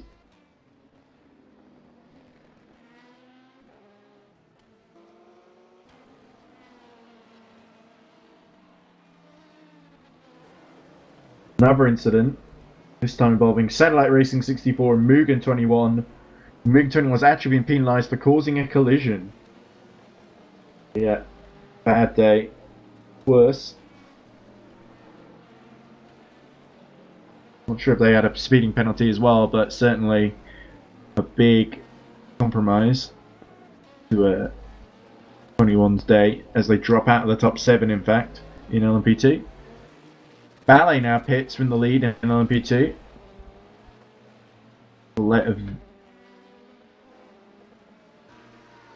There he is. So now Bore. Oh, Ruboli is probably going to come through as well. But Carl Magnus Bore now leads. 77 for Iris. And it continues a second ahead.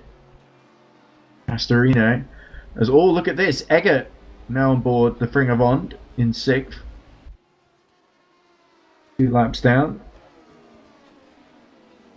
Could be some good points on offer here for the 137.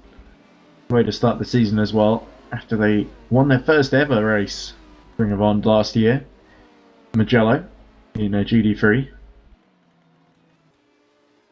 Always been fairly consistent there or thereabouts in the midfield in LMP. Oh! Joan Prim Armengol loses it in the number 37. That's bad news for Joan. It's going again. Scary moment there.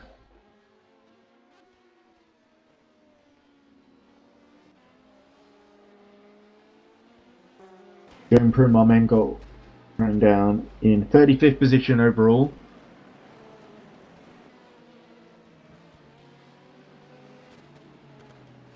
Pastorino continues to be within a second of Kianik, so we should probably focus on that.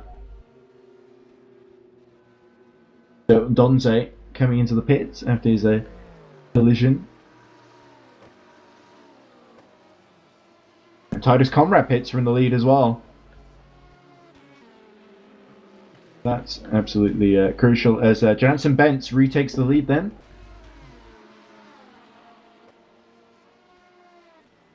Sellers is going to catch him as well.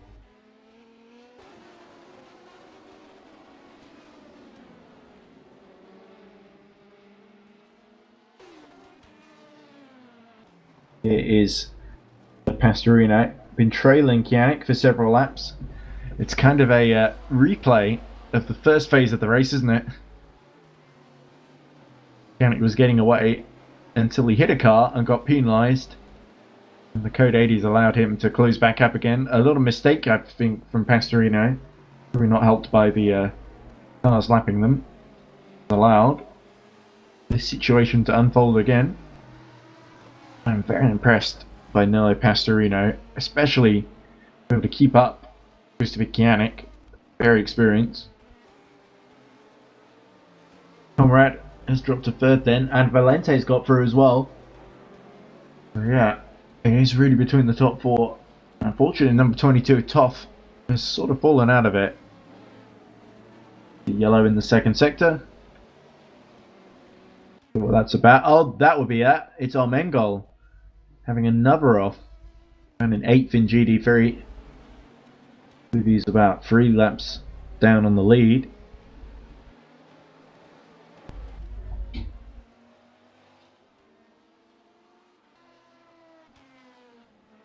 Torino continues his agonizing pursuit. The lead he lost earlier. Yannick continues to try and avoid the LMP2s. Oh, there we go. They're having to go around the outside at turn 3. Less than ideal. Lose Christopher Kianik a little bit less time.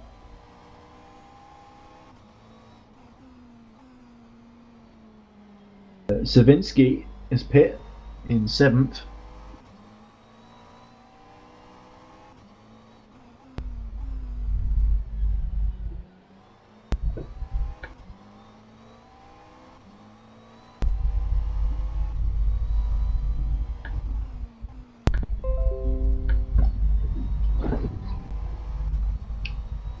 Sorry about any background noise you can hear. Continue to ride Pastorino.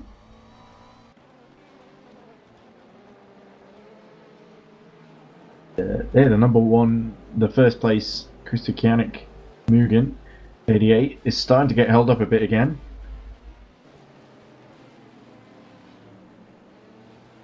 As Bintz pits for in the lead in LMP1. We go. So Sellers now will take the lead once he's past that LMP2.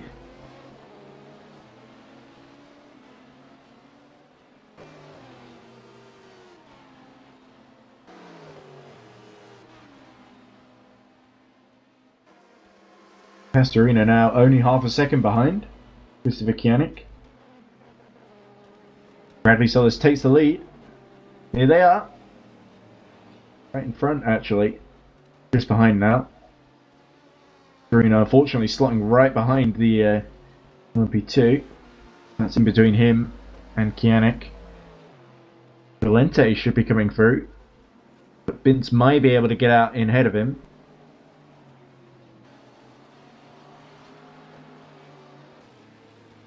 Nothing in between Pastorino and Kianik now. There we go, Valente into second then. In the number 8 Paris.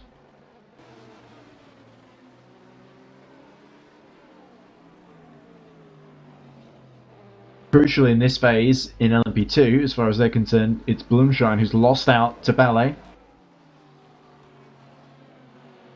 Certainly Blumschein still in the mix on the lead lap. Not too far behind that he can't take advantage if anything happens ahead. As we see Pastorino. Oh, the Mugen's ahead of him. Working in sync. Yeah. Make sure that Christopher Kianik loses as least time as possible as Varconi gets through. Balestra is quite close to Tom Dillon. In a fight just outside the top 10, and in fact Valestra has just got through. Oh, very briefly he did. He has actually stayed ahead of Tom Dillon. Pastorino, can he get a good run down the straight? Both of them go. Oh, Pastorino almost all four wheels outside the white line. Pushing as hard as he dares. As there's a Porsche stopped on the outside. That could be another DNF. Alvarez DNF. Tim Houck, who's near the back, seems to have died from the race. Yeah, that in the Porsche number 94 that we saw stop before as well. Not had the easiest run. They may have called it quits here. Back to the pit lane. To the IKEA car. Being lapped by the GT3 leaders. Who are being themselves lapped by the LMP2 field. There's Blumschein, one of the Iris cars anyway.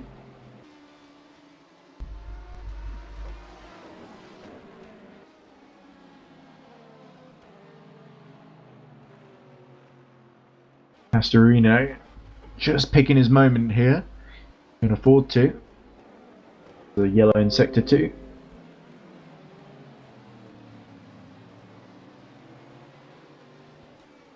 Yeah, there's a big gap to Sagba behind Adam Sagba. As Sellers pits from the lead in LMP1.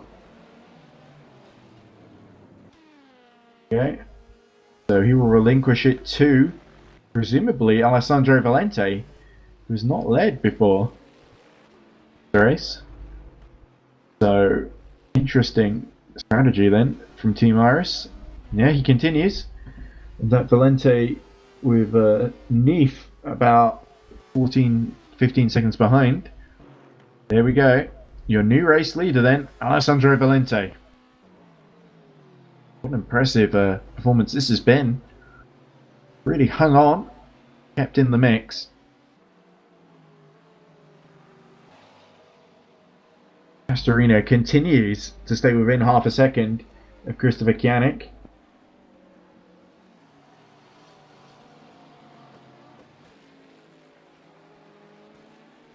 See if he can put the move on.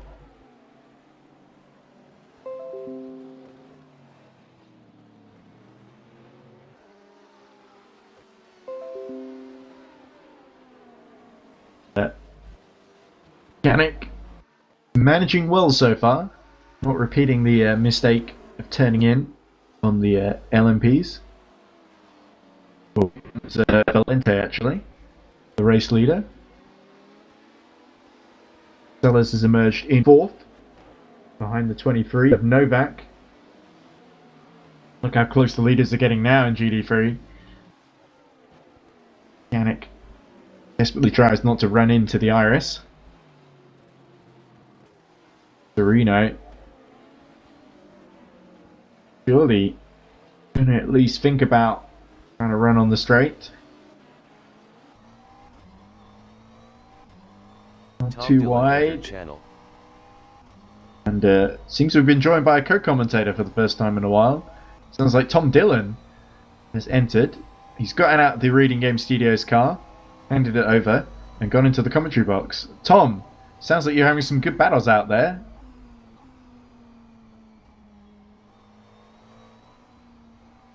Oh, there we go.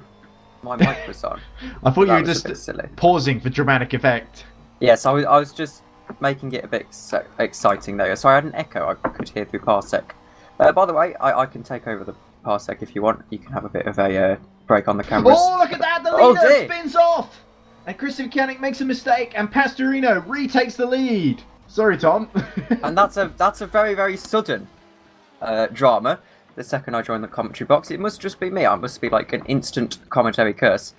But it's been quite fun racing today. Actually, we've got 2 hours and 45 minutes to go, and it's been it's been one of the most funny EERC races I've been in. Probably, I think it was probably doing the first stint. I didn't think I'd be very fast. Next thing you know, I'm in P8. So I thought it was rather fun, at least. So, where's Reading Game at the moment? Certainly good to see Fabian Ballet doing so well in the Valet, which is currently running 3rd. Of course, a former driver for you in Spa 24 Hours last season. Yes.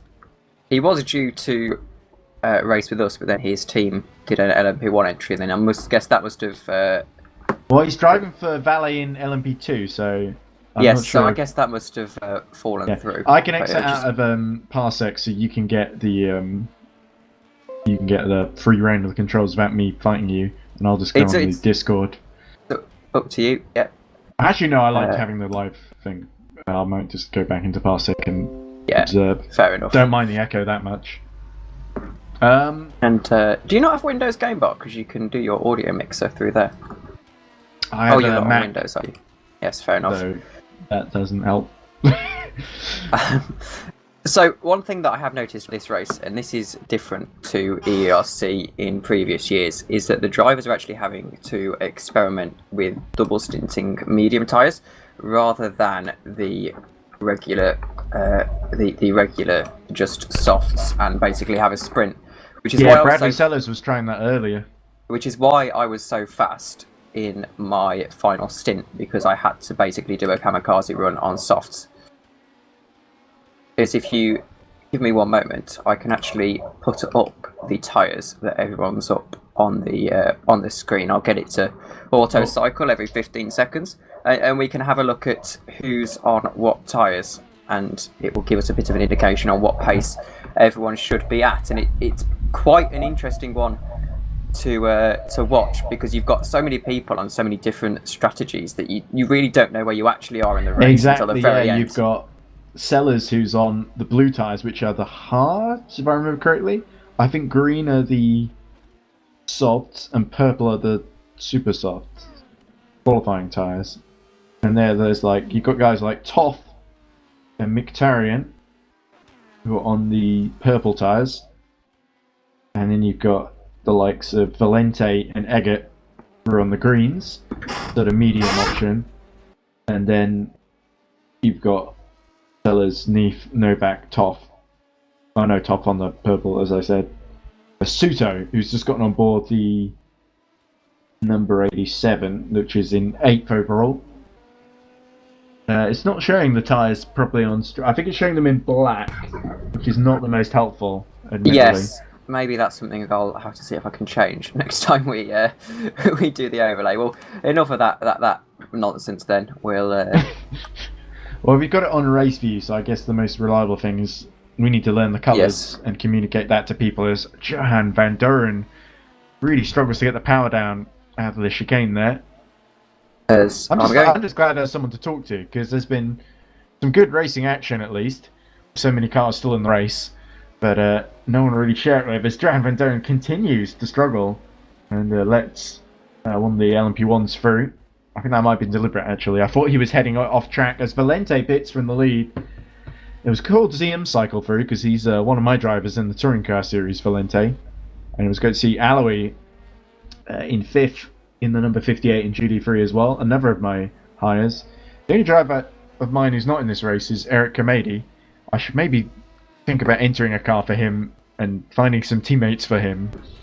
We do actually have an interview with Peter Bagapov. He's just messaged me.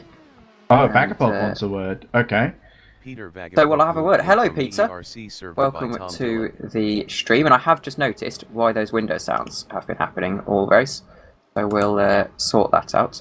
There you go. Oh, no, that's that sorted. And so hello, Peter. Talk us through your race so far, as I have just been given the colour code for race view. So we'll go through that momentarily. But talk us through your race, Peter. I think, Peter, your mic... We've stunned him into silence. I think what might happen here is Mumble's a bit different TeamSpeak. He might be barred from talking in this channel, which would be a bit awkward. You can't silence Season 1 EERC champion Peter Vagapov, Tom. There you go, Peter. I've unmuted you. You can speak now if you... Can you hear me? Yes, there we go. We can hear you fine now, Peter. Sorry about that. No worries about that. It happens. Mumble is a great voice connector. I've just noticed penalty being given to Oliver Hargitay, the number 46, into the points racing car. With no, that's AK's in that car at the moment. It's the other into the points entry, I think, that Hargitay drives for. There's a car retiring, which is Iodashi. Sorry about that, Peter. Race is still happening. I should let you explain your race, because you're doing really well. In the 33, Massimiliano is driving at the moment, of course. Yeah, and it seems like valet cars working really well together to put pressure on Iris. Yeah, to be honest with you, I didn't expect to be in this position. I honestly thought that München are gonna lead the whole pack since the start, but they got unlucky at the start of the race. Yeah, I think it was surprising for us to get a good position after the start, and we were just thinking maybe swap the positions with ballet guy, Fable, I think. I forgot his name. My teammate. Fabian Ballet, yes. Fabian, sorry, apologize for that. I'm quite nervous. And yeah, but unfortunately he made a mistake and we got like 11 seconds between each other. But what I have to say, Sven had a really impressive race pace that really shocked me. From the pole position start, I think, to the race leading. So he did a really good job. Great race for him, great stints for him. But unfortunately, there are some things that quite sad, especially the reporting Iris me about the code 80. That was really hilarious. I mean, I don't know. I mean, like Mercedes stuff from Formula 1. It feels like everyone's been telling a bit of misbehaving and telling each other off for the Code 80 infringements. It seems like a couple of the newer drivers and teams getting to grips with that, I think. Yeah, but anyways, everyone wants to just win and to get their rivals problems, so I understand their position. And what can I say? The race pace was amazing for us. And we did we wanted to make triple stint on mediums, but then there was a code 80 after our pit third time without changing the tires. Then we changed tires, and then we got really lucky to get good gap between me and Sven. But yeah, unfortunately I wasn't pushing too much because I wanted to finish the race. I haven't been racing endurance since, I don't know, since autumn maybe. So yeah, just I was very calm, trying to drive through the traffic as careful as possible, and yeah, here we are, Oh! P2. There's a car that's stuck on the inside there that I just noticed. I think it's one of the VMS cars at a turn 10, but it's at the white, so no drama there. Anyway, sorry, Peter. Anyways, thank you for reminding me. I think I will go now.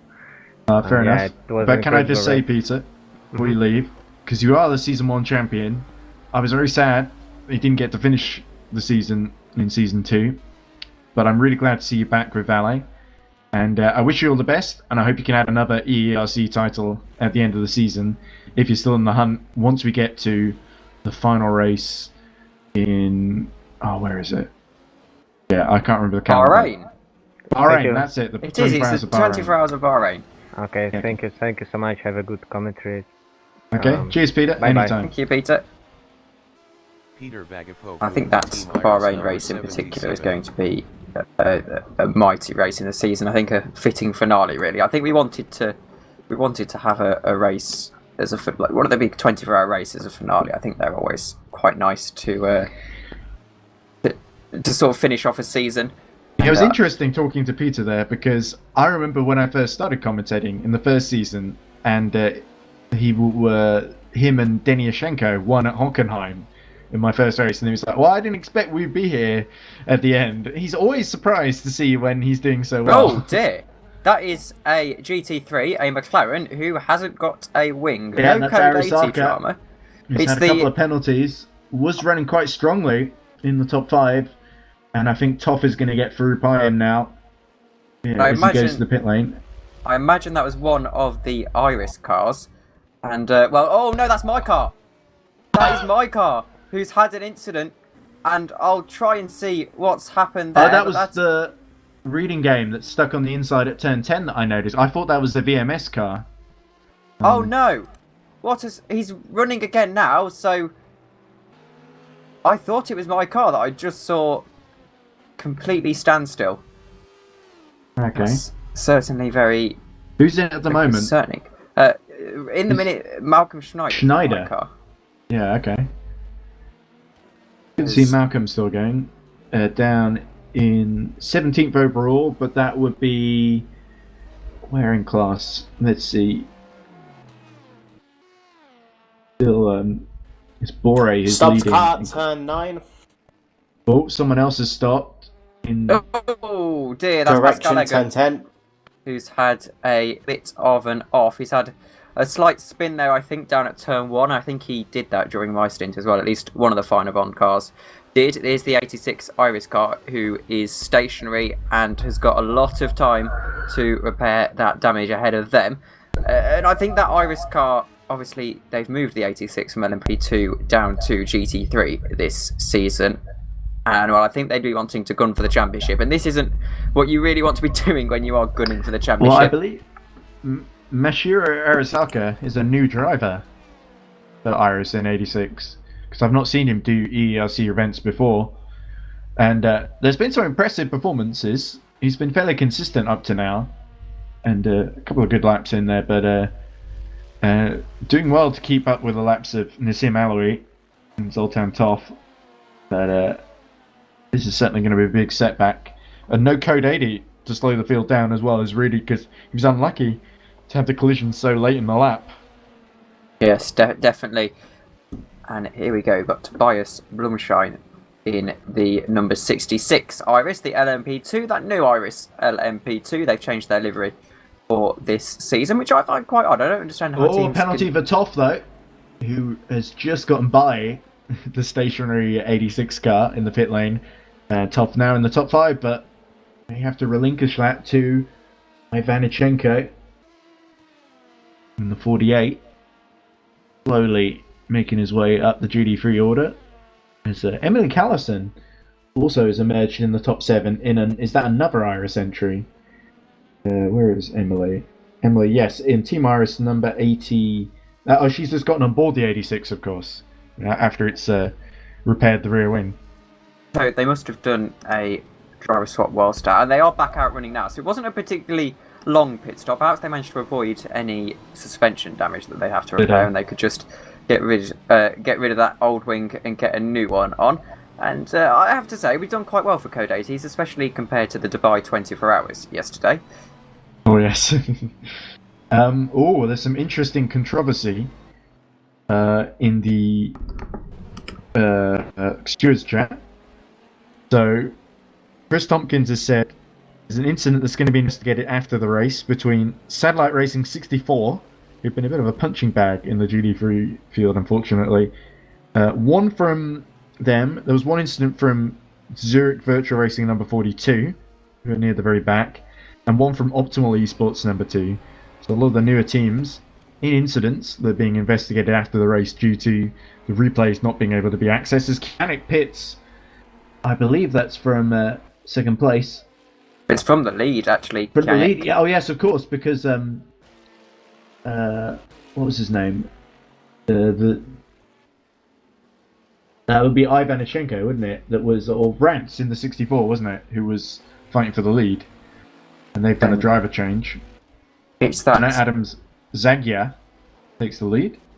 It's the Bentley in the lead. It's a very imposing looking car. Yeah, you wouldn't expect the Bentley to be the car of choice here. It's a proper GT car, in my opinion. The Bentley. It's just big. It's mean. Look at that it's kind in the of foreground. One of the Cerulean cars that's just spun there. The black and light blue livery, the LMP2 just spun off in the gravel. I believe it's been able to continue, but that was a frightening moment there into turn 4 and 5. It's this hairpin that's one of the most difficult corners on the track. Flores is driving rather well. She's got 39 seconds to the car ahead and trying to navigate past this Bentley, and the traffic here has been atrocious this afternoon, particularly with 40 plus cars around Catalunya. Oh dear, that's another one of the LMP ones trying to get around the Bentley. Not quite going to materialise as the Bentley does come into the pits now, so it's going to be interesting to see what happens here with the GT lead. Are they going to take tyres in that Bentley, or is Liam Rance going to take his lead back? So I was just reading Chris Tompkins' steward decision chat. So there was appeal from Eastwood Racing number 69, which has been denied because, as Chris Tompkins rightly points out, you've already served the penalty. So you can't appeal when you've already served the punishment. Decision number 36. Mugen Race number 21 will have 5 laps awarded to compensate for an R-factor bug. So, yeah, number 21 having really a nightmare day in LMP2. They did get up to 5th at one point, and then they got a penalty, which has let the likes of number 46, the Fringavon 137, get through. It's a Malotite at the wheel at the moment. Having served the penalty, is starting to close Fringavon back up. So the 21 will be one to watch as the race goes on. I have a feeling that with them being a lap down, victory is a bit remote, looking a bit remote for Mugen in LMP2. Certainly, second in LMP1, and they were leading in GT3 until they had to stop, but now Zagia has stopped. So the 64 of William Rance retakes the GT3 lead in that. Is this the team? Is this RVS? Isn't it? Is that I'm not new? Too sure, to be honest. I will concede that I haven't really done. Oh, it's Satellite Racing, of course. 64. I haven't particularly done my homework on this field. I kind of turned up, sorted out the broadcast, and did some laps. But other than that, I think it's been one of those races where you've had to get really, really lucky with your traffic. You can lose seconds and seconds at a time, no matter who the class is. Our GT3 cars can be held up by, of course, LMP1s, LMP2s. And the issue you've got as well is that the LMP2s will go to overtake a GT car, and then LMP1 will come and overtake both of them. So you can get a really, really difficult situation to be in. I think we've seen lots of traffic incidents today, and I think that's going to probably determine the outcome of this race in the end, especially around a circuit like Spain. Yeah, indeed. It is really just going to come down to strategy, especially in the final hour or so. Everything's really going to play out with the Code 80s and getting the field to last to the end, really. About making the least stops possible. And but certainly, the team that's in the best position and has been through most of the running is the number 11 of Coach Eric Academy. Eric Neef at the wheel currently. 30 seconds to the good, ahead of Novak. Here's a bit of a battle in GT3. It's that wounded Iris car, 2 seconds up the road from their next But didn't car. they repair the damage? They did. They've repaired the damage, but I imagine there's still a little bit of shadow damage going on there. Let's Yeah, have a well, Emily Callison doing her level best to keep the car in contention. As is that Toff just ahead. In the it'd be Ivanchenko in the 48. About 2 seconds up the road. But Emily Carlson's got what looks like an Aston Martin in the way. A potentially copyright infringing Aston Martin livery. I'm being a bit harsh, of course, in the colour scheme of the famous Gulf colours. But of course, every single sports car manufacturer seems to have ran a Gulf liveried car at some point in including time. Aston themselves in LMP1 and also in GDs as well. It was, of course, the LMP1 007 of the early 2010s, which I think is a very cool number for a car. Well, of course, there's meant to be more than one Aston Martin on the grid today. I only think there's one or two. The reading game did bring a number 27 car, but that had force feedback issues on the grid, so they had to retire before the race had even started. This is Carl Magnus Borre in the number 77 Iris car, leading in LMP2, 16 seconds to Massimiliano Rivoli behind. And this season, with these new regulations that mean that tyre strategy really plays a part, don't think that 16 seconds is an easy gap at all. If you've just put on a set of softs for a stint while you wait for your teammate to get into the car, 16 seconds is not a lot indeed, and that is really not going to be a lot now that Carl Magnus Borre is into the gravel, and he's done well to recover, in fairness to the Irish driver. And now Massimiliano Rivoli will have significantly less work to do. 10 seconds behind. Carl Magnus Borre is going to have a little bit of gravel on his tyres as well, so he's going to have to navigate that little issue. But I think he's back running safe and sound. That was really close. That was for Carl Magnus Borre. That was potentially race ending if he didn't think so quickly. Yeah, exactly. So a very scary heart and mouth moment there for the 77. They've had a few of those actually. I've now finally decided to get off Parsec because my headache from the echoes was starting to do my head in. So I've decided just to watch now rather than control the cameras. Especially you around, Tom. Sounds like the dog needs attention. Yes, I apologise about that. I hoped that my microphone had done the thing where it cuts that out, but this is the issue. It's not very loud. I've had a similar issue as well, actually. I think there's been no doubt people closing doors in the background. My mic has picked up. I decided to buy a new mic because people were complaining about my current one sounding like talking to a potato or a phone or something, which is annoying because I paid it. Well, I got this as a birthday present, actually, this mic, so I didn't actually pay anything for it. But Toff has decided to pit now. I presume to serve that penalty in the number 16. And it's actually Jose Frederic Soto now in that car. In the P1, yes, but I was thinking in the GD3. Oh, right. They're both stopping at the same time, yes. Sorry, that messed with my head because I was watching a GT3 come into the pits, so that's my bad. But yes, Christian Toff is into the pits in the Aston Martin. That was the IKEA car, the blue and yellow one, also pitting, but I wasn't sure. I think that must be one of the back markers in GD3. As Callison continues to be 1.5 seconds behind Ivanchenko. No, it's Ivanichenko. I'm missing the I there. The extra I, as we see the Fring of Bond taking the widest line possible into turn 10 as it looks to lap the number 48. And Callison looking like she wants a piece of the action here in the 86. This is really helping the number 86 get that gap down. This is what happened to me, actually. This has happened to a lot of drivers. It has, yeah. Needing that last couple of seconds, and a faster car comes and does it for you, which is very handy indeed. It can really swing the pendulum if you get traffic at like just the wrong place at the last sector as well. Especially the last sector because it's so narrow, but it can happen in sector 2 as well. Don't be deceived though, 0.6 seconds is quite a gap in the GT field. It's certainly not within slipstream range. Now, that dirty air kicked up Callison by the really going to the McLaren. inside of turn 3. Let's hope the tyres can take that. It seems like they can, so she's a duck out of the slips. Oh, because there's an Iris coming through in LMP2. Was that P1? Doesn't matter. And here we It's go faster then. either way. This But is now, going to be the move you have to feel, perhaps down into the next hairpin. Emily Callison is going to Yeah. have a think the about leader it. in LMP2 pits, Carl Magnus Bore. So Riboli will come back into the lead. The Valet are going to go back into 1-2 position here. Callison has a Bias think. Blumshine, I think, will go through as well, because he's only 9 seconds down as well. So Callison's thought about the move there for a hot second, and then decided against it. And now it's just going to be a matter of biding Oh, look at time. that. You can see, there we go, onto the curbing. And now Emily Callison is going to have a real run down into the new hairpin.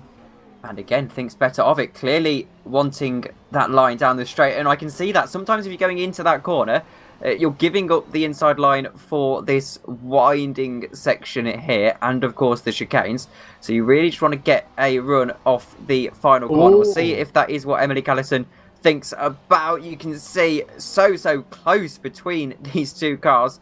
They're both McLarens though, We which just is saw good. an interesting message in the LMP2 battle. Bore, who just pit, has been given a penalty as Blumshine now pits and makes his own stop. So Carl Magnus Bore was leading by a pretty decent margin over Valet number 33. Now finds himself potentially in trouble again. And to make up for lost time as Callison continues to close on the 6th position, Ivanichenko. Hounding and hounding Ivanichenko. And that's a name you can't say 3 times fast. And Can't well, I remember think what that- team he drives for as well. I think it's Into the Points. Here we go in LMP2, just spoiling the party a little bit. Perhaps going to give Emily Callison a bit of a run down into the next left-hander. Callison has to concede a little bit of time. Pardon me, 3/10 of a second. That gap now. Pardon me again. Yeah. And Toff it's- is pitting in LMP1, as is Evers in LMP2. Emil Evers is not going to be a threat to Blumshine, and Toff is emerged just behind Oliver Hargitay in the number 8. Number So- 22's progress is really being it's being a bit stunted, isn't it? With it being a lap down, it's starting to drop out of that lead battle. It's turning into a 3-horse race there. But Callison certainly taking some interesting lines here. She's certainly a driver that's been really consistent and has had lots of interesting drives where she's best finish I think was 4th in LMP2 at Korea last season. So she certainly had her starring moments, but certainly a few crashes here and there and a few difficult to handle cars that she's ended up inheriting. But she's always been a little bit of a star out there on the track, and I think Pavlo Ivanichenko, yeah, Into the Points number 48, I did remember that correctly. It's usually they have a 40 number, like 46 or 48. I think there might also be a 47 entry somewhere, but perhaps not in this field. As Callison goes really deep on the brakes and dear. just avoids the back of Ivanichenko, so almost a little bit of a lock up there, but so lucky not to hit the back, so she will lose a little bit of time. But it's could have been a lot worse there. There's a Riboli pits from the lead in LMP2.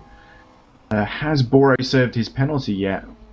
Trying to look at the stewards chat, see if any kind of communication on that. Here's the other valet, and I wonder what the strategy is for Fabian Ballet. And, well, you have to feel that perhaps at this stage it's just double stinting mediums to the end. I'd imagine if everyone is strictly on the planned strategy, they'd be about to do their next double stint of tyres, perhaps with a set of softs as a bit of a... And Bore's coming in to run to serve the the end. penalty then, so... very much compromises. The 77's definitely going to come up behind the 33 and possibly behind the 32 as well. So, Valet have gone from... It's like I said earlier, they've strategically been playing it well because the 33 and the 32 have not been fighting each other at all. They've just been they were quite close together early on. They were like, let's just stay in formation. And I think, like Peter Vagabov said, the 32 had a little bit of trouble, which let the 33 through into the leading position. So I think the 33 now has got an excellent opportunity to win the first race of the season. There's a collision in the background between an LMP2 and a GT3 as they hit the pit wall. That's one of the Fringer Bond cars, I think, Tom. Yes, I apologise. My parsec was being a bit laggy there. I didn't see I any know of the that. feeling. And Yeah, there was a yellow flag in sector 3 though. I didn't quite see who it was because it was such a long distance shot. As Callison has come back into the pits, it may have been the 137 of Eggert actually in LMP1, not the LMP2s. But Let's hard to say. have a ride on board, see if we can gauge whether there's much wrong. Oh, nice with camera angle. Pascal Eggert, as Yeah, there he's coming clearly into is the something pits wrong. then. So Well, he's come back to the pits very quickly. It might not have been him. But I'm surprised we didn't have a code 80 there because that was a big crash at the last corner where I think one of the LMP1s or LMP2s was trying to lap a GT3 and just got it wrong there. It could have actually been Callison there going back into the pits. as I don't know if anyone in the chat has been catching up with any of it whilst I've been driving, but the Le Mans Virtual is, of course, going on as we speak. I just thought I'd have a little bit Eric of a check. Neef in the race lead, just lapping Liam Rance in the GT3 lead. As I have to say, when you're in the lead of a race, or you're perhaps chasing down the lead of the race, it does become a lot more nervy to overtake people, as I found out at Spa, as I got a Discord message from Chris Tompkins. Oh, was that be Chris telling you to turn off the mumble thing like you did? Because I didn't know that was happening. I thought that was my end and not the stream PC's end. I've turned off all the mumble sounds, so there shouldn't be many. Yeah, many so going Eric on. Neef is 40 seconds to the good, ahead of Novak in the number 29 Bottling Motorsport car. As we look at Callison, is rejoined, but 2 laps down. That was Ivanichenko pits in response to Callison. Let's see, has the undercut worked for Well, Callison? I think Callison may have been in an incident, and that was why she had to pit. As Ballet pits from the lead in LMP2, so Riboli is now going to inherit the lead. I think Bore has actually done enough, as Blumshamp is actually right behind Bore, his teammate in the Irish team. So they didn't fight too hard there. Attention all drivers, we come to code 80 in 10 there is going to be a seconds. code 80, and So we don't something's really, happened on track then. we don't really know why. 5, 4, 3, 2, 1. Clearly someone Code with a 80, steering code issue 80. then. Is we've gone to code 80. We'll have a quick... Oh, that might be the reason. Oh, Novak! Novak in trouble then on the out. Where is this? This is the out just next to turn 10, isn't it? And he's got no revs. That car is either dead or in a very precarious situation. I'd hazard a So guess Valet- a little bit of both. Looks like their chances of victory in LMP1 have gone as And he's Martin retired. Novak comes to He's grief. out of the race now. Martin That could be the Novak. end of the code 82, as there's only a couple that have pit under it. Oh, no. There's someone missing a rear wing. That's Van der Sand's car with somebody else at the wheel, I think.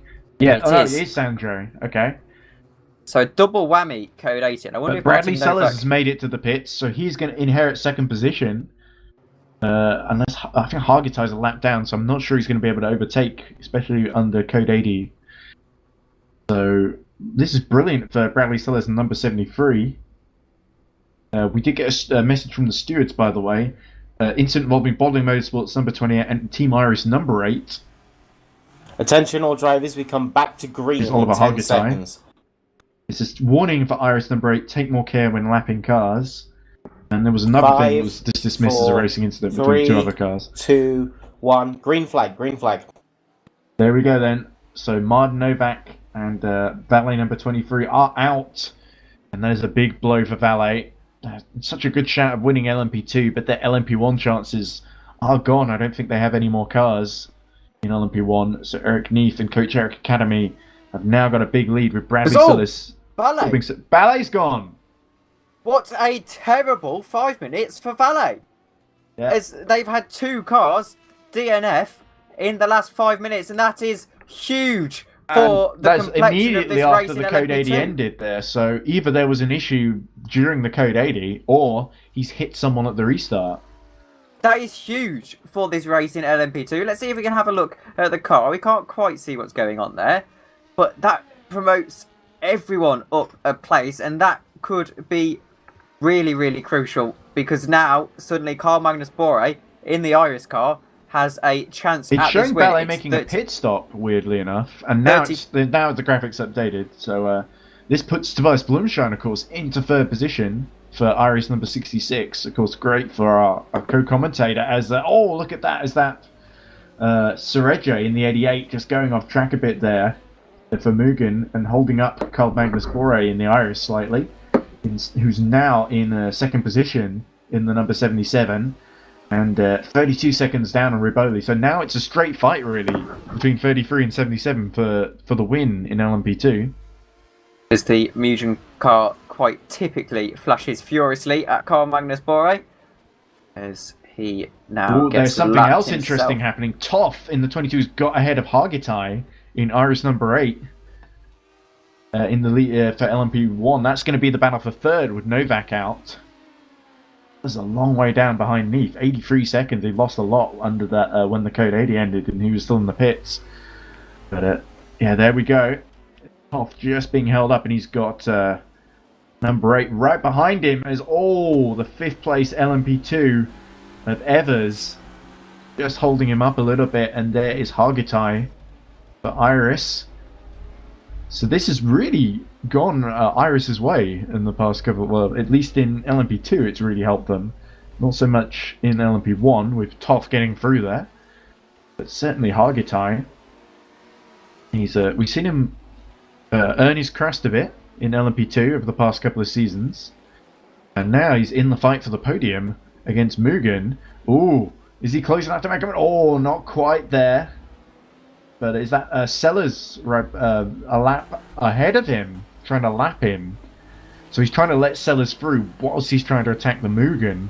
So if Oliver Hargitai's smart here, he'll stay in the wheel tracks of Bradley Sellers when Toff has to get out of the way here. Incredible, the LMP1 field have lapped everyone apart from 2nd place.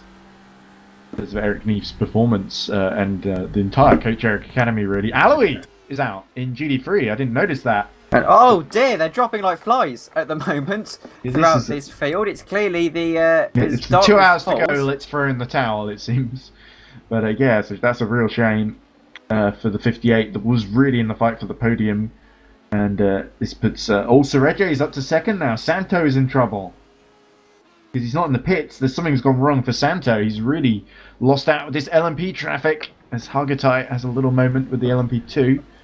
I'll have to see what happened to Santo though, because he's really losing time to Adam Serege.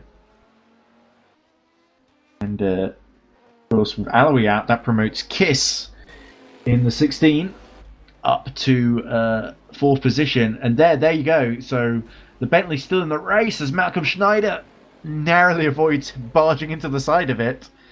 A much better driver than me. I wouldn't have been able to avoid that contact there. But the Bentley in a bit of trouble and losing a place. So, but still, the 64, Liam Rance has got a 47-second gap to Serege. So the 88 really needing a bit of good luck in the last 2 hours if they want to win this one. So, yeah, the main fight really is LMP2. I think Bore is going to be going like crazy to catch Riboli in this stint. 36 seconds down at the moment, so Riboli's been pretty masterfully. Valet have really, despite losing a car, I think they're still in with a brilliant chance to win in LMP2. It's such a shame that they've lost 2 cars so quickly in 2 different classes. And there he goes for the move. Oliver Hargitai had a bit of a think about it. No, he had to think about it, and the car ahead of him was held up by that LMP2. So Oliver decided to have a little bit of a go it didn't quite happen, but it certainly told Zoltan Toff that Oliver is right on his toes. This is what we're talking about I've the been traffic. very impressed by the crew of the Iris number 8 because they really fought tooth and nail with the Mugen throughout this race, as we see him lapping the place, the Zegronovev, who they're just lapping there. Novak continues to fall down the LMP1 order. Of course, Pascal Eggert in the 137 is now 5th, which is great news for him, even though he's a lap down on Hargitai. Let's have a little bit of a ride on board with Oliver Hargitai. See if he can. I find this angle a little bit. It get a nice shot of the helmet, but I find it doesn't give a good shot of what's ahead because it's sort of angled quite weirdly with the roof in the way. As Neef is continuing to be serviced in the pit, so Sellers is going to come out quite close, I think. But of course, he pit partially under code 80, so I wouldn't be surprised if he still has come out ahead. But where is Eric Neef in the order? So I have some word on what may have happened to that valet car as we still ride on board with Oliver Hargitai as he goes to break the slipstream to Zolt and Toff. And I don't think he need do that just yet, as I think Hargitai is quite far back. But Lorenzo Di Enegadillo, as I don't think that's quite how his name is supposed to be pronounced, but the Aether team manager, who actually, Aether being the only team I've ever won a race with in sim racing. Oh. They've reported one of the Val LMP1s for not being in the Mumble channel. Well, the Valley LMP1 is out, so... Well, this might be why they're out, because apparently they killed the Aether car when they were P2. So that would explain why they were facing the wrong way on the runoff at turn 10. He's partial. That would probably explain a lot about... Did we see the Aether car? I haven't seen much of the Aether car, actually, today. I have not seen it. Which one is that? What number are they? They might... Oh, is that Armengol? It might be. 37. I've seen Armengol spinning it a few times, but... I have a slight feeling. Let me check the confirmed teams, and we'll get you back. Get back yellow to in the final sector. But that's cleared now. So Reggie is actually dropped back behind Santo now in GT3 battle, as Rance has really grown the gap now, so Santo and Sergio trading mistakes in the traffic and letting the 64 get away with this. What would they call Planetarium Motorsports or something? Hard to remember all these team names when they change every other race. It's the number 58 that's the car in question. So the one that this driven one by Alloy and that's they're out retired, of the the race. EFA Racing team. Yeah, Yes, I didn't recognise it from the way you said it there. Yes, well, I'll be honest. I was trying to sound like I knew the pronunciation. I was really just taking a bit of a guess. You think But you're driven for the team, but you don't know how to pronounce the team name. Well, in fairness, it was a 3 hours of Le Mans event on R Factor 1 that I was called into a couple of hours before the race, so I hadn't driven the game for a very long time. So to say I drove for them would be a bit of an exaggeration, but... So the big battles really is Sergio and Santo fighting over second in GT3, and then you've got Hargitai and Toff battling for third in LMP1. Oliver Hargitai gamely pressing on to keep Zoltan Toff in sight. I'm probably going to have to leave quite soon to eat dinner, but it shouldn't be too long as we look at Ruboli. Continuing in the lead of LMP2, 41 seconds ahead of Boré. Because we should have Josh returning soon, I believe. Oh, that's good news. In the next 20 minutes or so, if I'm correct. So it's all kicking off in the Discord channel, actually. Of course, you can join Discord. All of the relevant links are on... It's always kicking off. There's always some nonsense going on. On EERC.info, which is a domain name, actually. You can go and join and you can have a little bit of a look. It's a bit out of date now, we'll concede, but the Discord should still be on almost there. within a second now of Toff in the battle for third in LMP1, as we look at Ruboli continuing to circulate in LMP2. Neef has started to cut the gap to Sellers, of course. Sellers having not pit yet in this stint. Probably, letting the rear step out a little bit at turn 9, but collecting it well as the Fringavond also goes off in the 444. Nick Homewood, our fellow race director, has gotten up to 7th. He is a long way down on Emily Callison, who's only 24 seconds behind Ivan Nichenko. I definitely think the 86, so that wasn't a scheduled pit stop that they made because they clearly didn't jump the 48 into the points car.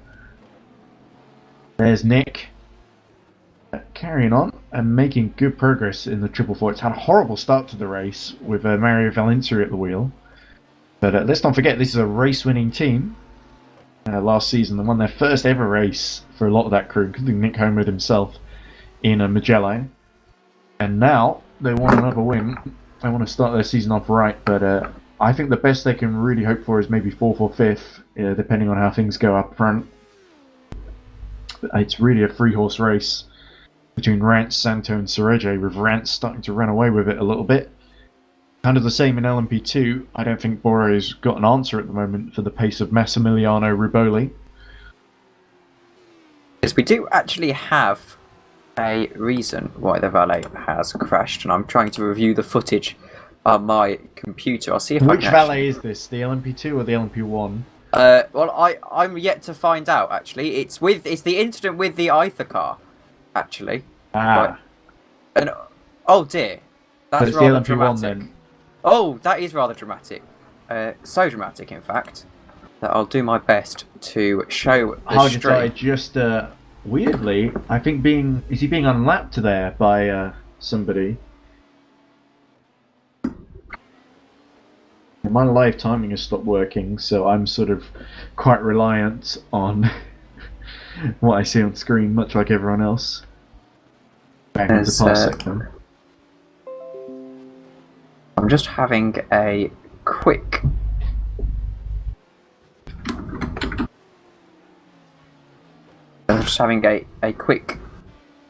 look if I can get that replay up of the valet car, as I've been sent the video, so I think we might as well. As my Parsec crashes, I think that might be I'm still in it. But there we go. It was just a bit of a hiccup momentarily there. I've messed up all of my OBS scenes, so that's not very ideal. Yeah, so I'll commentate on the little tiny screen that still works on the program window. So it looks like Hargitai is still running 4th, starting to drop behind the Mugen, number 22, driven of course by Hives.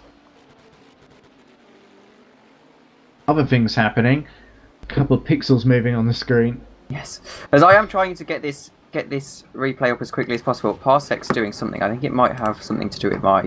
Is it me being in there? Maybe that's sort of the problem. I'll disconnect again. It could perhaps be that. Yeah, I'm gone. Go. So it's sorted. That was my bad. I was trying to see, because I knew you were doing a replay. I was trying to see if I could get a better view of what was going on. But we can actually. The joys of screen sharing, ladies and gentlemen. So, yeah, unfortunately my live timing has gone down, and so is the actual screen, because of this. This is why we never bother with replays before, because it always ends in tragedy. In tears. It and does. Darkness, yeah, because it's just so bloody complicated. It is very complicated. This is not your typical replay, in all fairness. It's actually just a video from the thing. We'll put that in the source as well. And let's see. There's a video that's been sent by someone, okay. Does this do it? So, let's go to there the we go. replay. Yes. There we go. Okay. We've got it sorted. And, well, here's what happened. So this was the Ether car, and you can see the valet car. There's that alloy in. Oh, so it's come to a stop. There's been some kind of issue for the number 58, driven by Nassim Alawi. And is that the LMP1 that's come and hit it? And his sellers we're looking at, showing his speed. Who's this doing the replay? Because they're clearly. It's footage from the race director himself. So, that's Novak. Yeah, so Novak just hit the back. I did think that was weird. That wasn't turn 10. That was actually the pit exit that he was stranded on. So there you go. Is Alawi going to be in trouble for that? Because it almost looked like that wasn't his fault. That the car just kind of died on the main straight. It was code 80 at the time. Oh, so he was flying for the code 80, and yes, the LMP1 didn't react. Didn't see it, so they unintentionally made the code 80 a bit longer. The plot thickens, as apparently he was not in Mumble. So And for Alloy those, wasn't. no, the valet driver, Martin Novak. So apparently, as well. In fact, I should mention to the stream, as I don't think there's many people who aren't driving watching the stream. However, I don't think there's many people watching the stream. Period. That long black screen. Yes. we have. It wasn't actually a long black screen. We were in studio mode, so they could watch the race all the while. I'm not seeing what they're seeing. But yes, as I think we'll do a bit of an hourly update, if you don't mind. As we're seeing a battle for the lead in LMP1 as Neve has finally caught up to Sellers, who's going quite slowly. We don't have the driver box on the bottom, so we don't know who we're on board with at the moment. All the helmets look the same, pretty much. Here we go, Eric Neve. Yes, 1.3 now behind Bradley Sellers, so this could be an absolutely crucial move. Neve on the fresher tyres. I hate this angle, to be honest, because you've got the timing on the left, and you see as little of the track as possible with the cockpit. I sort of preferred the onboard angle I was using earlier, but never mind. I guess this one's more artsy. Works better with an open wheeler, I find. But anyway, we'll press on. Well, I think actually this is what you've chosen, Tom, so we'll have to stick with it. Yeah, this is actually the angle that they would use in the real world most of the time. As oh dear, that's certainly not ideal. As my parsecs just completely crashed on me. Okay, so, we're still watching. So Sellers, I am back in. Continuing to lead, but being closed rapidly by Eric Neve as they go through the final corner. Bradley Sellers in the older tyres. What can he do in the black, white, and rainbow liveried car? Is that an interesting sponsor on the rear fin that I've noticed? As it gets dark, and I can only see it when the headlights of Neve and the Coach Eric Academy car are illuminating as Hargitay pits from third, which lets Toff through into the top three. That's still a lap down, so the 22 is not in this fight for victory that Sellers and Neve are participating in quite vividly, as you can see. Santo and Sergio are not far apart either. Santo having, I think, allowed Sergio to close up on him again. Yellow in the first sector cleared. So here we go then. This is finally the battle. It's going to come to a head with 1 hour and 55 Yeah, we've minutes lost the tower, to go Tom. in this race. We have lost the tower because it was obstructing our view of the battle. And now, let's have a look. Eric Neve going down into the hairpin decides not to make the move. We got some GT3s in the way coming up, so... Oh, there we go! And he immediately gets held up by the IKEA liveried car, which is the... I can't remember what number it is. And that is a huge mistake for the leader, and they make a bit of contact into the chicane. Find a way through. And now Neath will be having a look down into turn one, and it's 0.5 of a second that gap. I don't think Slipstream is that powerful here. To be fair, it was a bit of an opportunist move, to say the least, from Eric Neath, as I think it's... That all happened because Bradley was held up, and there we go, passing the GT3 class leader.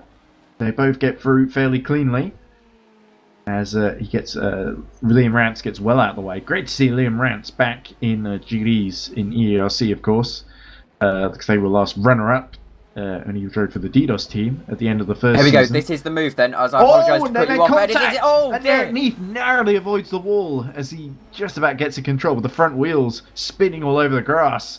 But he's not done with Bradley Sellers yet. They clear the LMP2. These two, they're miles ahead of everyone else. They're at least a lap ahead of the next car, being Toff in the 22 Mugen. So Eric Neath is going to throw the kitchen sink at Bradley Sellers, and Bradley Sellers on the older tyres. It's really a matter of holding him up and hoping it pays off later on, or that there's a code 80 that plays into his hands here. But here we go, looking up the inside again, and Bradley Sellers sees it coming here. He's been really battling hard the whole race, it must be said, with various drivers. Now, Coach Eric Academy have had things pretty much their own way, suddenly finding a massive roadblock in the form of the number 73. As this is going to be the move now, down into turn one. It's 0.2 of a second. Well, I think he might have the overspeed. Perhaps this is going to be a bit of a dive into turn one. It's going to be 3 wide with the other Coach Eric Academy car. Down into turn one, he breaks as late as Bradley Sellers turns in almost across the bow. And there's of so the much number 11. There's so much contact with the Brit that you'd think his rival was Dutch, and it's just 3 times now they've come together. He's really, Well, let's really not make aggressive. stereotypes about the Dutch. There is no Dutch race later on, but there are a few other Dutch drivers in this field. It's more of a Max Verstappen reference, He's to looking be at honest. the inside into... Oh, that must be Sayat. Yes, it is Sayat, turn 4. And here we go, the 5-6 chicane. It's 6-7. It is 6-7, sorry. And Eric Neef has a little twitch on as he in the wake of Bradley Sellers. They will have another LMP2, and every car they clear, Eric Neef is thinking that's an opportunity lost to clear Bradley Sellers in this crucial stint. Of course, it's not the end of the world because Bradley Sellers is going to have to pit fairly soon, isn't he? He's on a slightly different strategy, having pit under the previous Code 80. Look at this traffic, Tom. This is the big opportunity now for Eric Neef as he goes for the outside of the chicane. Oh, and he's goes finally through. got Beautiful opportunistic move there with the Aston Martin just blocking. Oh, Bradley no! said, "Oh, That's even more dramatic. And the VMS car hits the inside of the pit wall, and he's We're not going anywhere though, because there's still a battle going on here. Bradley Sellers, despite the tyres, is going to have a go around the outside, and that could be even more as impressive than the move. Oh, there's more contact. Oh, nice try, but the 73 had great speed. I think Neef was maybe a little bit put off by the car crashing in the background behind them, but yeah, Sellers really went full throttle there and almost managed to pull it off, but was sort of on the wrong line there on the outside and didn't really have anywhere to go. So great driving by Eric Neef there, and Coach Eric Academy retakes the lead, but not without some difficulty. Bradley Sellers made it as hard as he could there. Certainly a brilliant 10 minutes or so of racing. And we've got another battle in GT3 there, so you don't get to do your... I guess you can do your summary now of the race more than halfway through, but Adam Serege is within a second, I think, of Santo as they fight for the second place. Really, it's these two fighting each other that has really allowed Liam Rance to run away with things in the 64 and Satellite Motorsport, Satellite Esports or Satellite Motorsport. I can't. Satellite something or other in the 64. Are really running away with this now as Arnage with Laszlo Santo at the wheel of the Bentley really fighting to hold on to second. They've really made the most of that Bentley and got it up into a position that really it shouldn't be in, as Fabian Ballet continues to be stuck in the pits. That's all good as auto director, isn't it? No, it wasn't actually. It was as I was clicking on Adam Serege, there was a bit of a delay in it to switch to Fabian Ballet because they just overtook I've had him. that same issue as Sellers continues to be right behind Neef. Will let you know if he gets back in front, but for now I think Neef is going to start to pull away on his fresher tyres as Zagronev decides to visit the pit lane. Reggie to put pressure on. Crucial for Mugen to get into the top 2 here, because really to finish behind the Bentley would be a bit a bit embarrassing for Mugen. It's a car driven by a very, very good driver, but the Bentley isn't renowned for its performance. It is the 2020 version. As you can see, the pit stops flash up on the overlay. Look at the fuel mileage of the GT3 cars. Santo and the Bentley's only stopped once, as is Kiss in the McLaren, number 16. I think that might be slightly skewed, because I refuse to believe they've done 4 hours on one stop. Might be only one scheduled stop, perhaps, for fuel and tyres. It might be messed up with the drivers, come to think of it. Ah, that could be it. Well, that would explain a lot, as Sellers now 3.5 seconds behind Neef. Now might be a good point to pit for the number 73 car. Of course. They haven't pit already. I have a feeling that the 73, if the 22 Toff can continue to set competitive lap times with the leaders, then I think Sellers could be fighting to hold on to second rather than holding on to the trying to fight Eric Neef for the lead. Serege, he's still a little bit too far back, and the Bentley has too much grunt really for that Mugen to as a Santo really gets it wrong into the first corner, which lets Serege close right back in again as they have to let the 2 LMPs get past them. Are they having a little battle there? could be, although it might be a different lap because looking through my timing screen, I don't see. Yeah, so that's the Ring of Honor lapping one of the colourful liveries, whose team name I can't identify. One of the new teams, I think. As Blumshine is catching up to Carl Magnus Bore. Oh, that is interesting. And it certainly speaks highly of Tobias's performance in this race. Still running in the top 3 on merit now that line number 32 has made a mistake, is out of the picture. Of course. That's what happens when you're not on mumble. You mumble it into the back of a GD3 car and take yourself both out of the race. Actually, they've just proven, the Valet team, that Martin Novak was on mumble. Okay. The incident occurred. So it could be my new touring car signing, the Sim Alloy, who's in trouble then for slowing down in front of him. So he was in mumble. He didn't hear the code 80 call. That's what we certainly know. The incident happened at 1 minute past 8 o'clock. Not 8 o'clock. 1 minute We're past. Not at 8. It's 18. Sorry, the 2 screenshots I've got are from 2 completely different time zones, so it was a bit confusing. So it happened at 1 minute past 5, I believe, or 1 minute past 6. One of the two. 1 minute past 6. I'll go with because it was quite close, wasn't it?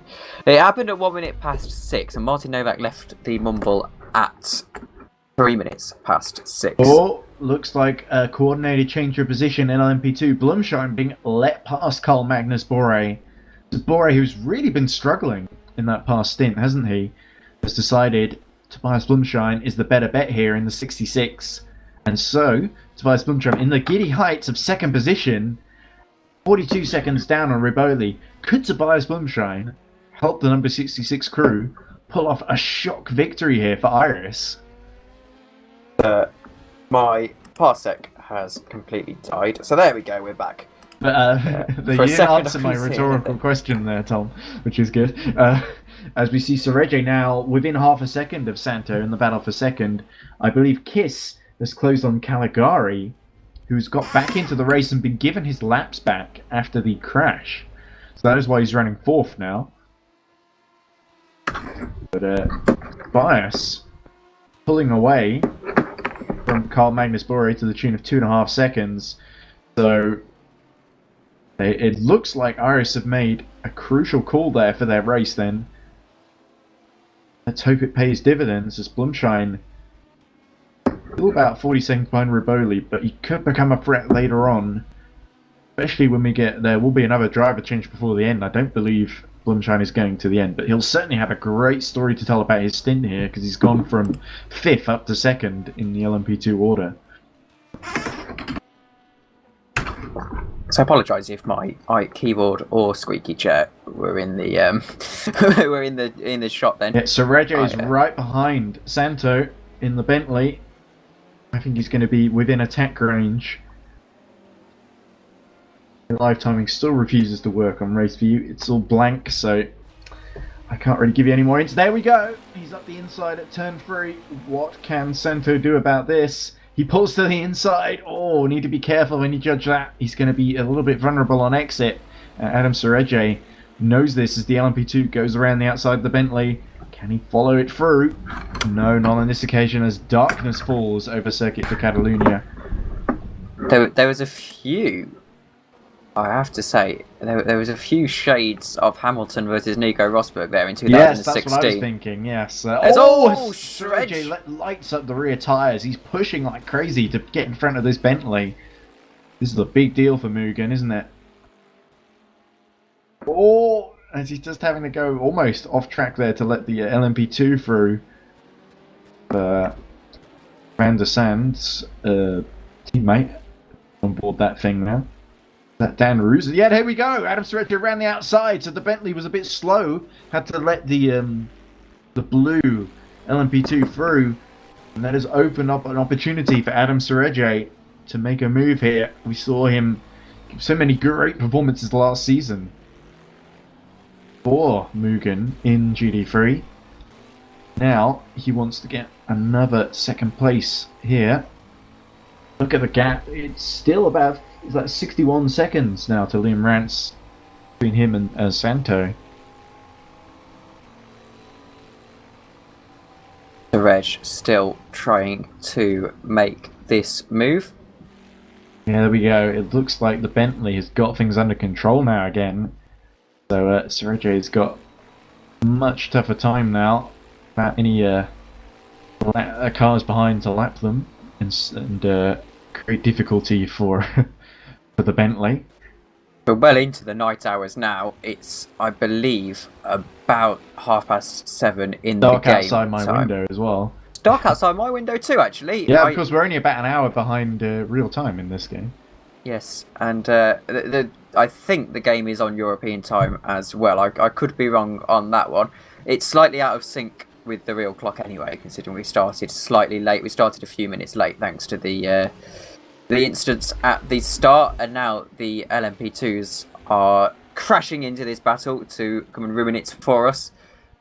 So, see Santo still under pressure from that Musion car.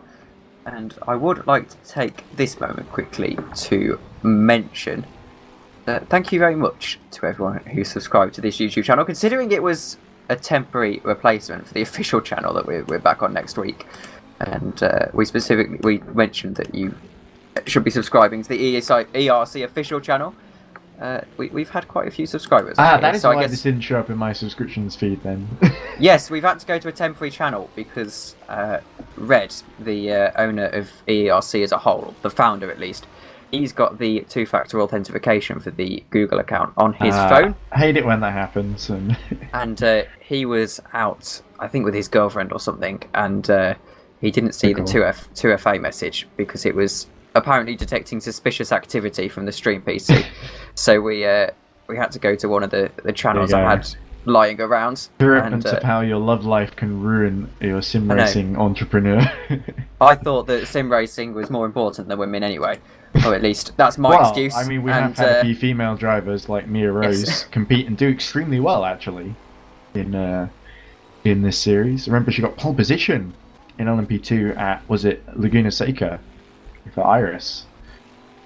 Certainly, it's not the case that women in sim racing don't mix. We shouldn't take the neckbeard view as we look at Sergej rapidly closing back in on the Bentley, which really struggles through that fast chicane, doesn't it? It's these fast corners where the Bentley is really good on the straights and pretty handy through the hairpins and the tight corners, but it's the fast corners, I think, where the Bentley can't quite hold on.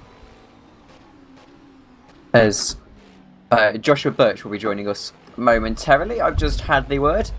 So we still wait for this battle. Hopefully they do a bit of an overtake for you before he rejoins. Yeah. Right, I'm being called down for dinner now, so I'm unfortunately going to have to leave you to this battle, to watch this battle on your own until Joshua shows up. So, that's absolutely fine.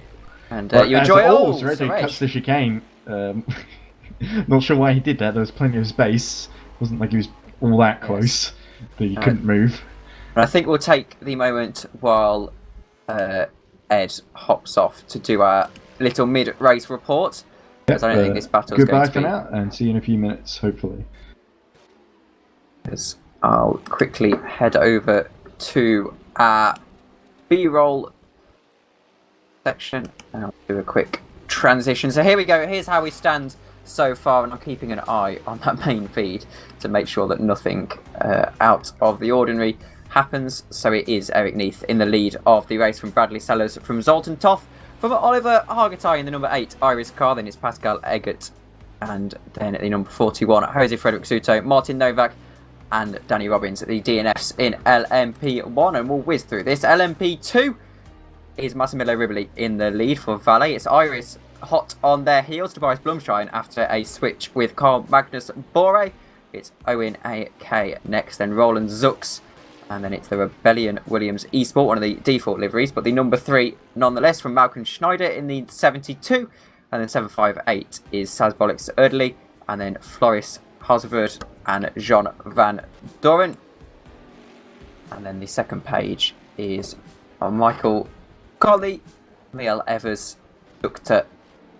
The number 259, the number 2, the number 42, the number 69, and then of course the DNFs, and they're all DNF'd So as for GT3, it's Liam Rance from Laszlo Santo, from Adam Surej, from Will Caligari, from Tibor Kiss, from the number 48, from the number 86, from the number 37, the number 444, and the number 127. Rounding out the points, then the rest are DNF. So let's head back to the circuit to see it pretty line of stern as it was, and we're waiting for Josh to have his mumble ready. So I think he's just having a few issues loading in. He's a bit of an Iron Man, Joshua Birch. He's just had a show that he was presenting, and he's immediately come to catch the last hour and a half of the race here, as we're well into the night hours here in the Barcelona 6 hours in EERC, of course on R Factor 2. And if you are one of the very few returning subscribers of this YouTube channel, you're wondering why on earth we're broadcasting R Factor 2, a random R Factor 2 Endurance League, then it is because the main YouTube channel, as we were just explaining, has had a few issues. So I suppose we'll be back to regular programming soon. But if you do like what you're seeing here, of course, there's a full season of this racing over on the EERC official YouTube channel, which is linked in the description. And people who I'm sure will be loving to see this race continue long into the night is Adam Surej and Laszlo Santo, as Laszlo Santo is really under pressure now from the Mugen car. Of course, Mugen being dominant in this championship over the last 2 years. The ERC Endurance Championship started in 2020. Of course, we've also now got British touring cars and the Formula E Championship. As you can now see, Adam Surej really close. It's almost like he's as close as he ever was from Laszlo Santo. 0.2 of a second, perhaps down into turn 1. This could finally be the move. That McLaren just doesn't quite have the overspeed on the Bentley down into turn 1. As defensive as he likes, Laszlo Santo, he's making his GT car very wide. There's almost contact down through the snaking turn 3. And it seems to be attack evaded from Laszlo Santo, though he still has to go defensive. And now perhaps the McLaren's going to go for a move down into the Hamilton-Rosberg corner. Not quite going to materialise. And I think it's going to be line of stern for another lap.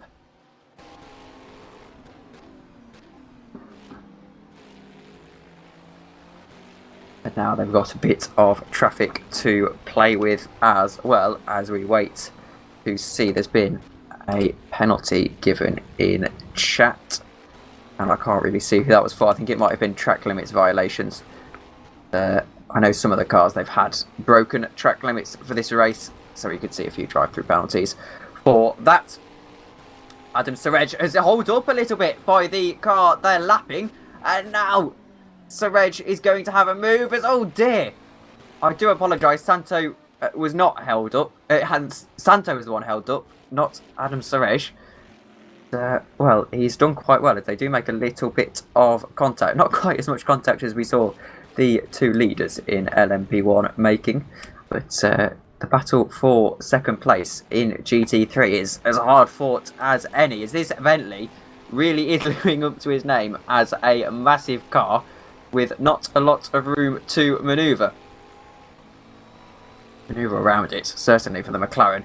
As you think that the lighter, the more nimble, the perhaps with a little bit more downforce, that McLaren would just be faster, but Laszlo Santo is driving like his life depends on it, and it's very impressive to look at indeed. One of the more talented drivers in the field, I would argue, and you can see just how tender he has to be on the throttle. Adam Surej through that long winding right-hander of turn 3 down into turn 4.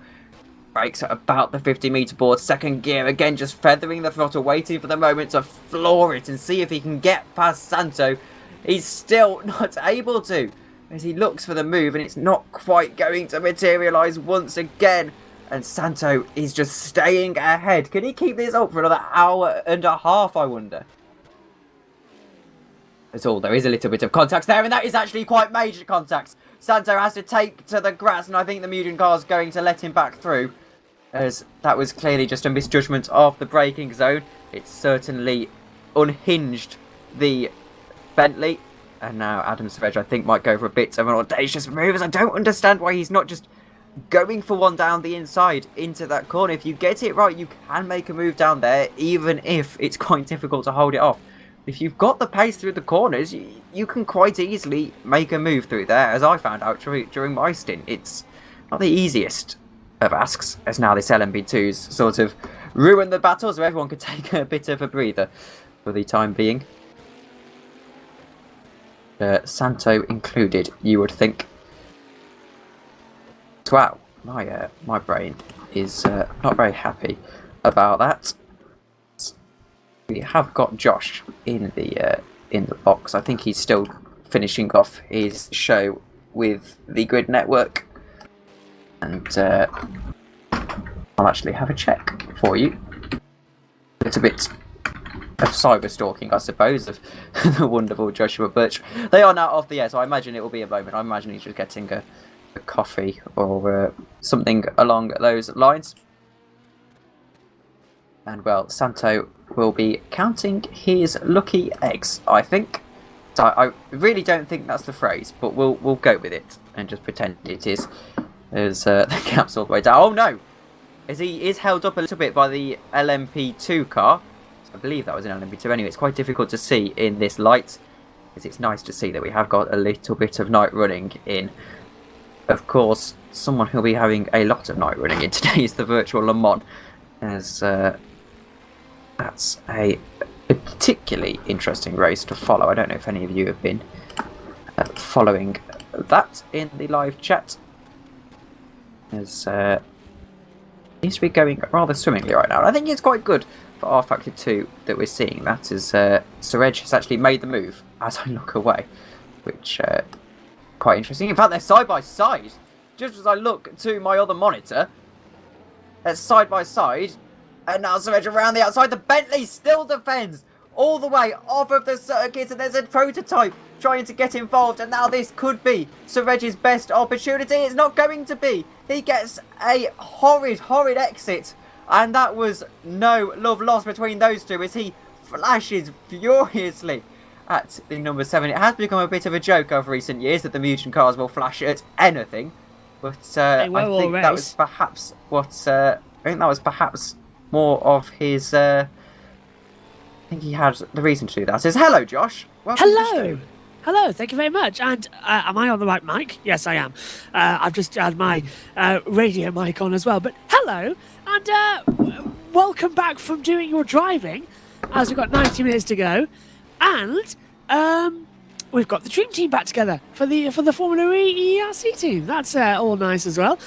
How did you find driving then earlier on? Because obviously I've missed a part of it. I know that we've had a dramatic retirement from the front running of LMP1 as well. But how did you find driving in LMP2, Tom?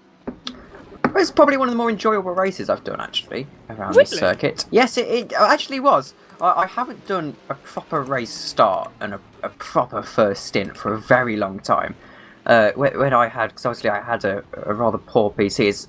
I'm going to apologise a second. This battle's really raging on. We should probably focus on that, as it's 3 wide. And, whoa! Adam Suraj really going for a dive bomb there around the outside.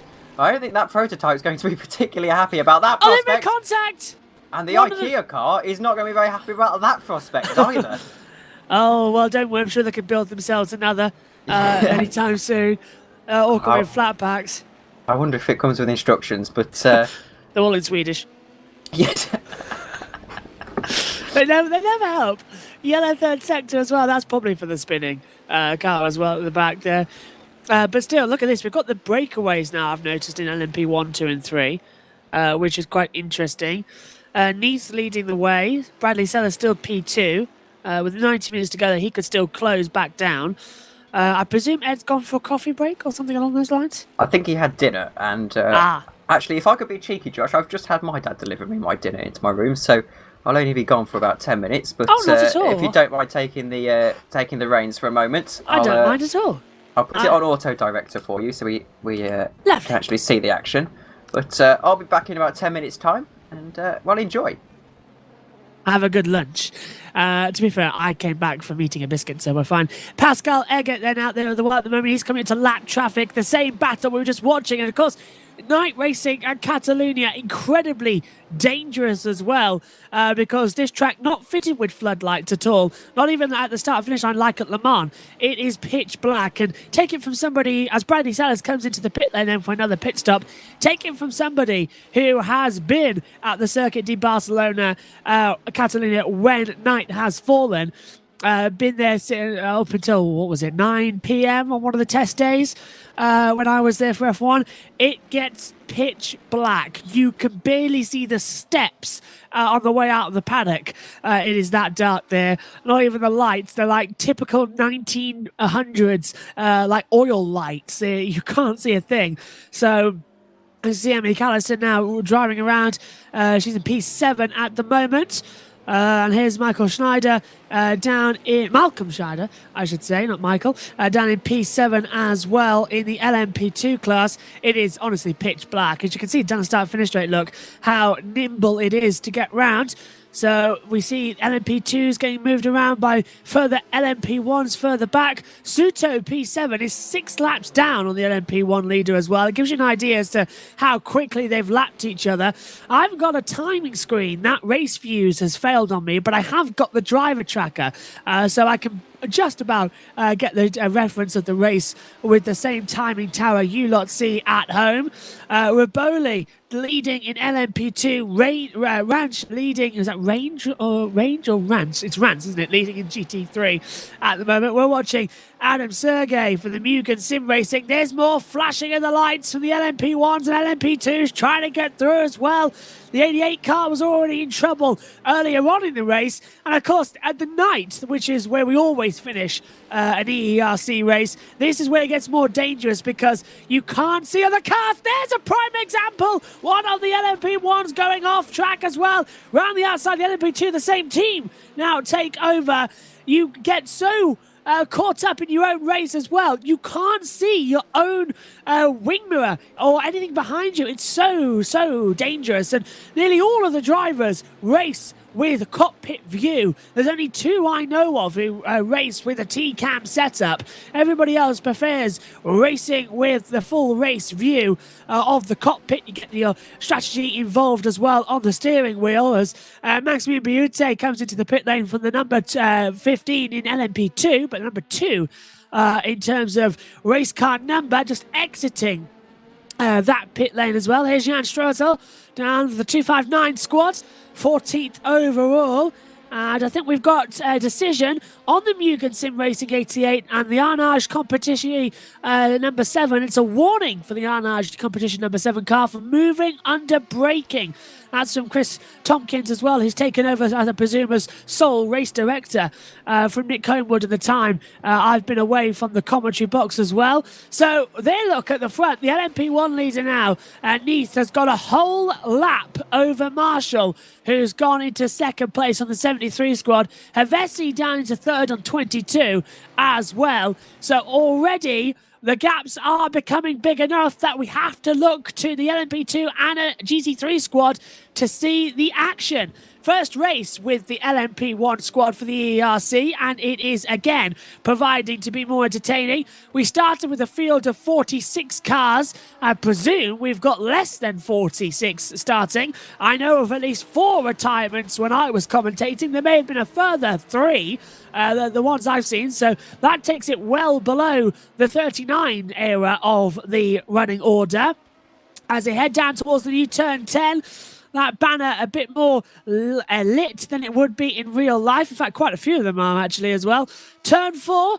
A little bit of a fact note for you as well. Don't walk out to the exit, because the exit of turn 4, you get a lovely shot of the surrounding area of Barcelona. It's brilliant when the sun sets as well. It sort of creates like a futuristic city look. However, it is also about a 30-foot, maybe 50-foot drop down on a cliff edge towards what would be the industrial estate with the factories that surround this circuit. It's not in the middle of nowhere. It is a factory estate where this circuit is as well. In fact, comically so, you can walk for about 3 minutes out the back, over the big grandstand, out the paddock, down through the car park, down another little side road, passing an accountant's building on your right. On your left, you'll pass a branch of supermarkets at their headquarters.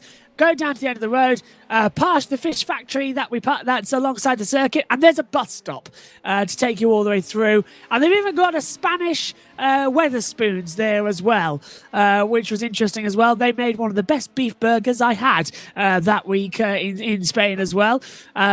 It was it was a cross between a Weatherspoons and McDonald's and an open buffet. It was fantastic, and definitely that's the first restaurant you see at the back as yellow with one of the LMP1 cars now with no rear wing as Stritz now gets a little love tap from one of the LMP1s. This might have to be a code 80 if that LMP1 that was in the back of the wall there has lost his rear wing.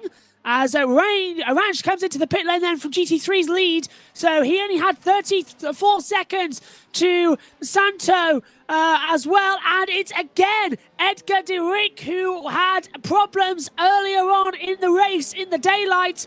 He has got no rear wing at all. This should now be a code 80 if the race control are seeing the same pictures we are. And even if they've been told by the team, but it's difficult to tell at night, of course. He's definitely going wide through that turn 10 section. Here's Dan Ruzen then, switching to Oliver Parkane, who is in the 46 squad. He's fourth at the moment as Neath comes into the pit lane. He's got that lap over Marshall in the 73, so he may as well come in to change tyres. Edgar's made it to the pit lane, so we avoid a code 80 remarkably as well. So Edgar is in the pits. He'll have to go then and sit at least for 2 or 3, maybe even 5 minutes maximum to get a new set of rear wings and tyres. And that's Simon Marshall. Okay, I thought he was slowing, but it's the trick of the lights getting in there as well. Marshall now running in P2, passing Havesi. Marshall's going to unlap himself and get back on the lead lap because Neath is still in there. Now, 45-second pit stop would tell me he's only pitted for fuel. Longer than that, and it must be tyres. Let's have a look. Does it hit the 50? It is for tyres as well. And now the worst thing that could happen for Neath is that if we get a code 80, because then Marshall would have unlapped himself and gotten a free pit stop. It's unlikely that's going to happen, but keep your eyes on it anyway. Serhey comes into the pits from the GT3, running third overall in class. He's been in there for 53 seconds, so he too is taking tyres. Look, you can see with Neath as well, 1:14.50 now on the board. He's been stationary, been in the pit lane now for 1 minute 40 in total. Average is about 2:30 pit stop time for the LMP1s we've been noticing throughout the weekend. So he's around about the time. Look, there it is, look. 1:25.7 was his total stop time. Now he's got to get out of the pit lane as off goes Maximine Butte, who is 15th in the LMP2 category. That looks to me to be down at turn 8 and 9. Maybe, no. Oh, it's turn 5. It's down at, I should have known it was turn 5 as Suto gets a penalty running in P7 in the LMP1 category. And that little spin down at turn 5 at the Siat corner as well.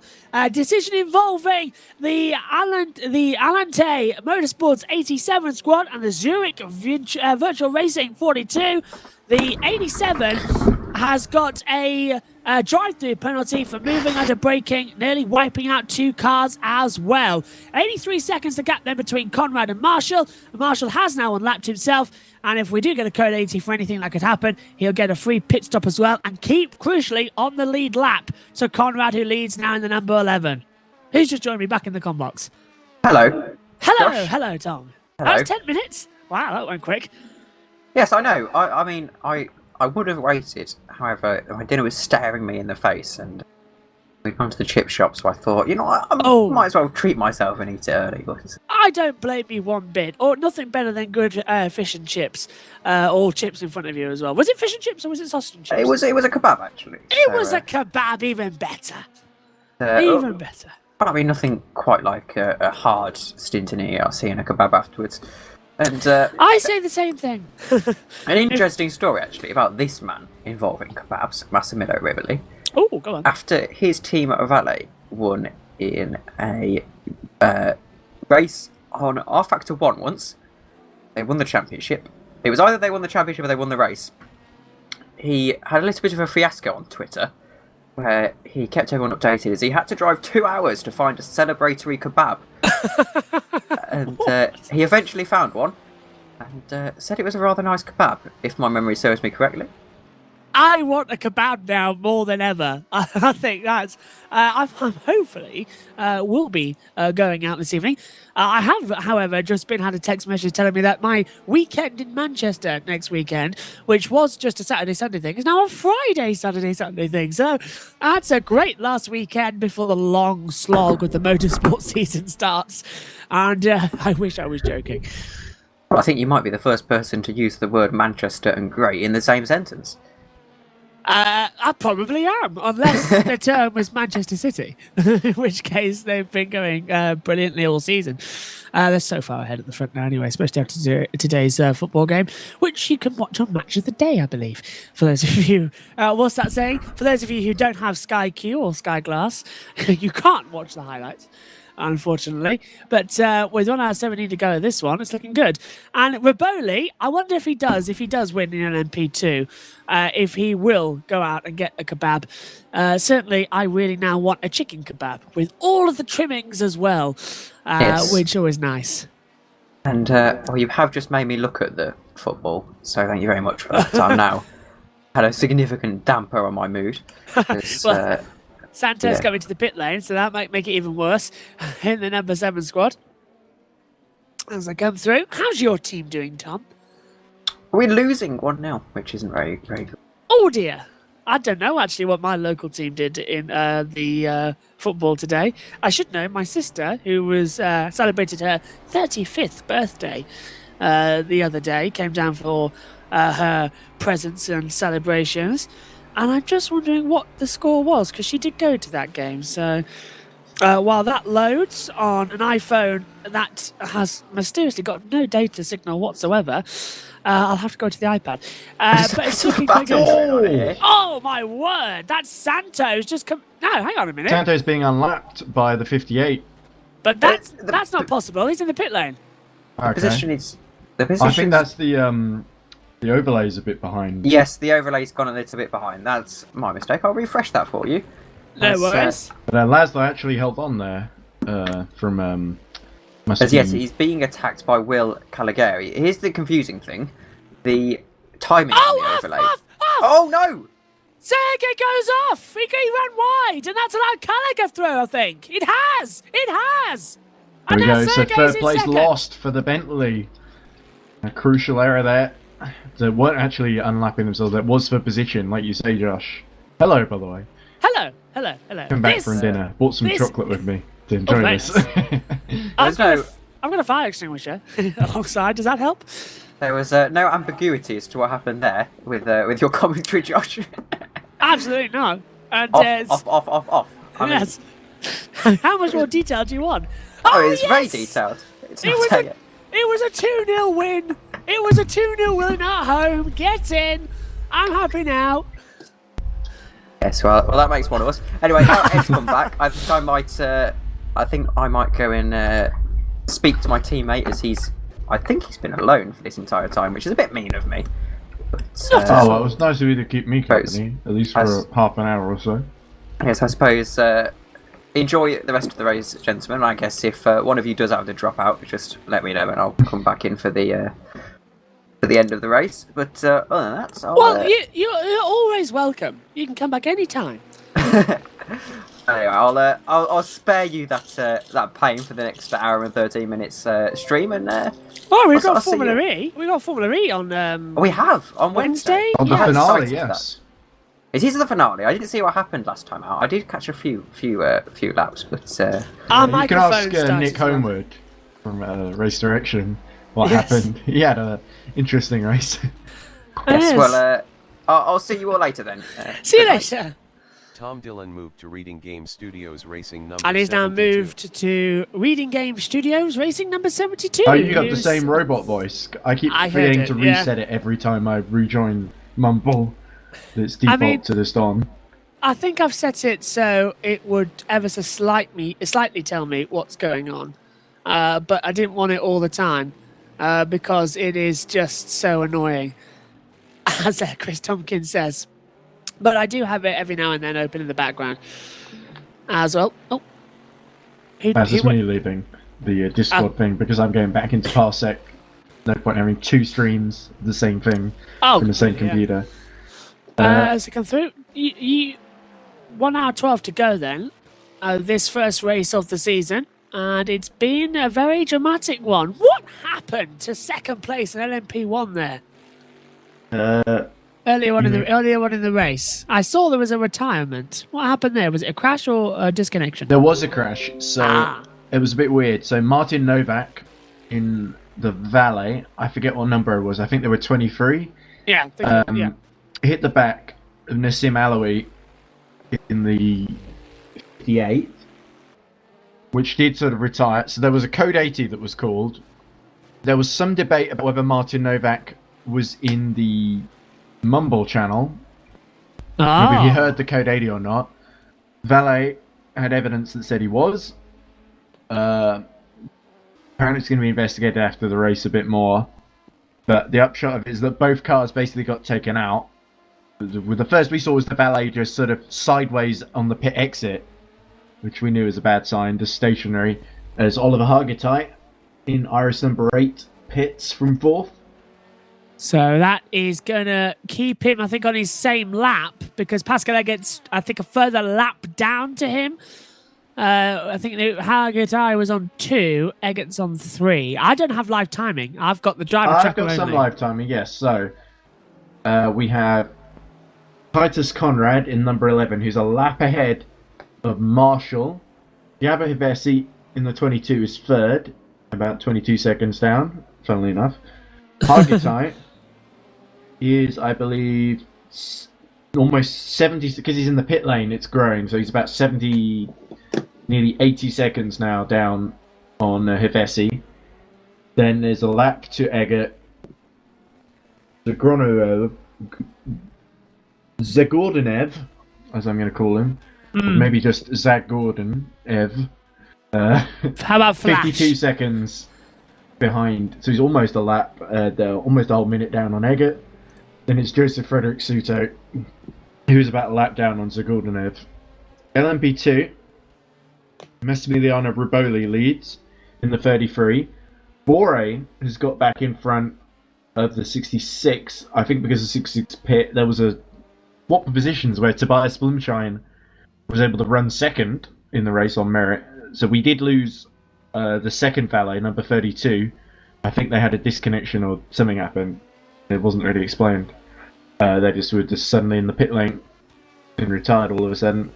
Well, that's disappointing. So Riboli is about 35, 36 seconds ahead of Carl Magnus Bore in Iris 77. Iris 66, about 16 seconds down on Bore, with Stanislas Pujard driving.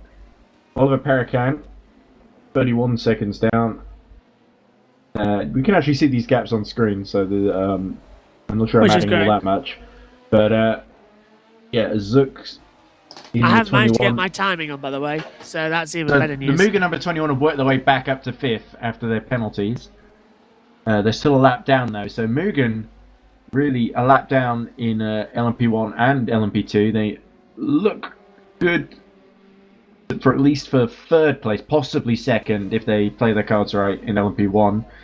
GT3, Reggie got in front of Sigaya and Caligari, I think, is pit and is now 9 seconds behind Sigaya. Hiss is also in the pits at the moment and may lose out to Ivanichenko. Let me have a look. Hard to tell. Seeing what it's going to be like elsewhere in the field as well. That's an interesting part. Liam Rantley. Oh, it's Deli. Skazbolik Zerdeli. I believe one of the Paul Street Boys drivers has gotten a penalty. You're seeing that through the Discord. I have not. Okay, I saw that through the through the Parsec overlay thing. But so everyone on stream should have seen that too. But assume they will.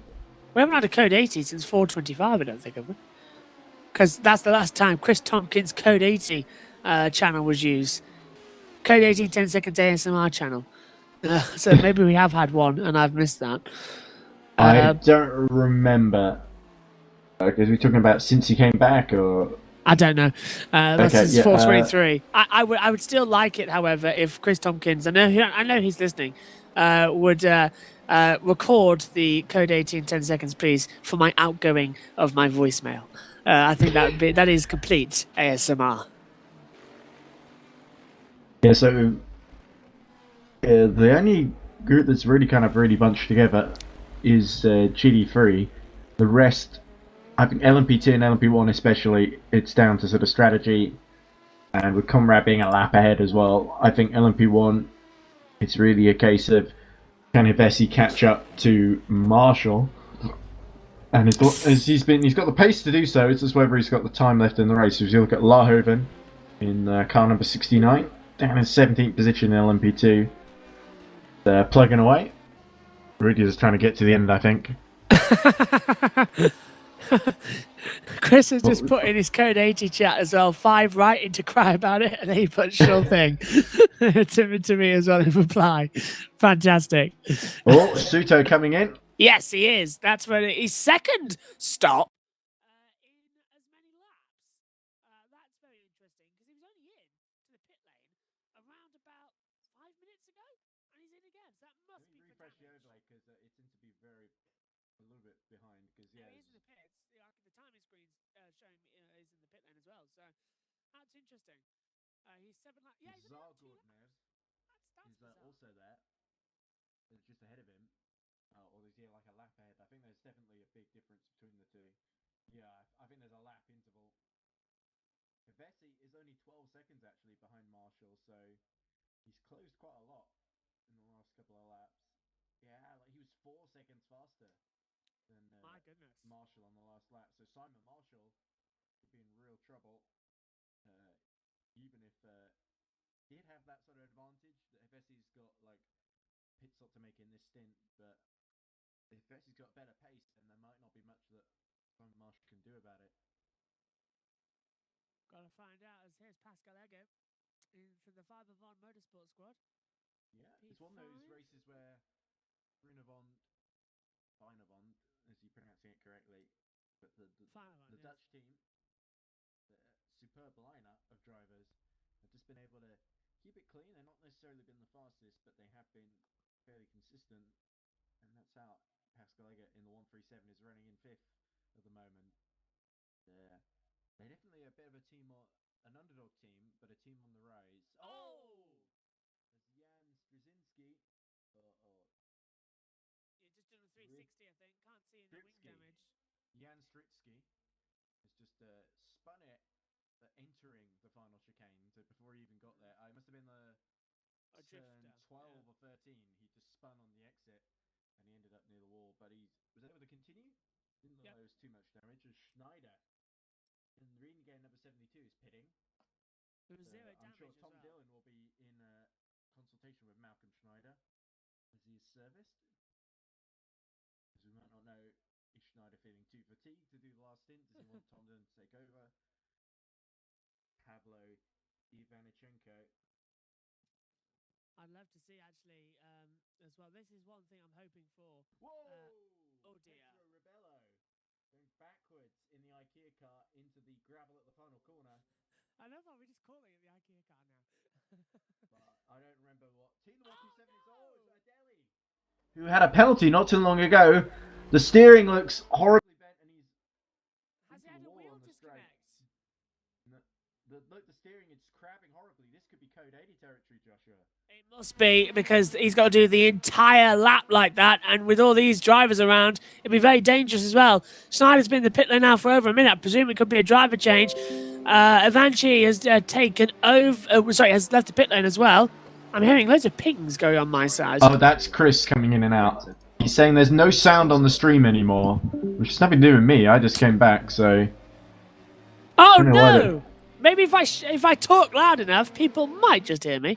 I don't think that would be the problem. Are they saying they can't hear the car noises, maybe?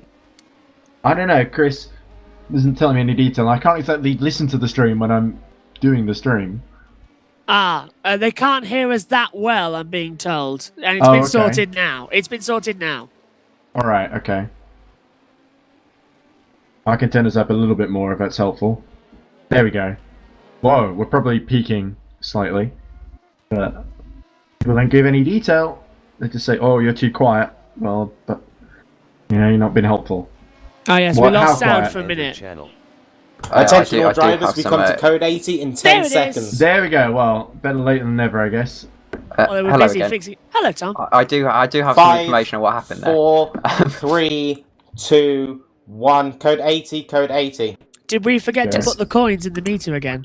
No, it wasn't you. I think as I was exiting Parsec, it was doing a weird thing with my mouse, and I think I accidentally clicked on the OBS window, and it turned you down. But you're back up now, so normal programming can resume. Fantastic. What were we talking about, Ed? Was it anything important? No, I think we were looking at a deli plugging into Lovely. the wall. Were we solving world hunger? Tell no one. Well, I mean, I'm Solve only a world humble hunger? sim racing commentator, Josh. Yes. Solve world hunger? Tell no Tom one. Dillon moved to Reading Game Studios Racing number 7. Tom's And moving Tom's back gone to his back. channel. So It's alright. there's 5 that. o'clock. Jazzercise. I'm Love that wondering film. if it's probably not a good idea to ask anyone for interviews until the race is over. Yeah, I mean, What one thing- usually happens yeah, is that most of them leave is the problem. Yes. One thing I was going to look forward to as well is team radio. If that could be a thing as well, where we just drop in on random teams and listen to their conversations and make Well, the it problem is completely we'd have to random. drag the stream PC with us Into that, yeah. into the Mumble server. As how many people are pitting? Attention all during drivers, this? we go back to green in 10 seconds. So Pajal is pit. Sergej, 5, Zagja 4, have pit. 3, 2, 1. Thunderbirds Green are flag. go. Sorry, Chris, I couldn't resist it. That's all I had in my head. Was that countdown from Jeff Tracy? Oh, Here we go. is it So good? Gavia exits the pits. Rance has just come in as the code 80's ending, but he's like a lap ahead, so I'm not sure Sergej is going to close that much. He's about 85 seconds behind, but on the lead lap now. So Mugen, they don't want to walk away without winning at least one of the classes. I'm sure They they'll want. throw They the would have kitchen liked all sink at three. it. Yeah, they would have liked all three, but it's one or the other. I'm afraid. Well, how far behind are they in LMP2? Because I'm pretty sure Parakin is not on the lead lap, and they're just about to overtake Parakin in the pits, I think. They are 3 down, so 4th overall. Yeah, they're a lap down in LMP2. Not that much then for an hour. That's true. But Hevesi is at least second in. Yeah, so LMP1, LMP2 look unlikely. GT3, there's a faint chance if they can take advantage of any mistakes from the 86, but there's only an hour left to go. Nick Homewood. So, there he is. That's where he ended up. Yeah, down in 8th. Trying to catch up to Emily Callison in the 86 Iris. That poor fall. Oh, one of the LMPs is round at Sayat. That looks like an LMP1. Which Who that one? Marshall. It was Oh. Marshall. Oh dear, so Hevesi's got by Marshall then. Yeah, I'm not so sure how Marshall's that down to happened. Yeah, third. he's like 16 seconds ahead there, so we must have completely missed that. Well, that's the car that was round, so I'd say we caught it quite well. Just got to By identify it. complete happenstance, yes. It's quite difficult to identify cars in pitch black. It's quite difficult to identify cars. Yes, Full stop. I mean, I know we've got this little cheat of the fact that we've got the name of the driver along the stream here, but you can't identify cars around, which is incredibly difficult. Oh, you just go, identify various shapes. I have had a bit to drink. Can you tell? And I've had the jab, so if I start becoming Oh yes, that's a incoherent point. later in, as this goes on, if by the finish I'll be just completely rambling Yes. and kind of like sounding vaguely drunk. We and, now go to Edward Hunter for the checkered flag. Ed? Why did you do that to me? The point is, I said this in the Discord chat a couple of days ago when Ed said he was having his jab today. I said, "Oh, the green flag time, you'll be out of it, and by the checkered flag, you'll just be a puddle Well, on I the think floor." there's been plenty of action to focus on, and that's made it a bit more straightforward. Yes, there has, yeah, which is good, and I've enjoyed it. I really have. There's just more drama now here as lap cars get out of the way in the GT3 field. The next race, of course, here on EERC, we've got the Formula E race taking part on Wednesday evening at 7 o'clock. You can join me, Tom, and Ed to conclude with Marrakesh. I think on the Thursday, Ed, as well, there's our next touring car race. Yeah, it would be the Silverstone one. Oh, Yep. look at that, threading the needle from the Ring of Honor car, the LMP one. That would That's be very Eggert, of close. course. Yes, he's running Oh. P5. He went a Eggert, of spin course, who earlier is on. one of the protagonists and the guy who runs the series in the ERC title fight in Formula E. And of Yeah. course, in a couple of weeks' time, we'll be back for round 2 of this ERC Endurance Championship 2022 season, which will be the 8 hours of Silverstone, which is going to be a great, great race. Yeah, it's certainly a brilliant track. Continuing on his merry way. I mean, Marshall has got a bit of that back to Gabba Hevesi now. the only That's 21 disappointing thing seconds. is, Oh no, I- it's actually Graham, yeah. sorry. I'm just hoping I'll be in the commentary box for any race on Thursday for the touring cars as I go and do the PSGL Formula 4 race on PC. So that could be quite interesting if I've got to set up for that as well quite early. But I'll if we can use it, I'll be here as always. Is that That's Carl? awfully good. Oh, So I thought we had brief yellow third sector. okay. The Maximilian Bilio is just negotiating it now, and there doesn't seem to be anything there. I think we've just And got away number with 2. that one. Yeah, I was just looking at. Problem is, there could be a car stopped on the left and we can't tell because it's pitch black. That's why I think one thing R Factor 2 should incorporate is that what we have here is the driver tracker. We've got it on our screens, but it'd be much easier if it was on the picture in front of us and it flashes yellow when there's an incident so we can see exactly where it is. That would be something. But as we discussed earlier, Ed, I'm very much looking forward to getting R Factor 2 back operational and having a few races in it. The classic R Factor as well. That came out in 2008. Doesn't it come out in 2005? You're probably right with that one, yes. Not me. I just remember having it a bit earlier than. Well, I might I played got at the it same in time 08 you for did me, in yeah. about 2008 because Yeah. I was only like 10 or 11 in 2005. But but yeah, I'm pretty sure it came out a bit earlier. I Because I'm pretty loved sure it. people were playing it in 2005. Favorite track of mine on R Factor, the original one as well. The Zardan Street Circuit, the long version. It was mega. And I've got a lot of fond memories, and I'm still getting that disc, in fact, and I'm hoping it's on the original R Factor game. I'm doing some research into it because I had the R Factor 2008 Special Edition, which was the first one, but with 2 BMW Saubers added on, and I got it for free. Yes, didn't I have to remember pay. that. Yeah, The BMW Saubers being in it. I got Doing that. a whole race with Yes, BMW Saubers. I got. Montreal. I got 2 versions of that game, and both for free. However, one of them is actually my brother's, who had no interest in it. The second was for me, but he was that petty at that time. He said he wasn't going to give it to me. But the guy who sold him his laptop, where the game came free, said it was his last day working at PC World, and he managed to get me a second copy of the game, to which I absolutely loved, and I've still got it. And then, of course, years later, my brother forgot about it, so I nicked his copy as well. He never used it; it was still in its wrapping. I was astonished, absolutely astonished. But yeah, I am very much a fan of having a good race on an R Factor, and I've got Was my a bit wheel. wide by Michael Cole through turn 3. But survived. He's got it back on. Yeah, I might be a little bit behind because Parsec would like to lag a lot. He's off. And There's a then it'll yellow speed. sector 3. Sorry to cut you across. There's a yellow, and we're in that third sector now. It's gone, but it could have been Cole running wide. I'm sure you'll see in a second. I think it might have been Christopher Kianek because it did say off track there. No, what's that? It's Edgar with no rear wing for a third time today. Oh, You're correct. No rear wing again. I tell you what, the number 12 squad might just be billing him at this point for losing them the race, because that's the third incident he's had today with no rear wing. Not to be overly harsh, but isn't there come on. another Dirick in that team? Are there Where? 2 Duvicks? I said there was someone. Oh, it might just be Edgar. I might be inventing a sibling. So there's a car. There's a GT car right in the path of turn 9 with no lights on at all, and they are sliding around trying to avoid it. Can't see who it is, but that's going to have to be an immediate code 80. Oh, is that the lead? It's That's Emily the leader. Callison. Oh no, it's Emily Callison. Sorry, that was a 7, not a 1 on the win Yeah. screen.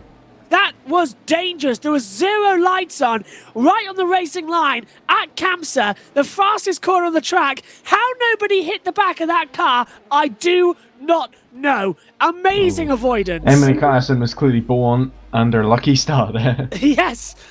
I'll tell you Attention what. all drivers, code 80. They've seen the Well same down, thing. really. Okay. Well, that's not really a countdown, is it? I don't know how you expect to enforce that.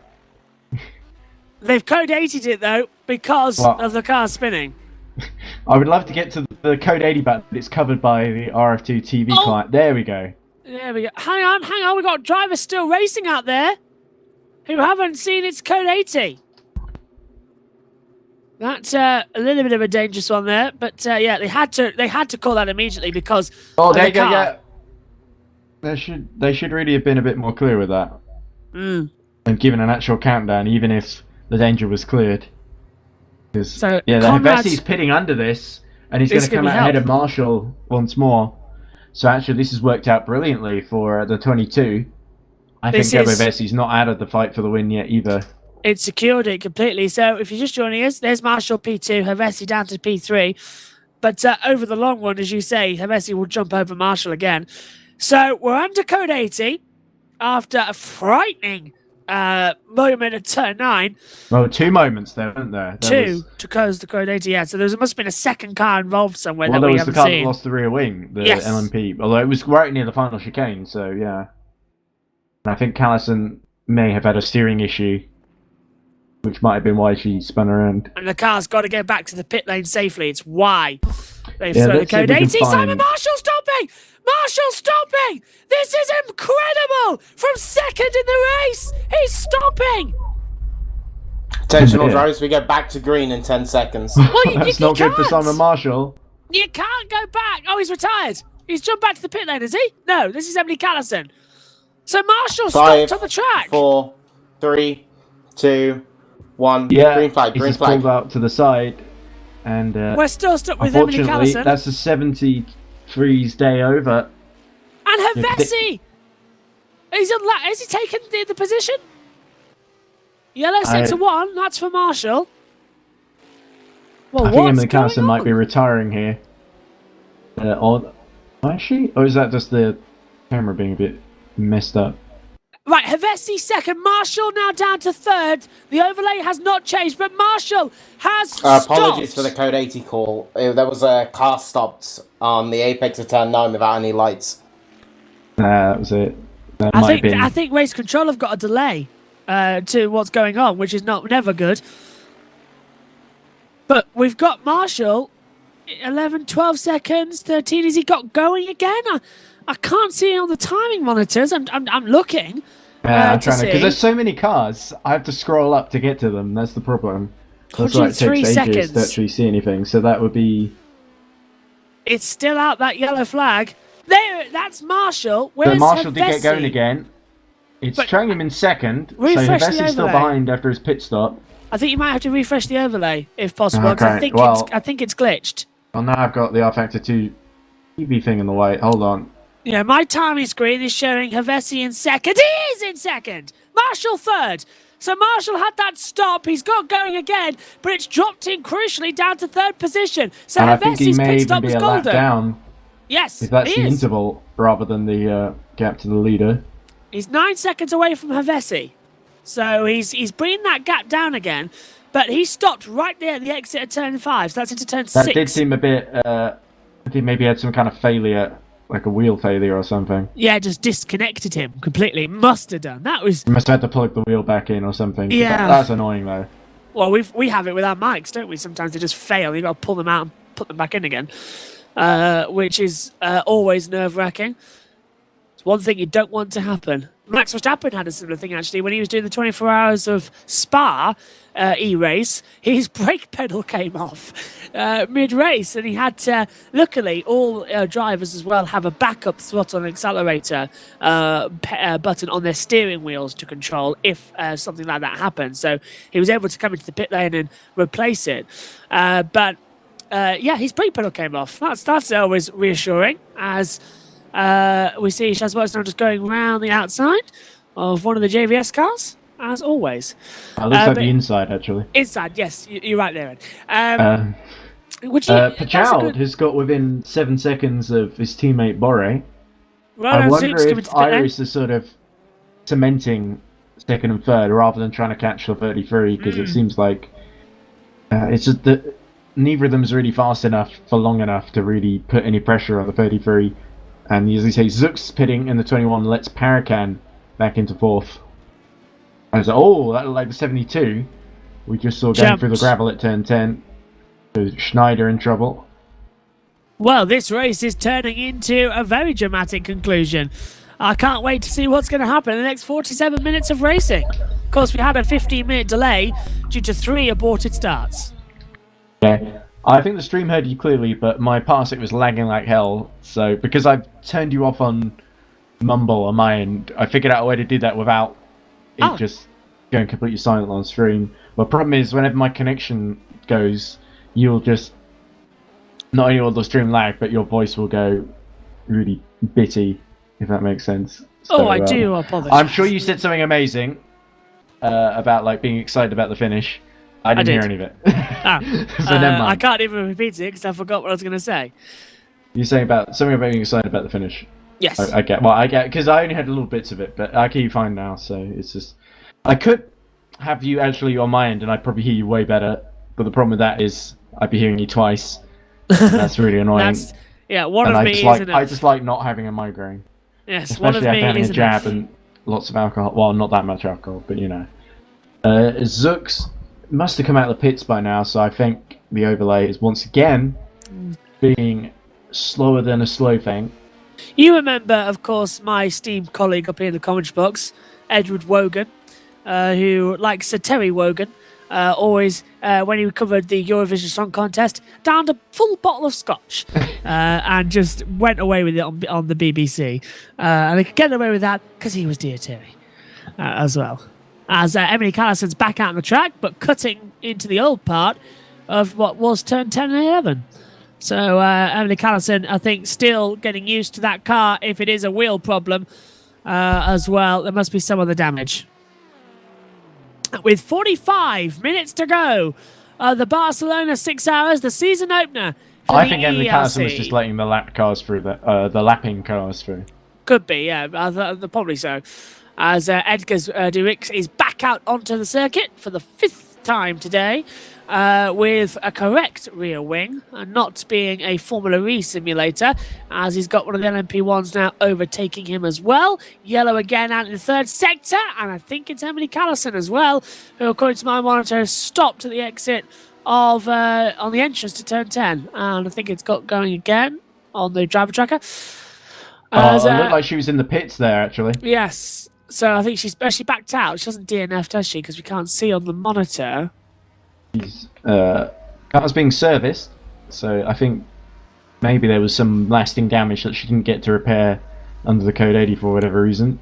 So we'll keep an eye on that. Continuing on in the lead in LMP2. Titus Conrad, though, leading in LMP1 by over a lap. Marshall and Hevesi's battle for second still going to be the key battle, I think, to watch in LMP1. As more yellows get flicked out in the 3rd sector and gets it brought back in again. Yeah, there's Nelson Ignacio. I think he's not done a stint yet. I think Ignacio, there was another Ignacio in that car earlier in the 127. So that might be a relation. I tell you what, this is also an IKEA colour car, isn't it? For Raffaella Minor as well. Look at this. That is an IKEA car. Well, it's purple. It's more purple. More of Cadbury. Yes, it's Cadbury. That's a Cadbury caramel. That's it. Yeah, that's it. It's a caramel car. The IKEA one, I think, though, is the best one. I've yet to see one of these teams do what they do in, say, NASCAR as well and get Burger King. Oh, actually, speaking of Burger King, do you remember the Williams, not the Williams, the BMW Sauber team in 2010. Oh, there's a battle for second, between Pajald and his teammate. They are right Here together it on is. track 4 position. Let's see if we can follow this battle a little bit. Yellow again out in sector 2. As they still have a battle now to run up with each other. May only Only be a second to teammates, them. but at least there's some interest here. 9/10 between them now as they come up through turn 7 and 8. Now through Campsa, turn 9. Used to be flat out and a lot more open to drift out towards a harder braking zone. Oh, but they he's moving to corrected the it. inside. This is a replay of what we saw earlier, where the Irises just didn't hold each other up. Carl Magnus moving over for his teammate. He did it for Tobias Blumschein, now he's doing it for Stanislaus Pajald. That reminds me of a And, Robbie the so the Reindeer battle is line. over. That reminds me of a Robbie the Reindeer line when the Vikings were in the second one. And old Jingle, you say, why? It's Magnus, little Magnus, and oh, is that baby Magnus? All going on there as well.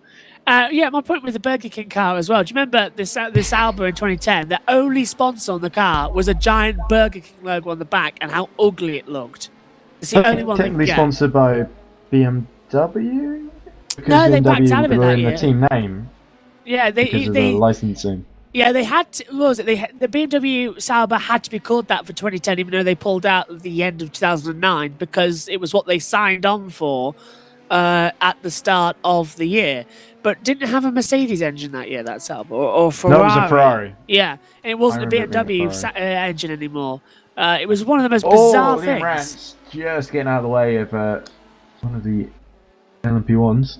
Yeah, but it was 2010 was a weird time for Sauber. It was a BMW Sauber Ferrari. Just make that sense for you. They That's did Liam have a Rance. great bunch of drivers though, like Kamui Kobayashi, Pedro de la Yes. Rosa, And Kamui Sergio Kobayashi. Perez the year after. Kamui Kobayashi, though, at that 2010 race in Japan was unbelievable. And the following year, in 2011, he was sensational. And one of the most funny characters I've had the pleasure to Well, it's interview over the 2012 years. that Kobayashi got the podium. Yes. Yeah. I can't Although remember what he did in 2011. he doesn't remember it, though. That's Wow. the first thing I said to him at Silverstone. I was interviewing Mike Conway, and then Kamui just turned up behind me as well. And I turned around, so I grabbed him as well. And I said, "You looking forward to the next race in Fuji? Of course, you in Formula One. You had a home podium." He says, "Did I? When was that?" I said, "Oh, come on, Kamui. It was 2011. You remember it, surely?" I said, "Did I? Oh, I don't remember it that well." Maybe because it was 2012 and not 2011. Oh, was it 2012? Oh, dear. Yeah, that would be why he doesn't remember it, because he probably finished like, I don't know, 8th or something in 2011. Oh, Or I don't know, maybe he crashed out. I seem to remember Kimi crashing out of the 2011 Japanese Grand Prix. I don't remember too well. I remember going to Button won it. Wiki. Going to Wiki. If in doubt, Wiki. As Wiki dear. how. Yes, Wiki how. How to finish on the podium at Suzuka. A tutorial not by Mika Hakkinen or Michael Schumacher, to be fair, because he actually, the only championship he ever won at Suzuka, it was when he had to win the race, and other than that, he was terrible at Suzuka. 2006, of course, retired with engine failure. 98. Well, that had wasn't the Schumi's puncture. fault. He was leading when he had the engine failure.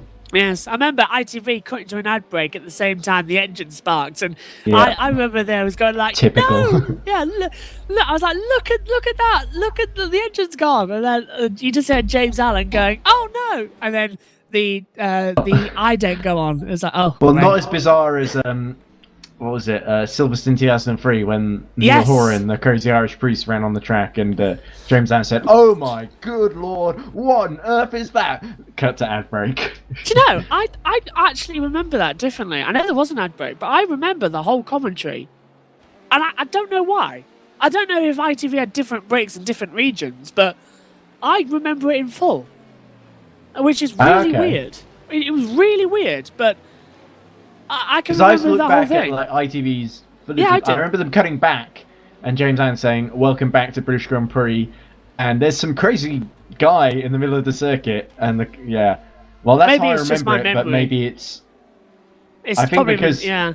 It's interesting how we edit out the ad breaks from our memory Yeah. at points. The only ones where we remember are ones like Imola 2005, when we basically had lost the battle between Shimi and Alonso. Well, it wasn't even the battle; it was the sort of The tension. chasing. And, Spinner! Emily Callison Emily again. Callison got hit from behind there by that looks like one of the other GTs. Is that It even was the right chicane? I think yes, it is. It's That's not the the final MotoGP chicane, one. yes. Yeah. Yeah, But podium he was going bu- up the inside. Perhaps Callison didn't see him, or he didn't see her. Either way, a bit hard to tell really. But Callison losing a bit of time and becoming a bit of a punching bag for the rest of the field. It must be said. Kirby It's actually unfortunate. finished. It was Toff. It was Christian. Oh. Christian Toff who made contact with Callison there. Yeah, Kobe actually finished 13th in 2011 after Yeah, I starting did think he 7th. didn't do particularly well. So you are correct. It should be 2012. Why is Martin Brundle just gone off? What about Martin Brundle? Oh, he's just saying that Martin. I was reading because he caught my eye. He says, but Button's teammate Hamilton, however, did not have such a great positive reception after his race. Martin Brundle criticised the amount of collisions he was having. Even Hamilton himself described his race as shocking before admitting that he was gobsmacked by what happened. Wow, Lewis Hamilton admitting that he had a bad race. That's a new one. Well, to be fair, he's quite harsh on the team and harsh on himself when he doesn't do particularly well. Lewis Hamilton. And 2011 there were some highs, but it was not a great season for him. We're coming up to the final half an hour of the race, Josh. It's going to be a good one. Could be. I'm trying to see if there's any battles. Oh, Bore. penalty! Oh, who was that for? I didn't see. I can't Oh quite no, read it's it out. Pajal. It's second He's place. just gotten up Pajal, to second place, so Tobias Blumschein and the rest of the 66 crew will be ruining that because that's going to lose them second place to their teammates. And what's the gap like to Paracan? Paracan's still on the same lap, I believe.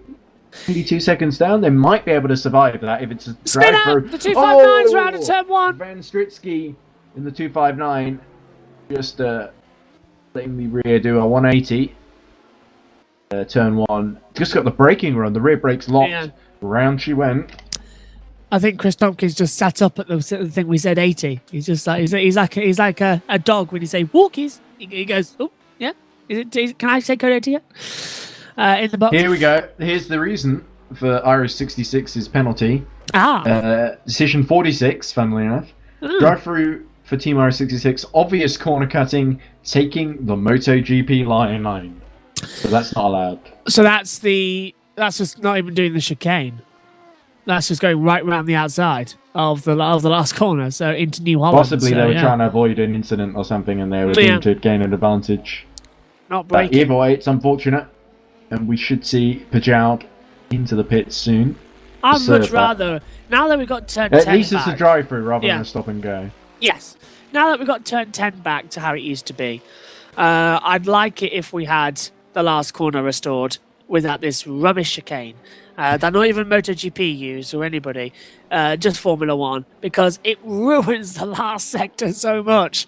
It's such a flowing track, and then you just add in that little chicane that does absolutely nothing. I hate it. I hate that chicane with a passion as well. Well, for Formula One especially, it just doesn't work particularly well. If I'm on it might work better for bikes. I've not seen too many MotoGP races here. Oh, it works perfect for bikes. The new turn 10 was designed serves the penalty. Bikes. Yeah, so he's going to drop down to third.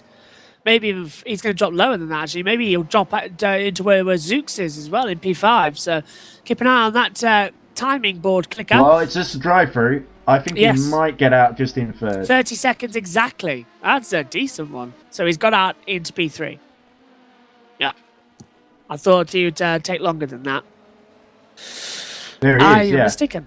So actually, that's already happened. The graphic is behind, as usual. Updated again. It's the end of the race. It always goes in. The only thing we have to hope for is the fact that the drivers remember to take the checkered flag and don't start celebrating a lap early. Remember Le Mans last season. Well, that was kind of our fault, really, because our thing was behind. No, I thought we were right. I thought our timings were right, and it was the last lap. Well, on some of the drivers' streams, clocks clearly ran out before the leader crossed the line, including the leader himself. So we were clearly the overlay is just it can't count seconds at a point. Sometimes seconds just take slightly longer, and that sort of has a sort of knock-on effect eventually. Like if you count a second 0.01 slower than a second actually is, then sooner or later you're eventually going to have like this over like 6 hours or whatever, however long it is. In that case, at Le Mans, it's a 12-hour race. You're going to end up with like 30 seconds discrepancy eventually. So I was refreshing a lot, but I couldn't always be there at the overlay refreshing, especially when I had to go to bed for the last 2 hours.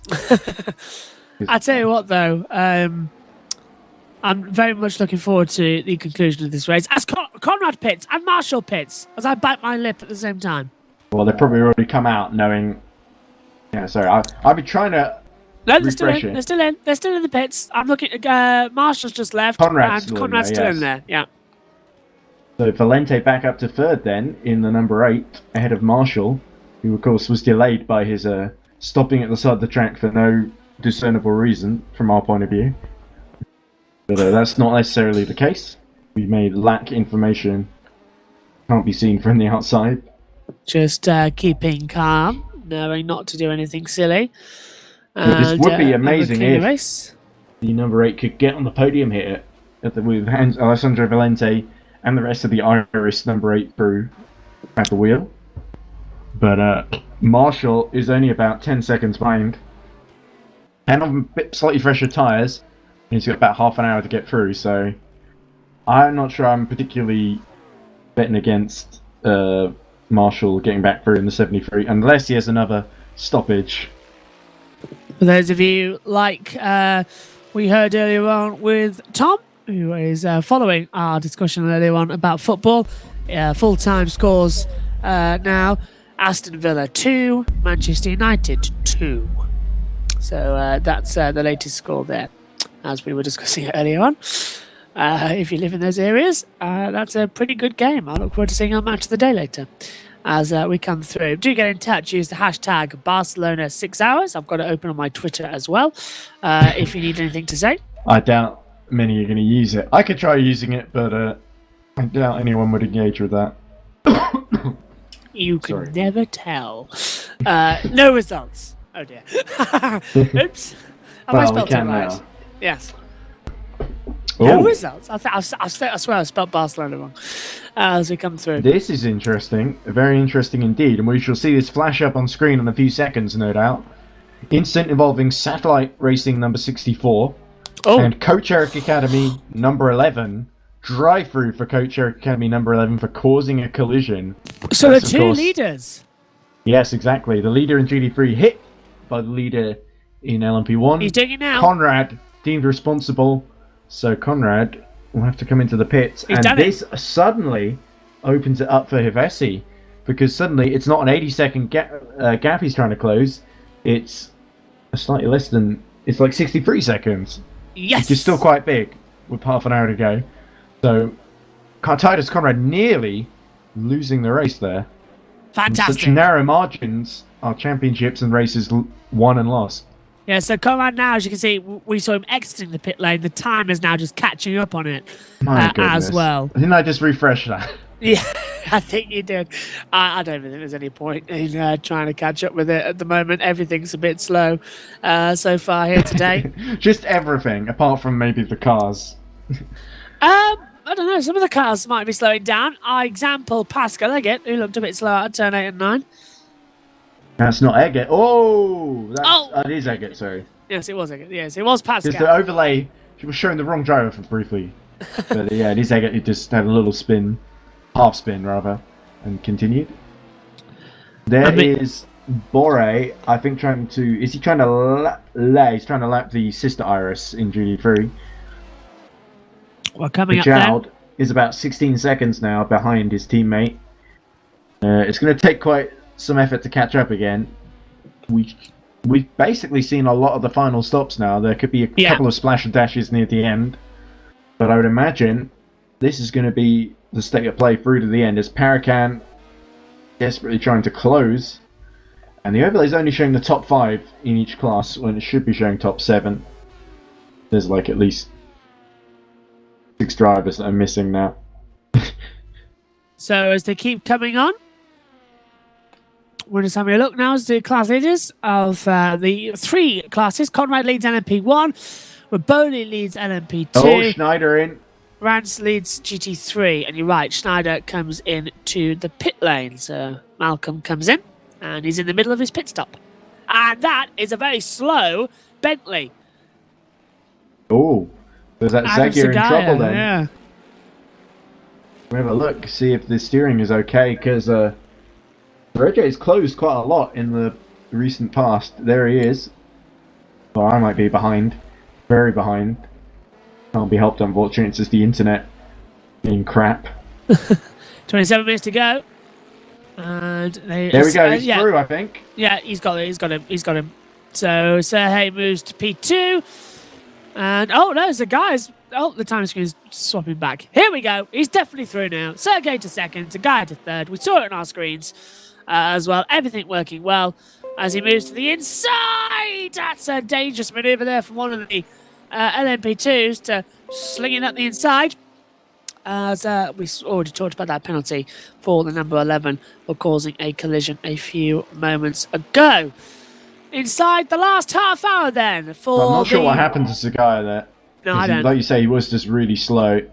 Is the steering okay? Or is it just the Bentley? The tyre's carrying enough. He made a mistake into turn 10. Couldn't get up to speed quickly enough, and then Adam Sergio was through to second. Certainly been a great fight. The crew of the number 7 put up a brilliant defence on Arch competition. I wouldn't be surprised if Zagaya, the last ditch attempt, but I think the 88 probably done enough to secure that second position in GD3. I think so.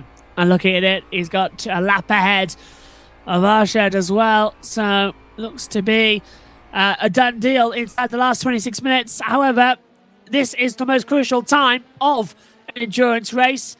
You don't want to get too confident. You've got to remain calm and know that one wrong mistake is going to cost you the race win. I'll remind you of what happened in Suzuka in the last few minutes of the race as well, where we had the leader drop out after leading for 11 hours. And remember who won that time in Suzuka? It was Valet. It may have even been car 33. And look who's leading LMP2 again at the moment to the tune of 40 seconds. It's Riboli. And of course, let's not forget, big crash behind Peter Schumann. Somebody spun. That was the one of the LMP2s. The back That's going to be a markers. big one. If there's no yellow, but we saw it, and we need to keep an eye on that to see if everybody's okay in that last sector. It looks like all the cars are going. I think it was I think it was Oliver Skazbollocks, maybe. Oh, I thought Oliver for parking, but if you think it was Skazbollocks, I'll go with that one. Yeah, as well. There's so many cars, I can't remember who's who. Yes, they're all honest. packed together so much as well on the driver tracker. And you can go to that if you go to raceview.com as well. I'll tell you the full My URL. problem is I try and get the driver tracker to work on my phone, and it doesn't. So, but not even the timing works on my phone anymore. There's a point in the race where it just, I keep coming in and I just get nothing. In fact, I don't even need to do that because now I've got a faster processor on my computer. I can just send it in the chat as well. So I don't even need any more to do that. So if you need the live timing, I've posted it in the chat room. Whoa! Simon Marshall spins in 4th, and that is really going to help Valente and Iris number 8 crew. The rookie monsters making a rookie error there, it looks like, and spinning at the last corner. Mercifully, they avoided the wall, though. Really hope this doesn't end under code 80. We all do. They've got to keep it calm. We don't want to have a safety car finish. Chris Tompkin does not want to leave here as Michael Mazzi as well. But I don't think we're past that. It's only race 1 of the season. We've got a long way to go this year. Yeah, so Adam Zagva keeping Christopher... no, not Christopher Yannick. The Adam Serejo 88 in sight. Within the second. So any little mistakes from the 88 and they can lose second position. And there's a mistake from the 7 as well. Just going too wide in the braking zone. Sort of got forced off wide. Lahoven apparently is in the pit lane, according to my monitor. 24th overall. He's coming to the not going to pits. be troubling anybody there. No, he's out of it for the remainder 25 minutes of this race. But I'll get a few points for finishing, I guess. Is important. Few pints or few points, did you say? I thought you said pints. I'm pretty sure I said points, Right. Okay. It's just me then. but could be that I'm slurring my speech. Ironically enough, due to having had maybe slightly less than a pint myself, Well, you've had the jab like as well. red wine. Well, yeah, I guess maybe does the jab count as being inebriated? Yes. I don't know. I guess Massively depends so. who you are. Anyway, It's not the 24 Winter minutes to Olympics, is go. it? I've just got a thing saying it's the Olympics. I don't know why it's the Olympic, but it's not the Olympics for a month. What kind of Olympic? Maybe it's the jab Olympic. I No, don't no, know. it's okay. It says 2018. I'm not mistaken. I thought I was going potty. Okay. I don't know why you're It was looking on at the the hashtag. 2018 Olympic. Oh, It was for on the the hashtag. Barcelona. Yeah, I was like, what? Oh. So I was like, oh dear, what's going on here? Oh dear. Yeah. It's Adam Zagier losing a bit of ground with the Fring of On car going up the inside, taking the ideal line, and that Fring of On car is going to be held up again by Adam Sereje in the chicane. For those of you who are still who after this and I know have been keeping us alongside the Le Mans 24-hour virtual, you might have just witnessed broadcasting history for the first time since Graham Walker and Murray Walker, Martin Brundle and Alex Brundle have been on the same broadcast together. I've just liked and retweeted it as well.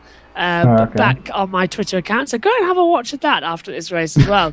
The 1990 Le Mans winner, of course, Martin Brundle, and 158 Grand Prix starter in Formula One, and two-time podium finisher, and of course a champion as well in the World Endurance Series before it was the WEC Championship. Does Alex was Brundle have established. any accolades to his name in the world of motorsport? Give me a Apart second. from commentary and having very wide, bulgy eyes, unfortunately. I will Google. Give me just a I get second. very excited. I mean, that's good. Racing record. He won the European Le Mans Series in LMP3 in 2016 with the United Autosports. Ah, of course. With was that the one with Chris? Oh, it's Adam Zagier. Oh. Goes off in the gravel as he pursues Adam Sereji, just pushing too hard through the turn 6 and 7 chicane. He was third in the European Le Mans Series in 2012, second in LMP2 in 2013, and second in Le Mans overall in 2013, the 24-hour for LMP2. And he was second in the LMP2 for 2017, and the second in the 2020 European Le Mans Series as well for the United Autosports squad. But he's yet to win Le Mans. We did have a yellow flag there. I wasn't sure what that was. Seems to have gone green now. Third sector. I mean, he has scored a podium as well. Hungary in GP3, he had a podium in Hungary in the sprint race. Yeah, this Zagier Sereje battle is still the closest one on track, even with Sereje going off in the gravel. It's really a matter of go on. Yeah, of course. In that 2017 race at Le Mans, it was that crazy year when all the LMP1s dropped out. So actually, he finished third overall and second in class in that crazy 2017 Le Mans, where all the LMP1s dropped out. Yeah, all the I remember Porsches that now. and all but one of the Porsches and all the Toyotas. Yeah, all crashed as well in that race. I remember that actually. I was rooting on the LMP2s to win overall at Le Mans. Sadly, that was not the case. Get in touch, though, on social media, the EERC.info, and at EERC is our username. Yep, that's the right word. So get in touch with us as well. Grononev into the pits. Not sure what to do, though. Probably to... Oh, no, he's already out. Doesn't matter. I guess it's just a looking matter to be of... good.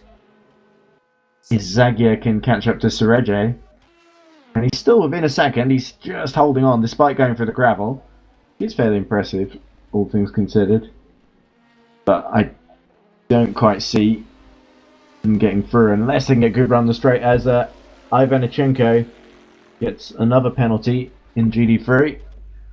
Not sure that's going to be enough for them to lose 6th position to Nick Homewood. Yeah, because I think they're a lap down. They are. 444. Parakan makes a late stop. So the Yeah, it's the 46, sorry. 46. Fuel only though, Ed, because he was only in there for about 45 seconds, so that's true. a quick So stop. they're still trying to close on Padraud, but I think the 46 fourth would still be a great result for these guys.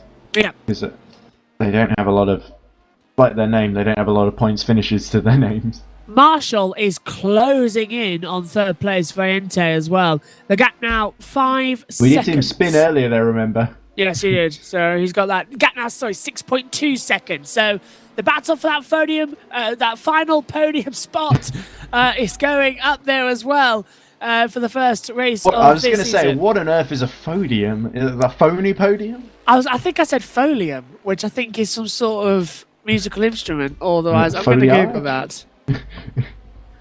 Anyway, 18 minutes left to go. Oh, a folium is actually a restaurant. Oh, okay. Oh no, But- Folium is a Python library used for visualizing geosparticle data. Where the hell have I heard that? Why is it in my brain? Geosparticle? Do you mean geospatial? No, geosparticle it says, not spatial, sparticle. Well, that's another word that I don't know what it means. I know. Why is Geo Folium in meaning my location, I'm assuming. brain? Yeah, sparticle. I am Sparticle.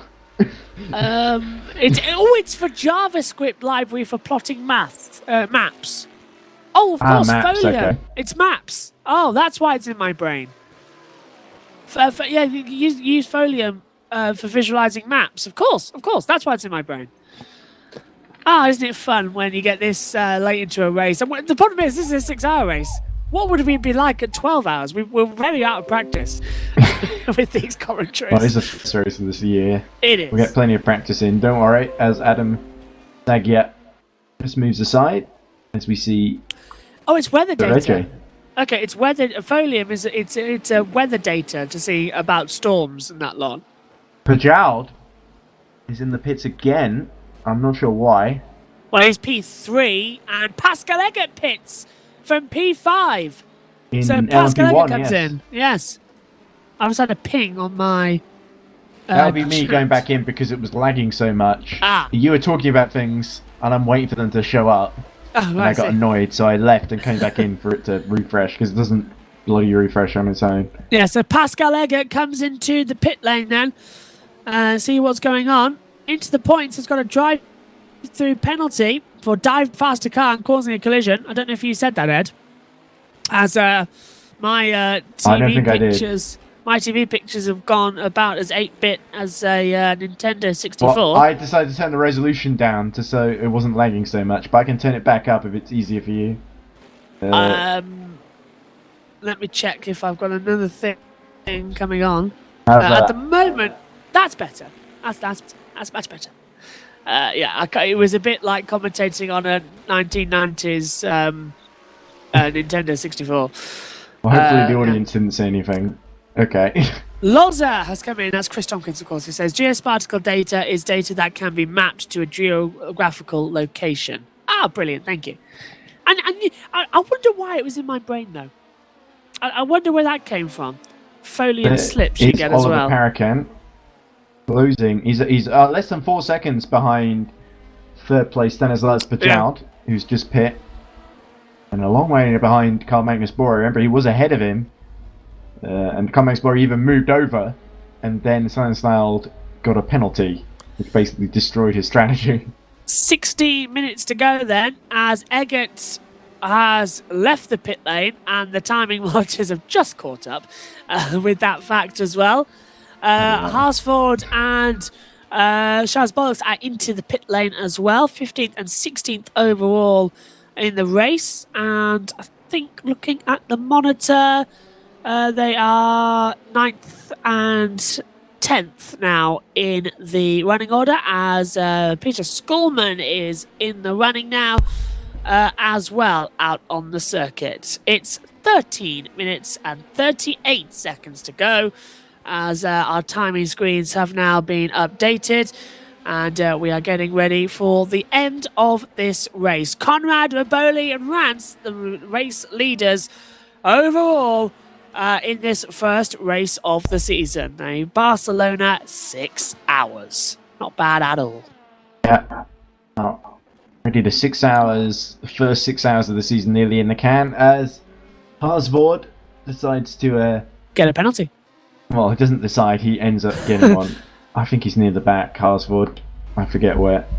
Let me have a brief look. He is down in 15th place, Flores Harsvord, for the Orica LMP2, VMS yes, number 26. Sundays Racing. Yes, the 26 squad out there at the back of the field in, as I said, 15th. And I think now 10th in class. No, 8th in class in LMP2. Who's going to make that right?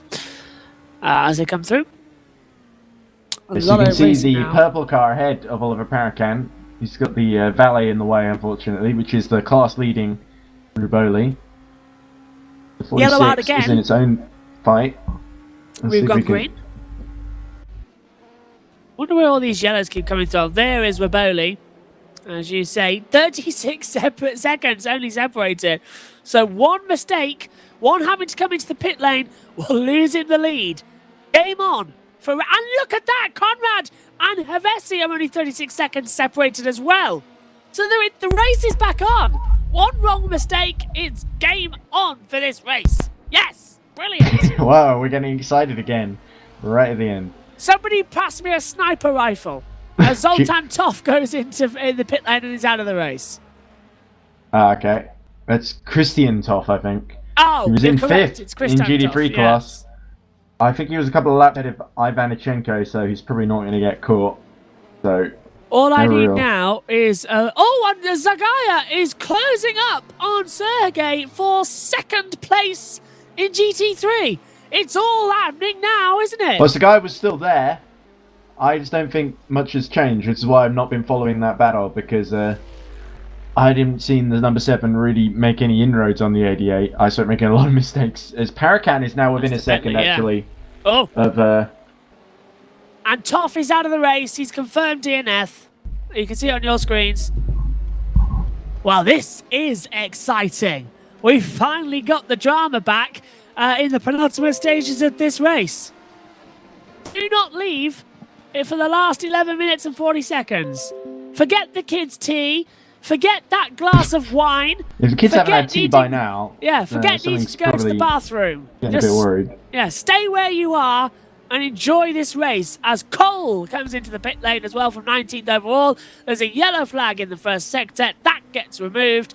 And the battle now is well and truly on, because 37 seconds in an endurance race means absolutely nothing. It's 45 seconds minimum for a pit stop if any of them need to do a splash and dash, which isn't unheard of. But this always happens. There's always some excitement to see. Sam Smith, who's on the race director here in the ERC, his thing at the moment is saying that he's dying inside. That must be just as much as pressure he's feeling as well, I've noticed on the Discord. Well, Havesi's coming in for a late stop, so he was artificially close. So it's a splash and dash for the number 22. So yeah, no reason to get excited about the lead in LMP1, unfortunately. As we see, that looks like Pajoud going really wide at turn 3. Zoltan, giving Paracan it's a driver change. Zoltan Toth takes over from Havesi. So Zoltan Toth is going in for the last 10 minutes, and that must be a planned thing. But Conrad, if he still needs a pit stop, will have to really be quick. 13.5 seconds, and Toff now takes over. So that was a driver change. No fuel and no tyres went in there. Oh, here we go. Paracan getting really close now as they have to go around the 444 car. Bit close and wide in the gravel, over the rumble strips. Broken vertebrae as they go back down towards turn 10. That's a bit much as well. Abby Eaton, a big voice to remove those type of curbs from motor racing circuits after she went over one at the Circuit of the Americas. Her car launched in the air, slammed down with such force, she actually broke her vertebrae, of course, in her back, and she spent the last 4 months in a neck brace as well with supports. What was reported as no accident originally has turned into one of the biggest accidents we've actually seen in W Series, and it was a minor one, even if you consider what happened at Spa. So those sausage curbs are dangerous, and hopefully they're going to be removed quite quickly as the LMP2 tries to pass the battle for third place as well. They're all changing over. Ashard comes into the pit lane. Spin! My goodness me! Yeah, he's hit the GD car. That was the 58 of Arshad, who was just coming out, and Parakan up to third then. My goodness! Yeah, that really worked out for him there. Just really bad luck, actually, for Stanislav Pajald. He just tried to get past the GD car. The GD car coming out of pits clearly didn't see him. And Parakan takes third with 10 minutes remaining. Big result here on the cards for Into the Points Racing. And Iron Earth has the overlay not updated, that there's been a change in position. Could just be me lagging. But the position has changed. You can be certain of that. With 9:49 to go. I wish the overlay was a bit more prompt with that. I think the time is actually off as well, just a little bit. Not too sure. I think actually it's a couple of minutes fast. Mine says it's just about 10 minutes left to go on the overlay page, but on the actual overlay it says 9:40. Le Mans has happened again. Le Mans is going to happen again, where we don't know what's going to happen. Ashard is taking a long time in the pit lane as he actually left the pit. Taking a look. Well, at least the overlay's a bit quicker than the actual overlay control panel. That's 6:45 to go. Oh yeah, that We've was lost a couple of minutes behind. No wonder. Yes. Riboli pits from the lead, and he had a 64-second gap to Bore. So actually, that's really crucial. Yes. There he is, Riboli leaving the pits now. What's the time going to be? 52, 49. It's closing. 48, 47. There's Carl Magnus Bore, but I think he's too far behind to take advantage of this. So there's clearly been. They want to be safe on the fuel, and they've got the margin to be so. Zux is coming in. Yeah, he's doing in the the same. 21 as well, but he's nowhere near close enough to get Pajald. Oh, this is tense. I can hear a steak slice calling my name at the end of this race. I did order a kebab. There was no kebab. It has to be the steak slice to come through as well. I think I'll even have some chips. But it's calling my name as well for the victory end of this one as well. 6 hours complete, and the racing is just as exciting as it was at the beginning. And Zagaya, full credit, we've been watching his other battles. He's been stuck right to the back of Adam Sereji, the two Adams doing battle. Technically, he's only lost a position from where he started. He qualified second in the GT3 class, got promoted to pole, and has only dropped back to third. So it's been a great race. LMP1 car appearing out of nowhere for these GT fields. And Adam Seretti just slots in front of it. You don't want to be fighting Valente too hard there. Yeah, peekaboo, I see you. Timing screens have updated, finally. Yeah, so where are we in this? We've got 5.5 minutes left to go. Chris Tompkins is typing, which means only one thing. Decision 49. Something's wrong. Yeah, something's wrong, basically. So decision 49 is coming up, I believe, in the next couple of minutes. As the checkered flag will come out soon. In fact, he's messaged me quite a bit, actually, so I should actually look, shouldn't I? Yeah. Bentley was ordered to give time back onto the Code 80 as well. Footage of the Valet MP1 crash. Oh, thank you very much. I've got footage of that crash now that Chris has sent me as well from what I missed earlier. Well, that would be the one that we showed on stream, yes. Thanks yes, to Tom. I missed this bit, so I'm now having a look at it. Oh, brake test in the middle of the straight. No, the Code 80 was called. Nassim Mallory slowed for it, and Martin Novak hit him in the back. That is, wow. Frightening, I think. Yeah, that was as the LMP2 gets through. Yeah. Thank you for sending me that, Chris. I've just had a look at it. My goodness me, that is terrifying. And the worst thing that could happen in a racing car is to have a sudden deceleration of a car in front of you and then have nowhere to go. And all of the LMP2s going through, but Zagvia, one day I'm going to remember how to say Adam's last name correctly. We've got the penalty. It's involving the Coach Academy 11 and the Team Iris 66. It's a drive-through for the Team Iris 66 for dive-bombing a faster car and causing a collision. That could have been race-changing, but it is going to kick out the 66 from P4.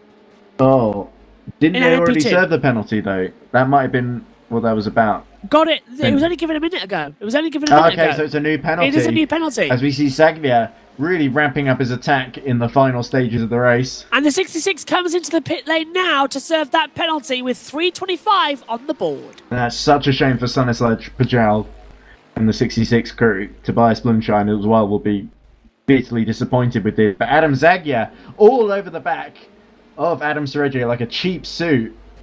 And is the Arnage competition Bentley going to dive up the inside at turn 10? And he thinks about it. It's completing this move that's going to be the tough bit, because you can certainly get him on the brakes, but can he actually come out of the corner ahead?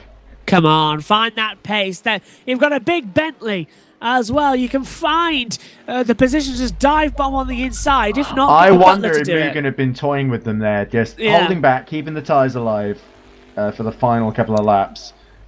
Our timing must be behind, because it's only just clicked below 3 minutes, and I said 3:25 like a minute ago. It is behind. I knew it. Right, I'll refresh it again. Yeah. I knew it was behind. 2:14 to go. Conrad leads. 12th second. Valente third. Just a couple of laps then. And what's the lap time? Yeah, 2 to go. 2 to go. Yeah, Pajard has actually come out ahead of Zux. So as we look at that's that looks like a Marshall just negotiating the two GD3s fighting for second place, as they have been for basically the second half of this race.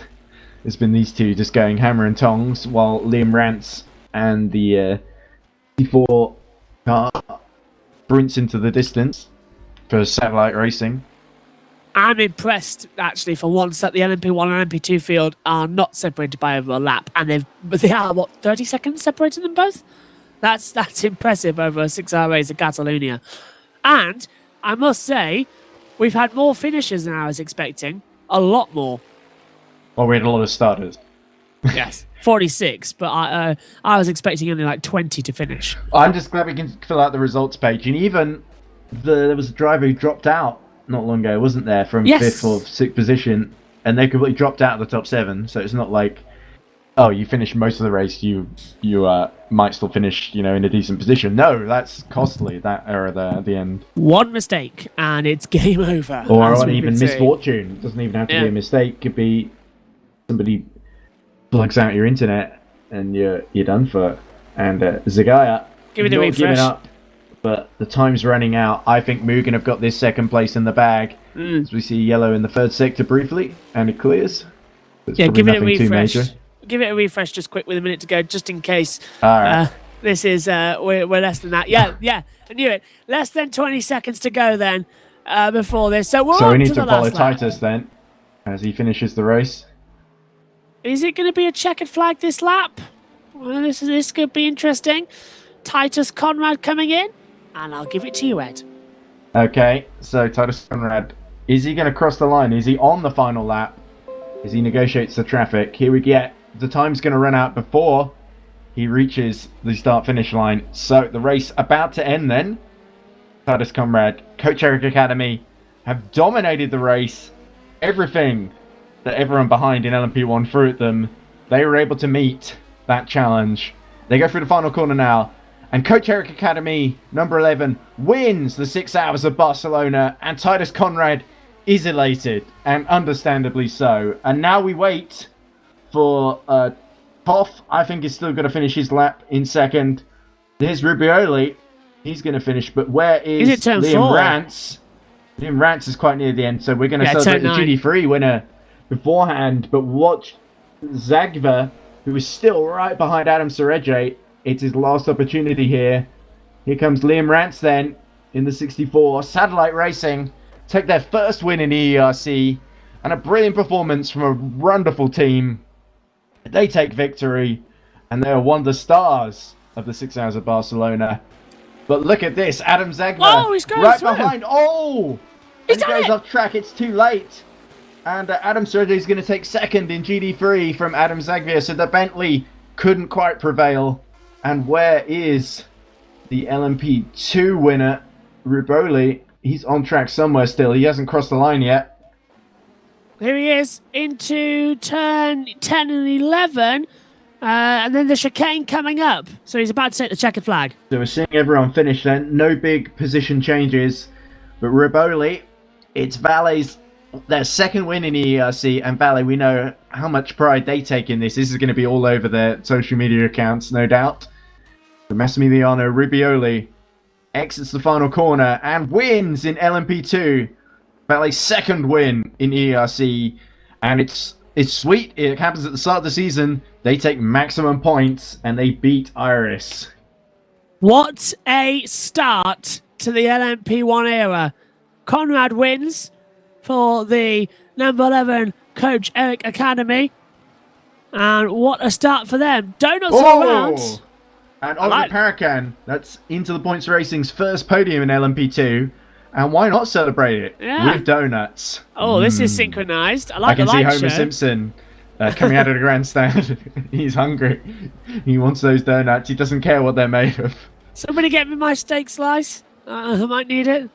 And a glass of Prosecco. I never had that Prosecco when we celebrated my sister's birthday. That looks like the Iris cars celebrating.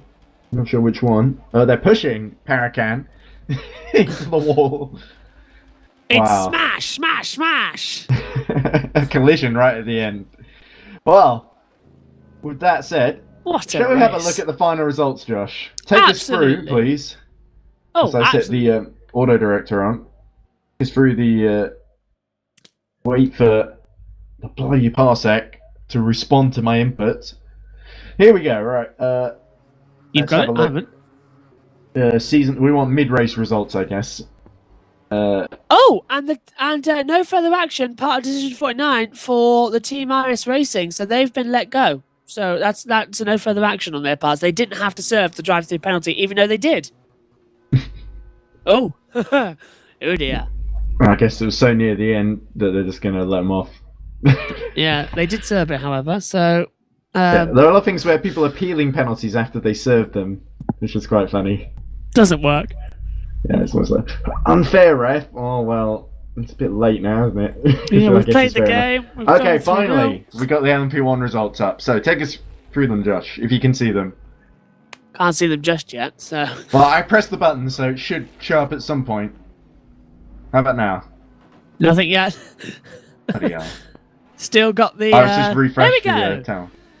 Results from the 6 hours of Barcelona, the first race of the season. Titus Conrad takes the victory. Zoltan Toth takes second, with Alessandro Viente going in P3.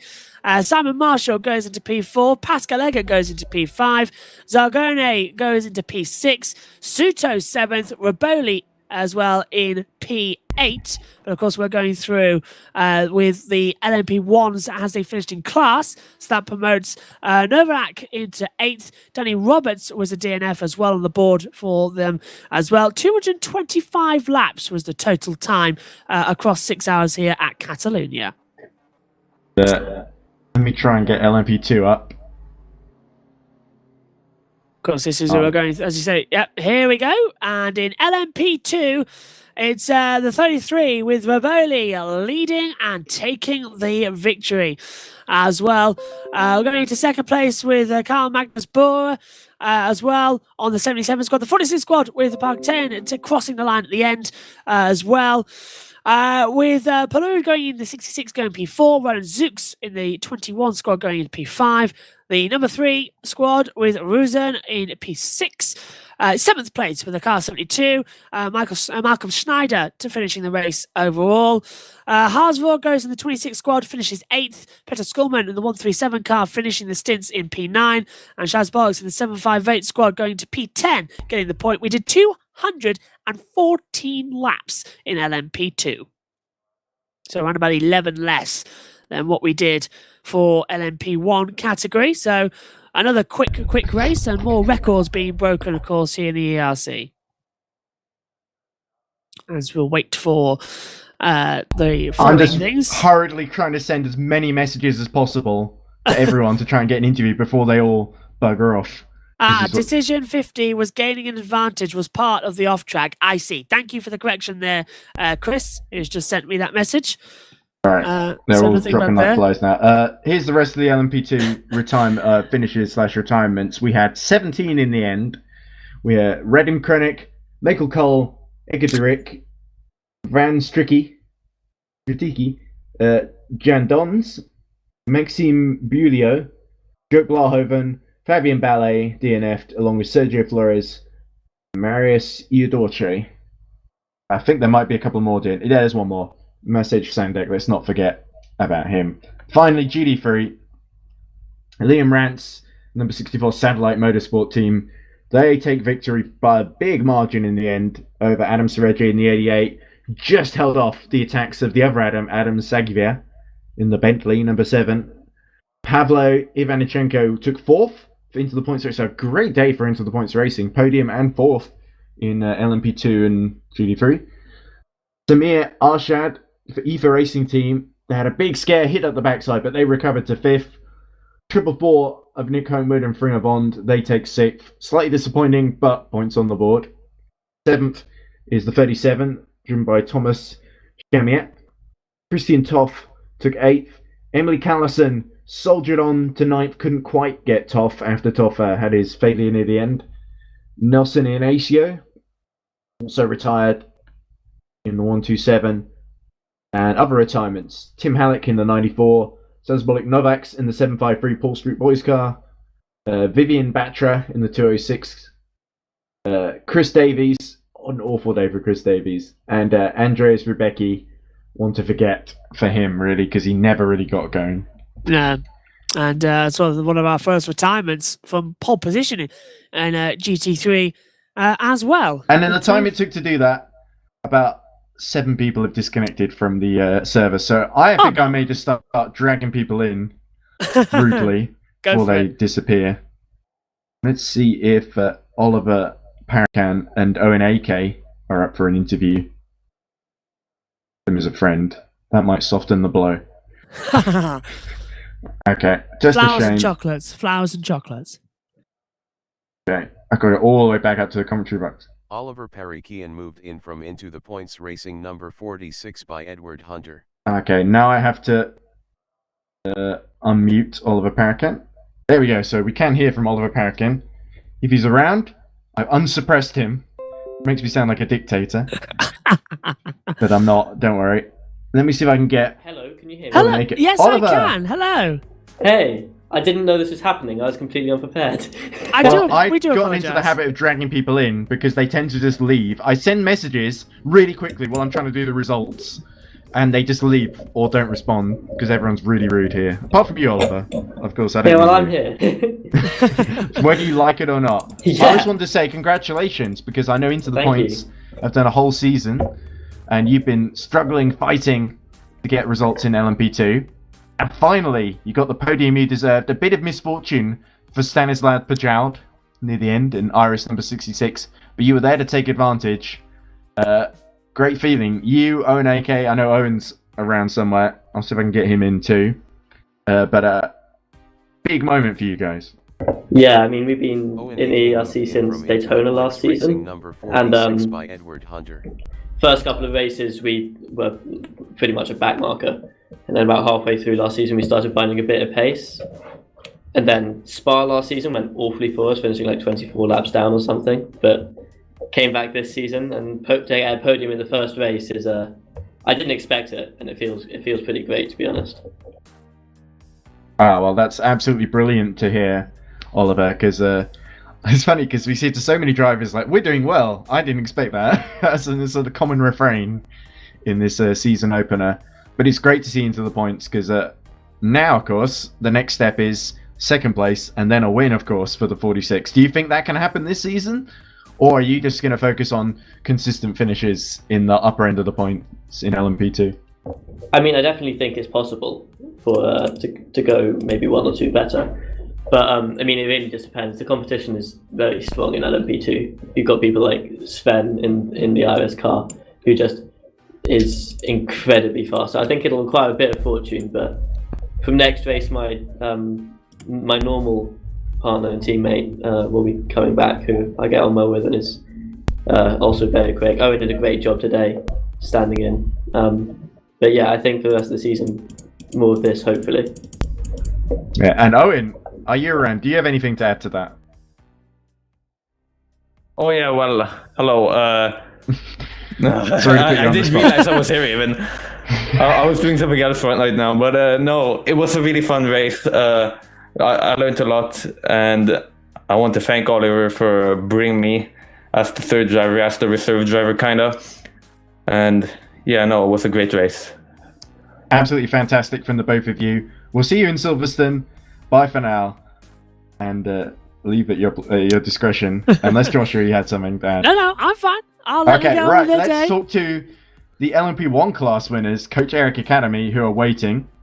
Let me drag them individually in. There comes Eric Neath as well, and Titus Conrad as well have been dragged in. There we go. I've unmuted you both, so you can both talk now. I want to say congratulations to Eric Neath and Titus Conrad from Coach Eric Academy for winning in LMP, the first ever LMP1 round of the EERC Endurance Championship here in Barcelona. So Circuit de Catalunya, it threw up its challenges. You guys were in the fastest car, the number 11. It didn't have an easy road to victory, but it must taste pretty sweet at the end, guys. Yeah, I would say it was kind of unexpected to be on the pace, really, as we have never driven an LMP1 before, and also for me it's kind of new driving an R-Factor in general.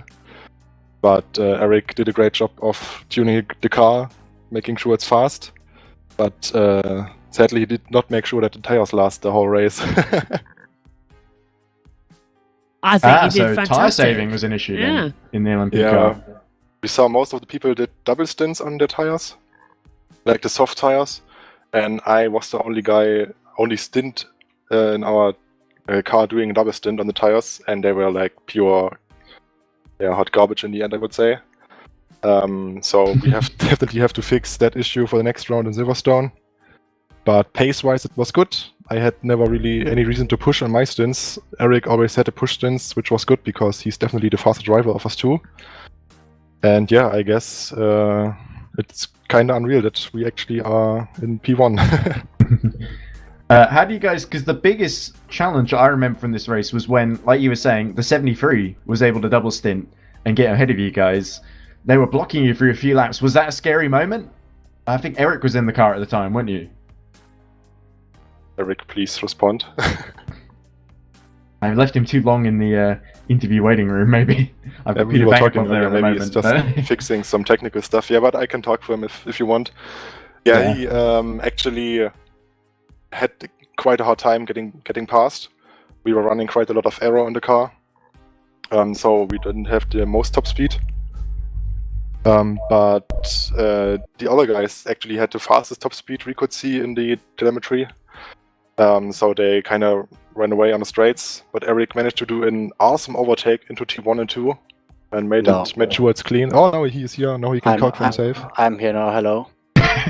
Sorry, Eric, that was a bit chaotic. It's fine. Yeah, about the overtake. It's actually the last chicane, where we got side by side because a lot of traffic were there, and as Tito said, the car, they were so much faster. I couldn't catch them on even in the slipstream. They were faster than me. So yeah, I needed a bit of luck, but yeah, traffic helped us in that sense a lot. Otherwise, I didn't think I would have gotten him on the straight. Yeah, Joshua, you were singing his praises when he did that, so Oh, one to listen back to for sure.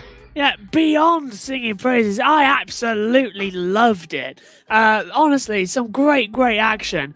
And I just want to say, during that situation, being side by side as well, nerves? Yes. I actually ordered a heart rate monitor for my stream, and I was checking earlier, and I had a 183 heart rate at that moment. So, yeah, it was really intense. We were on about heart rates right at the beginning of the program over 6 hours ago. And I said as well about how, I wonder which is the most stressful being in their position. Undoubtedly, I think you have just won that with that heart rate. So well done for those of you still with us who remember that conversation. Yeah, I was there. I remember. I am amazed, honestly, and also congratulations both on making history. As Ed said, the first ever LMP1 winners in EERC. What's the celebration plans then for tonight? Well, I'll probably have some dinner now, and then yeah, let's see. Not doing much, to be honest. It's already like 10:30 for me, so I'm an early bed guy, so yeah, not much for me. Don't blame you at all. I will get myself a cold beer. Actually, enjoy the evening with my girlfriend and just lay on a couch for a bit. But I must say, it feels great to actually be leading the BTCC Championship as a driver and a team, and also now leading the Endurance Championship as a team as well. So that feels amazing, I must say. And we are team owners in the touring car series, so you are technically one of our competitors, the ones we want to beat. So I hope there's great respect between our teams. Oh yeah, please challenge us. We want to have great fighting on track. We have Valente up in second, one of the Irish drivers. Let's race, I should say. Let's race. Absolutely. I mean, we'll commentate, but we let the drivers do the on track stuff for us. Yeah. No, but I must say, coming into this league, we are new here. It's actually a great organization. I feel like we can have a lot of great races here, and it actually makes me want to drive R-Factor more. Oh, well, that's lovely to hear. So love it. Congrats again, guys, and we'll see you at Silverstone. Yeah. Thank you. See ya. And just looking at the calendar then for the remainder of this season, race 1 has been done. We've got the 8 Hours of Silverstone coming your way as well in February, up on the 19th. Then a month later, in March, we will go over for the 4 Hours of the Nordschleife as well. The Nürburgring is going to be even more fantastic. On the 16th of April, it's the 6 Hours of Interlagos as well. On the 14th of May, it's the 6 Hours of the Budai International Circuit. The EERC Petit Le Mans is on the 18th of June as well. The 16th of July, we've got the 6 Hours of Road America. And then, of course, on the 13th of August is the 6 Hours of Fuji. Of course, the Petit Le Mans will be at the Road Atlanta course, I'd just like to point out. Further down, of course, on the 22nd of September, we'll have the 8 Hours of Imola, a very exciting addition for everybody. And the season rounds out on the 22nd of October with the 24 Hours of Bahrain at the Shakir International Circuit. Ed has more with some of our drivers. Before we just get the remaining class winners in, Peter Vagapov joins us from Valet Esports, number 33, and Liam Rantz from, of course, the victorious Satellite Motorsport squad, the number 64. And I'm not sure if Liam is with us because I asked, didn't hear an answer, and dragged him in anyway. It tends to be the way I do things. But Peter, I'm pretty sure, is with us. So, Peter, you were sounding very confident when we talked in the middle of the race, and it ended up working out for you at Valet. It ended up with the Iris cars tripping over themselves, and Valet. Wait, was Peter with Iris or Valet? I'm getting confused because there's 40 drivers in 40 teams in Valet this. driver, definitely Valet. Yeah, Valet, definitely, yeah. The one that won. I definitely got the right person. No, it's just trying to keep track of 3 categories. It's really doing my head in. But well done, Peter. The first race of the season. I think it's the first time you've won since Hockenheim in the first season, which was the first race that I commentated on in the EERC. Yeah, which was a while ago. Yeah, definitely great result from us. Yeah, Iris did really well during the race, but I think they just made more mistakes than us, which is unfortunate for them and fortunate for us. And we decided to just keep calm, race, and try not to get into troubles. So very happy to win in endurance race, and especially Messi did a really great job last 3 hours. He was amazing. He was very calm. Nothing really to say. He had a great pace, and yeah, lucky to I could drag Massimiliano in. We can celebrate the victory with him if you want. I asked him if he wants, but he declined. He's quite tired. That's fair enough. He did do quite an effort to win that. I mean, yeah, he did a really great job in terms of strategy, in terms of tire wear and fuel efficiency. Yeah, really great job for him. And unfortunately for Iris, but anyways, congrats for the Iris finished P2, right? And someone P3. I don't remember the team, unfortunately. But congrats for podium winners LMP2. And I think Iris and Nugent are our main rivals for the season, and they will come stronger. Especially, I think Nugent. There are some things to discuss about the setup, about the strategy, and yeah, we really get lucky about the code 80 stuff. But Sven from Iris is a very strong driver. We need to do something about him. Yeah, it's fun to win the first race of the season, but it's still a long way to go, and we need to work a lot to win the championship. Certainly, I know Valley will be extremely happy with those efforts there. Just a word on the 32 car, because it retired. We weren't sure quite what happened there. Yeah. Was there something very dramatic happened in LMP1 to the Valley there, but we didn't quite see, because they retired at the same time, unfortunately. Unfortunately, the 32 car retired. Fabian did a really good job in today's race, but his teammate didn't come, so we will sort this out in the next race. But what he did today was outstanding as well, and he deserves a podium too. I think we could get theoretically 1 and 2 because we had a really good race pace, and yeah, unfortunately this happens, but yeah, I think we just need to relax a bit, drink some vodka and we'll see what we will do in what's the next race. Is it Silverstone? 8 hours. Silverstone. And excellent teamwork at Valet as ever. So thanks, Peter. And before we end, Liam, are you around? Do you have any? We want to acknowledge the victorious Satellite Motorsport team winning on its debut in GT3. Liam was the only one around, so I dragged him in. I've tried my best to contact him, but I think he might have other plans. That's which I mean is fair enough. I was hoping I could get someone from Arnage, but they left while I was busy trying to contact Liam. This always happens, it seems. Should we drag Chris in for a second? I want to get drag him in. Okay. Sorry, Chris. Forgive me later. He can hear me, and you'll know it'd be my idea. Oh, hello, he's Chris. In, and I don't have to mute him this time because he's on the Peekaboo, Chris. We just wanted to end the broadcast, Chris. We couldn't get an interview with the winner from GT3 because I think Liam has gone to eat something. Or maybe he's collapsed from exhaustion. Hello, Chris. I immediately got 2 of you, and that was terrifying. I don't imagine how Ed can put up with it for 6 hours. Yeah, I it's turned terrifying, down isn't it? my actual audio on Mumble, so occasionally I hear a bit of disconnected audio, and it's very quiet in the background.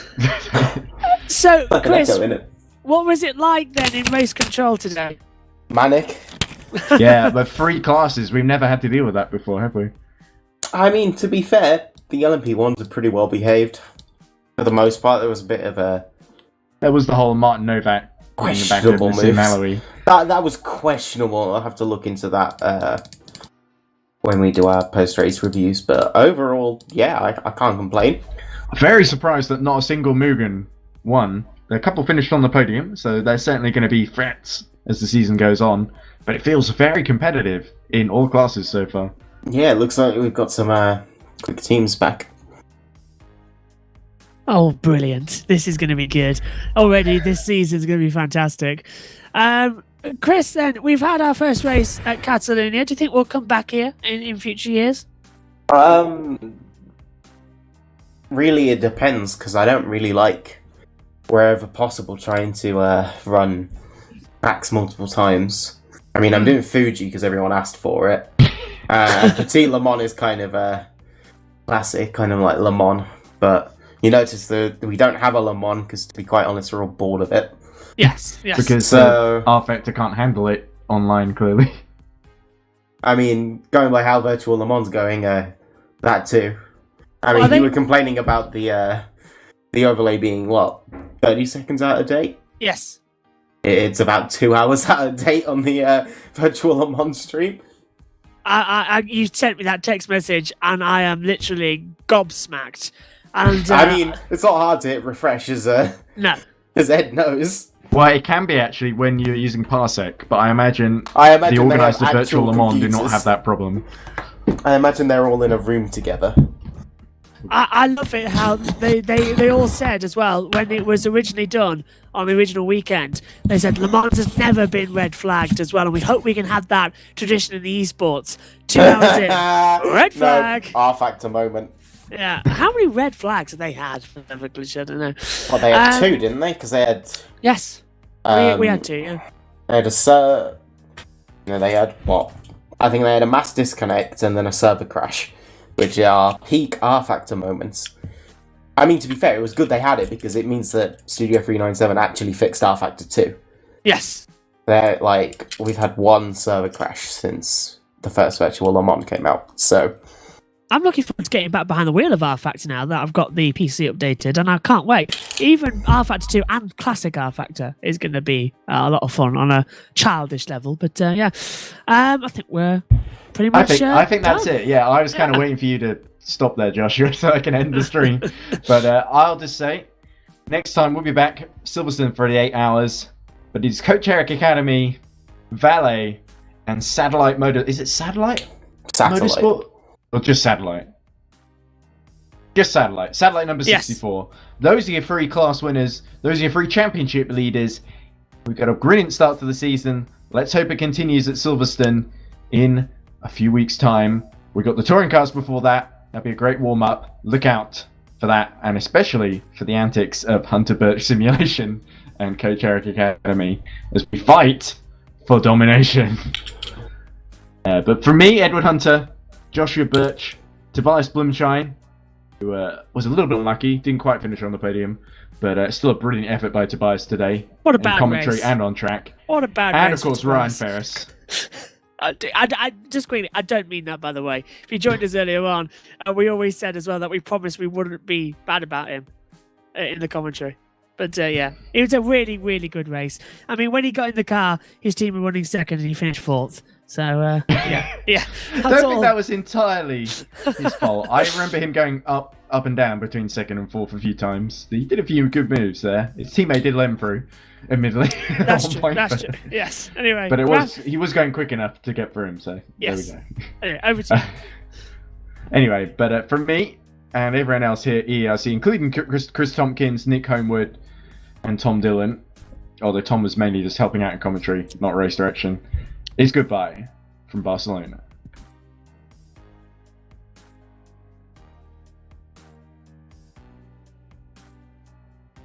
And it's taken ages to respond.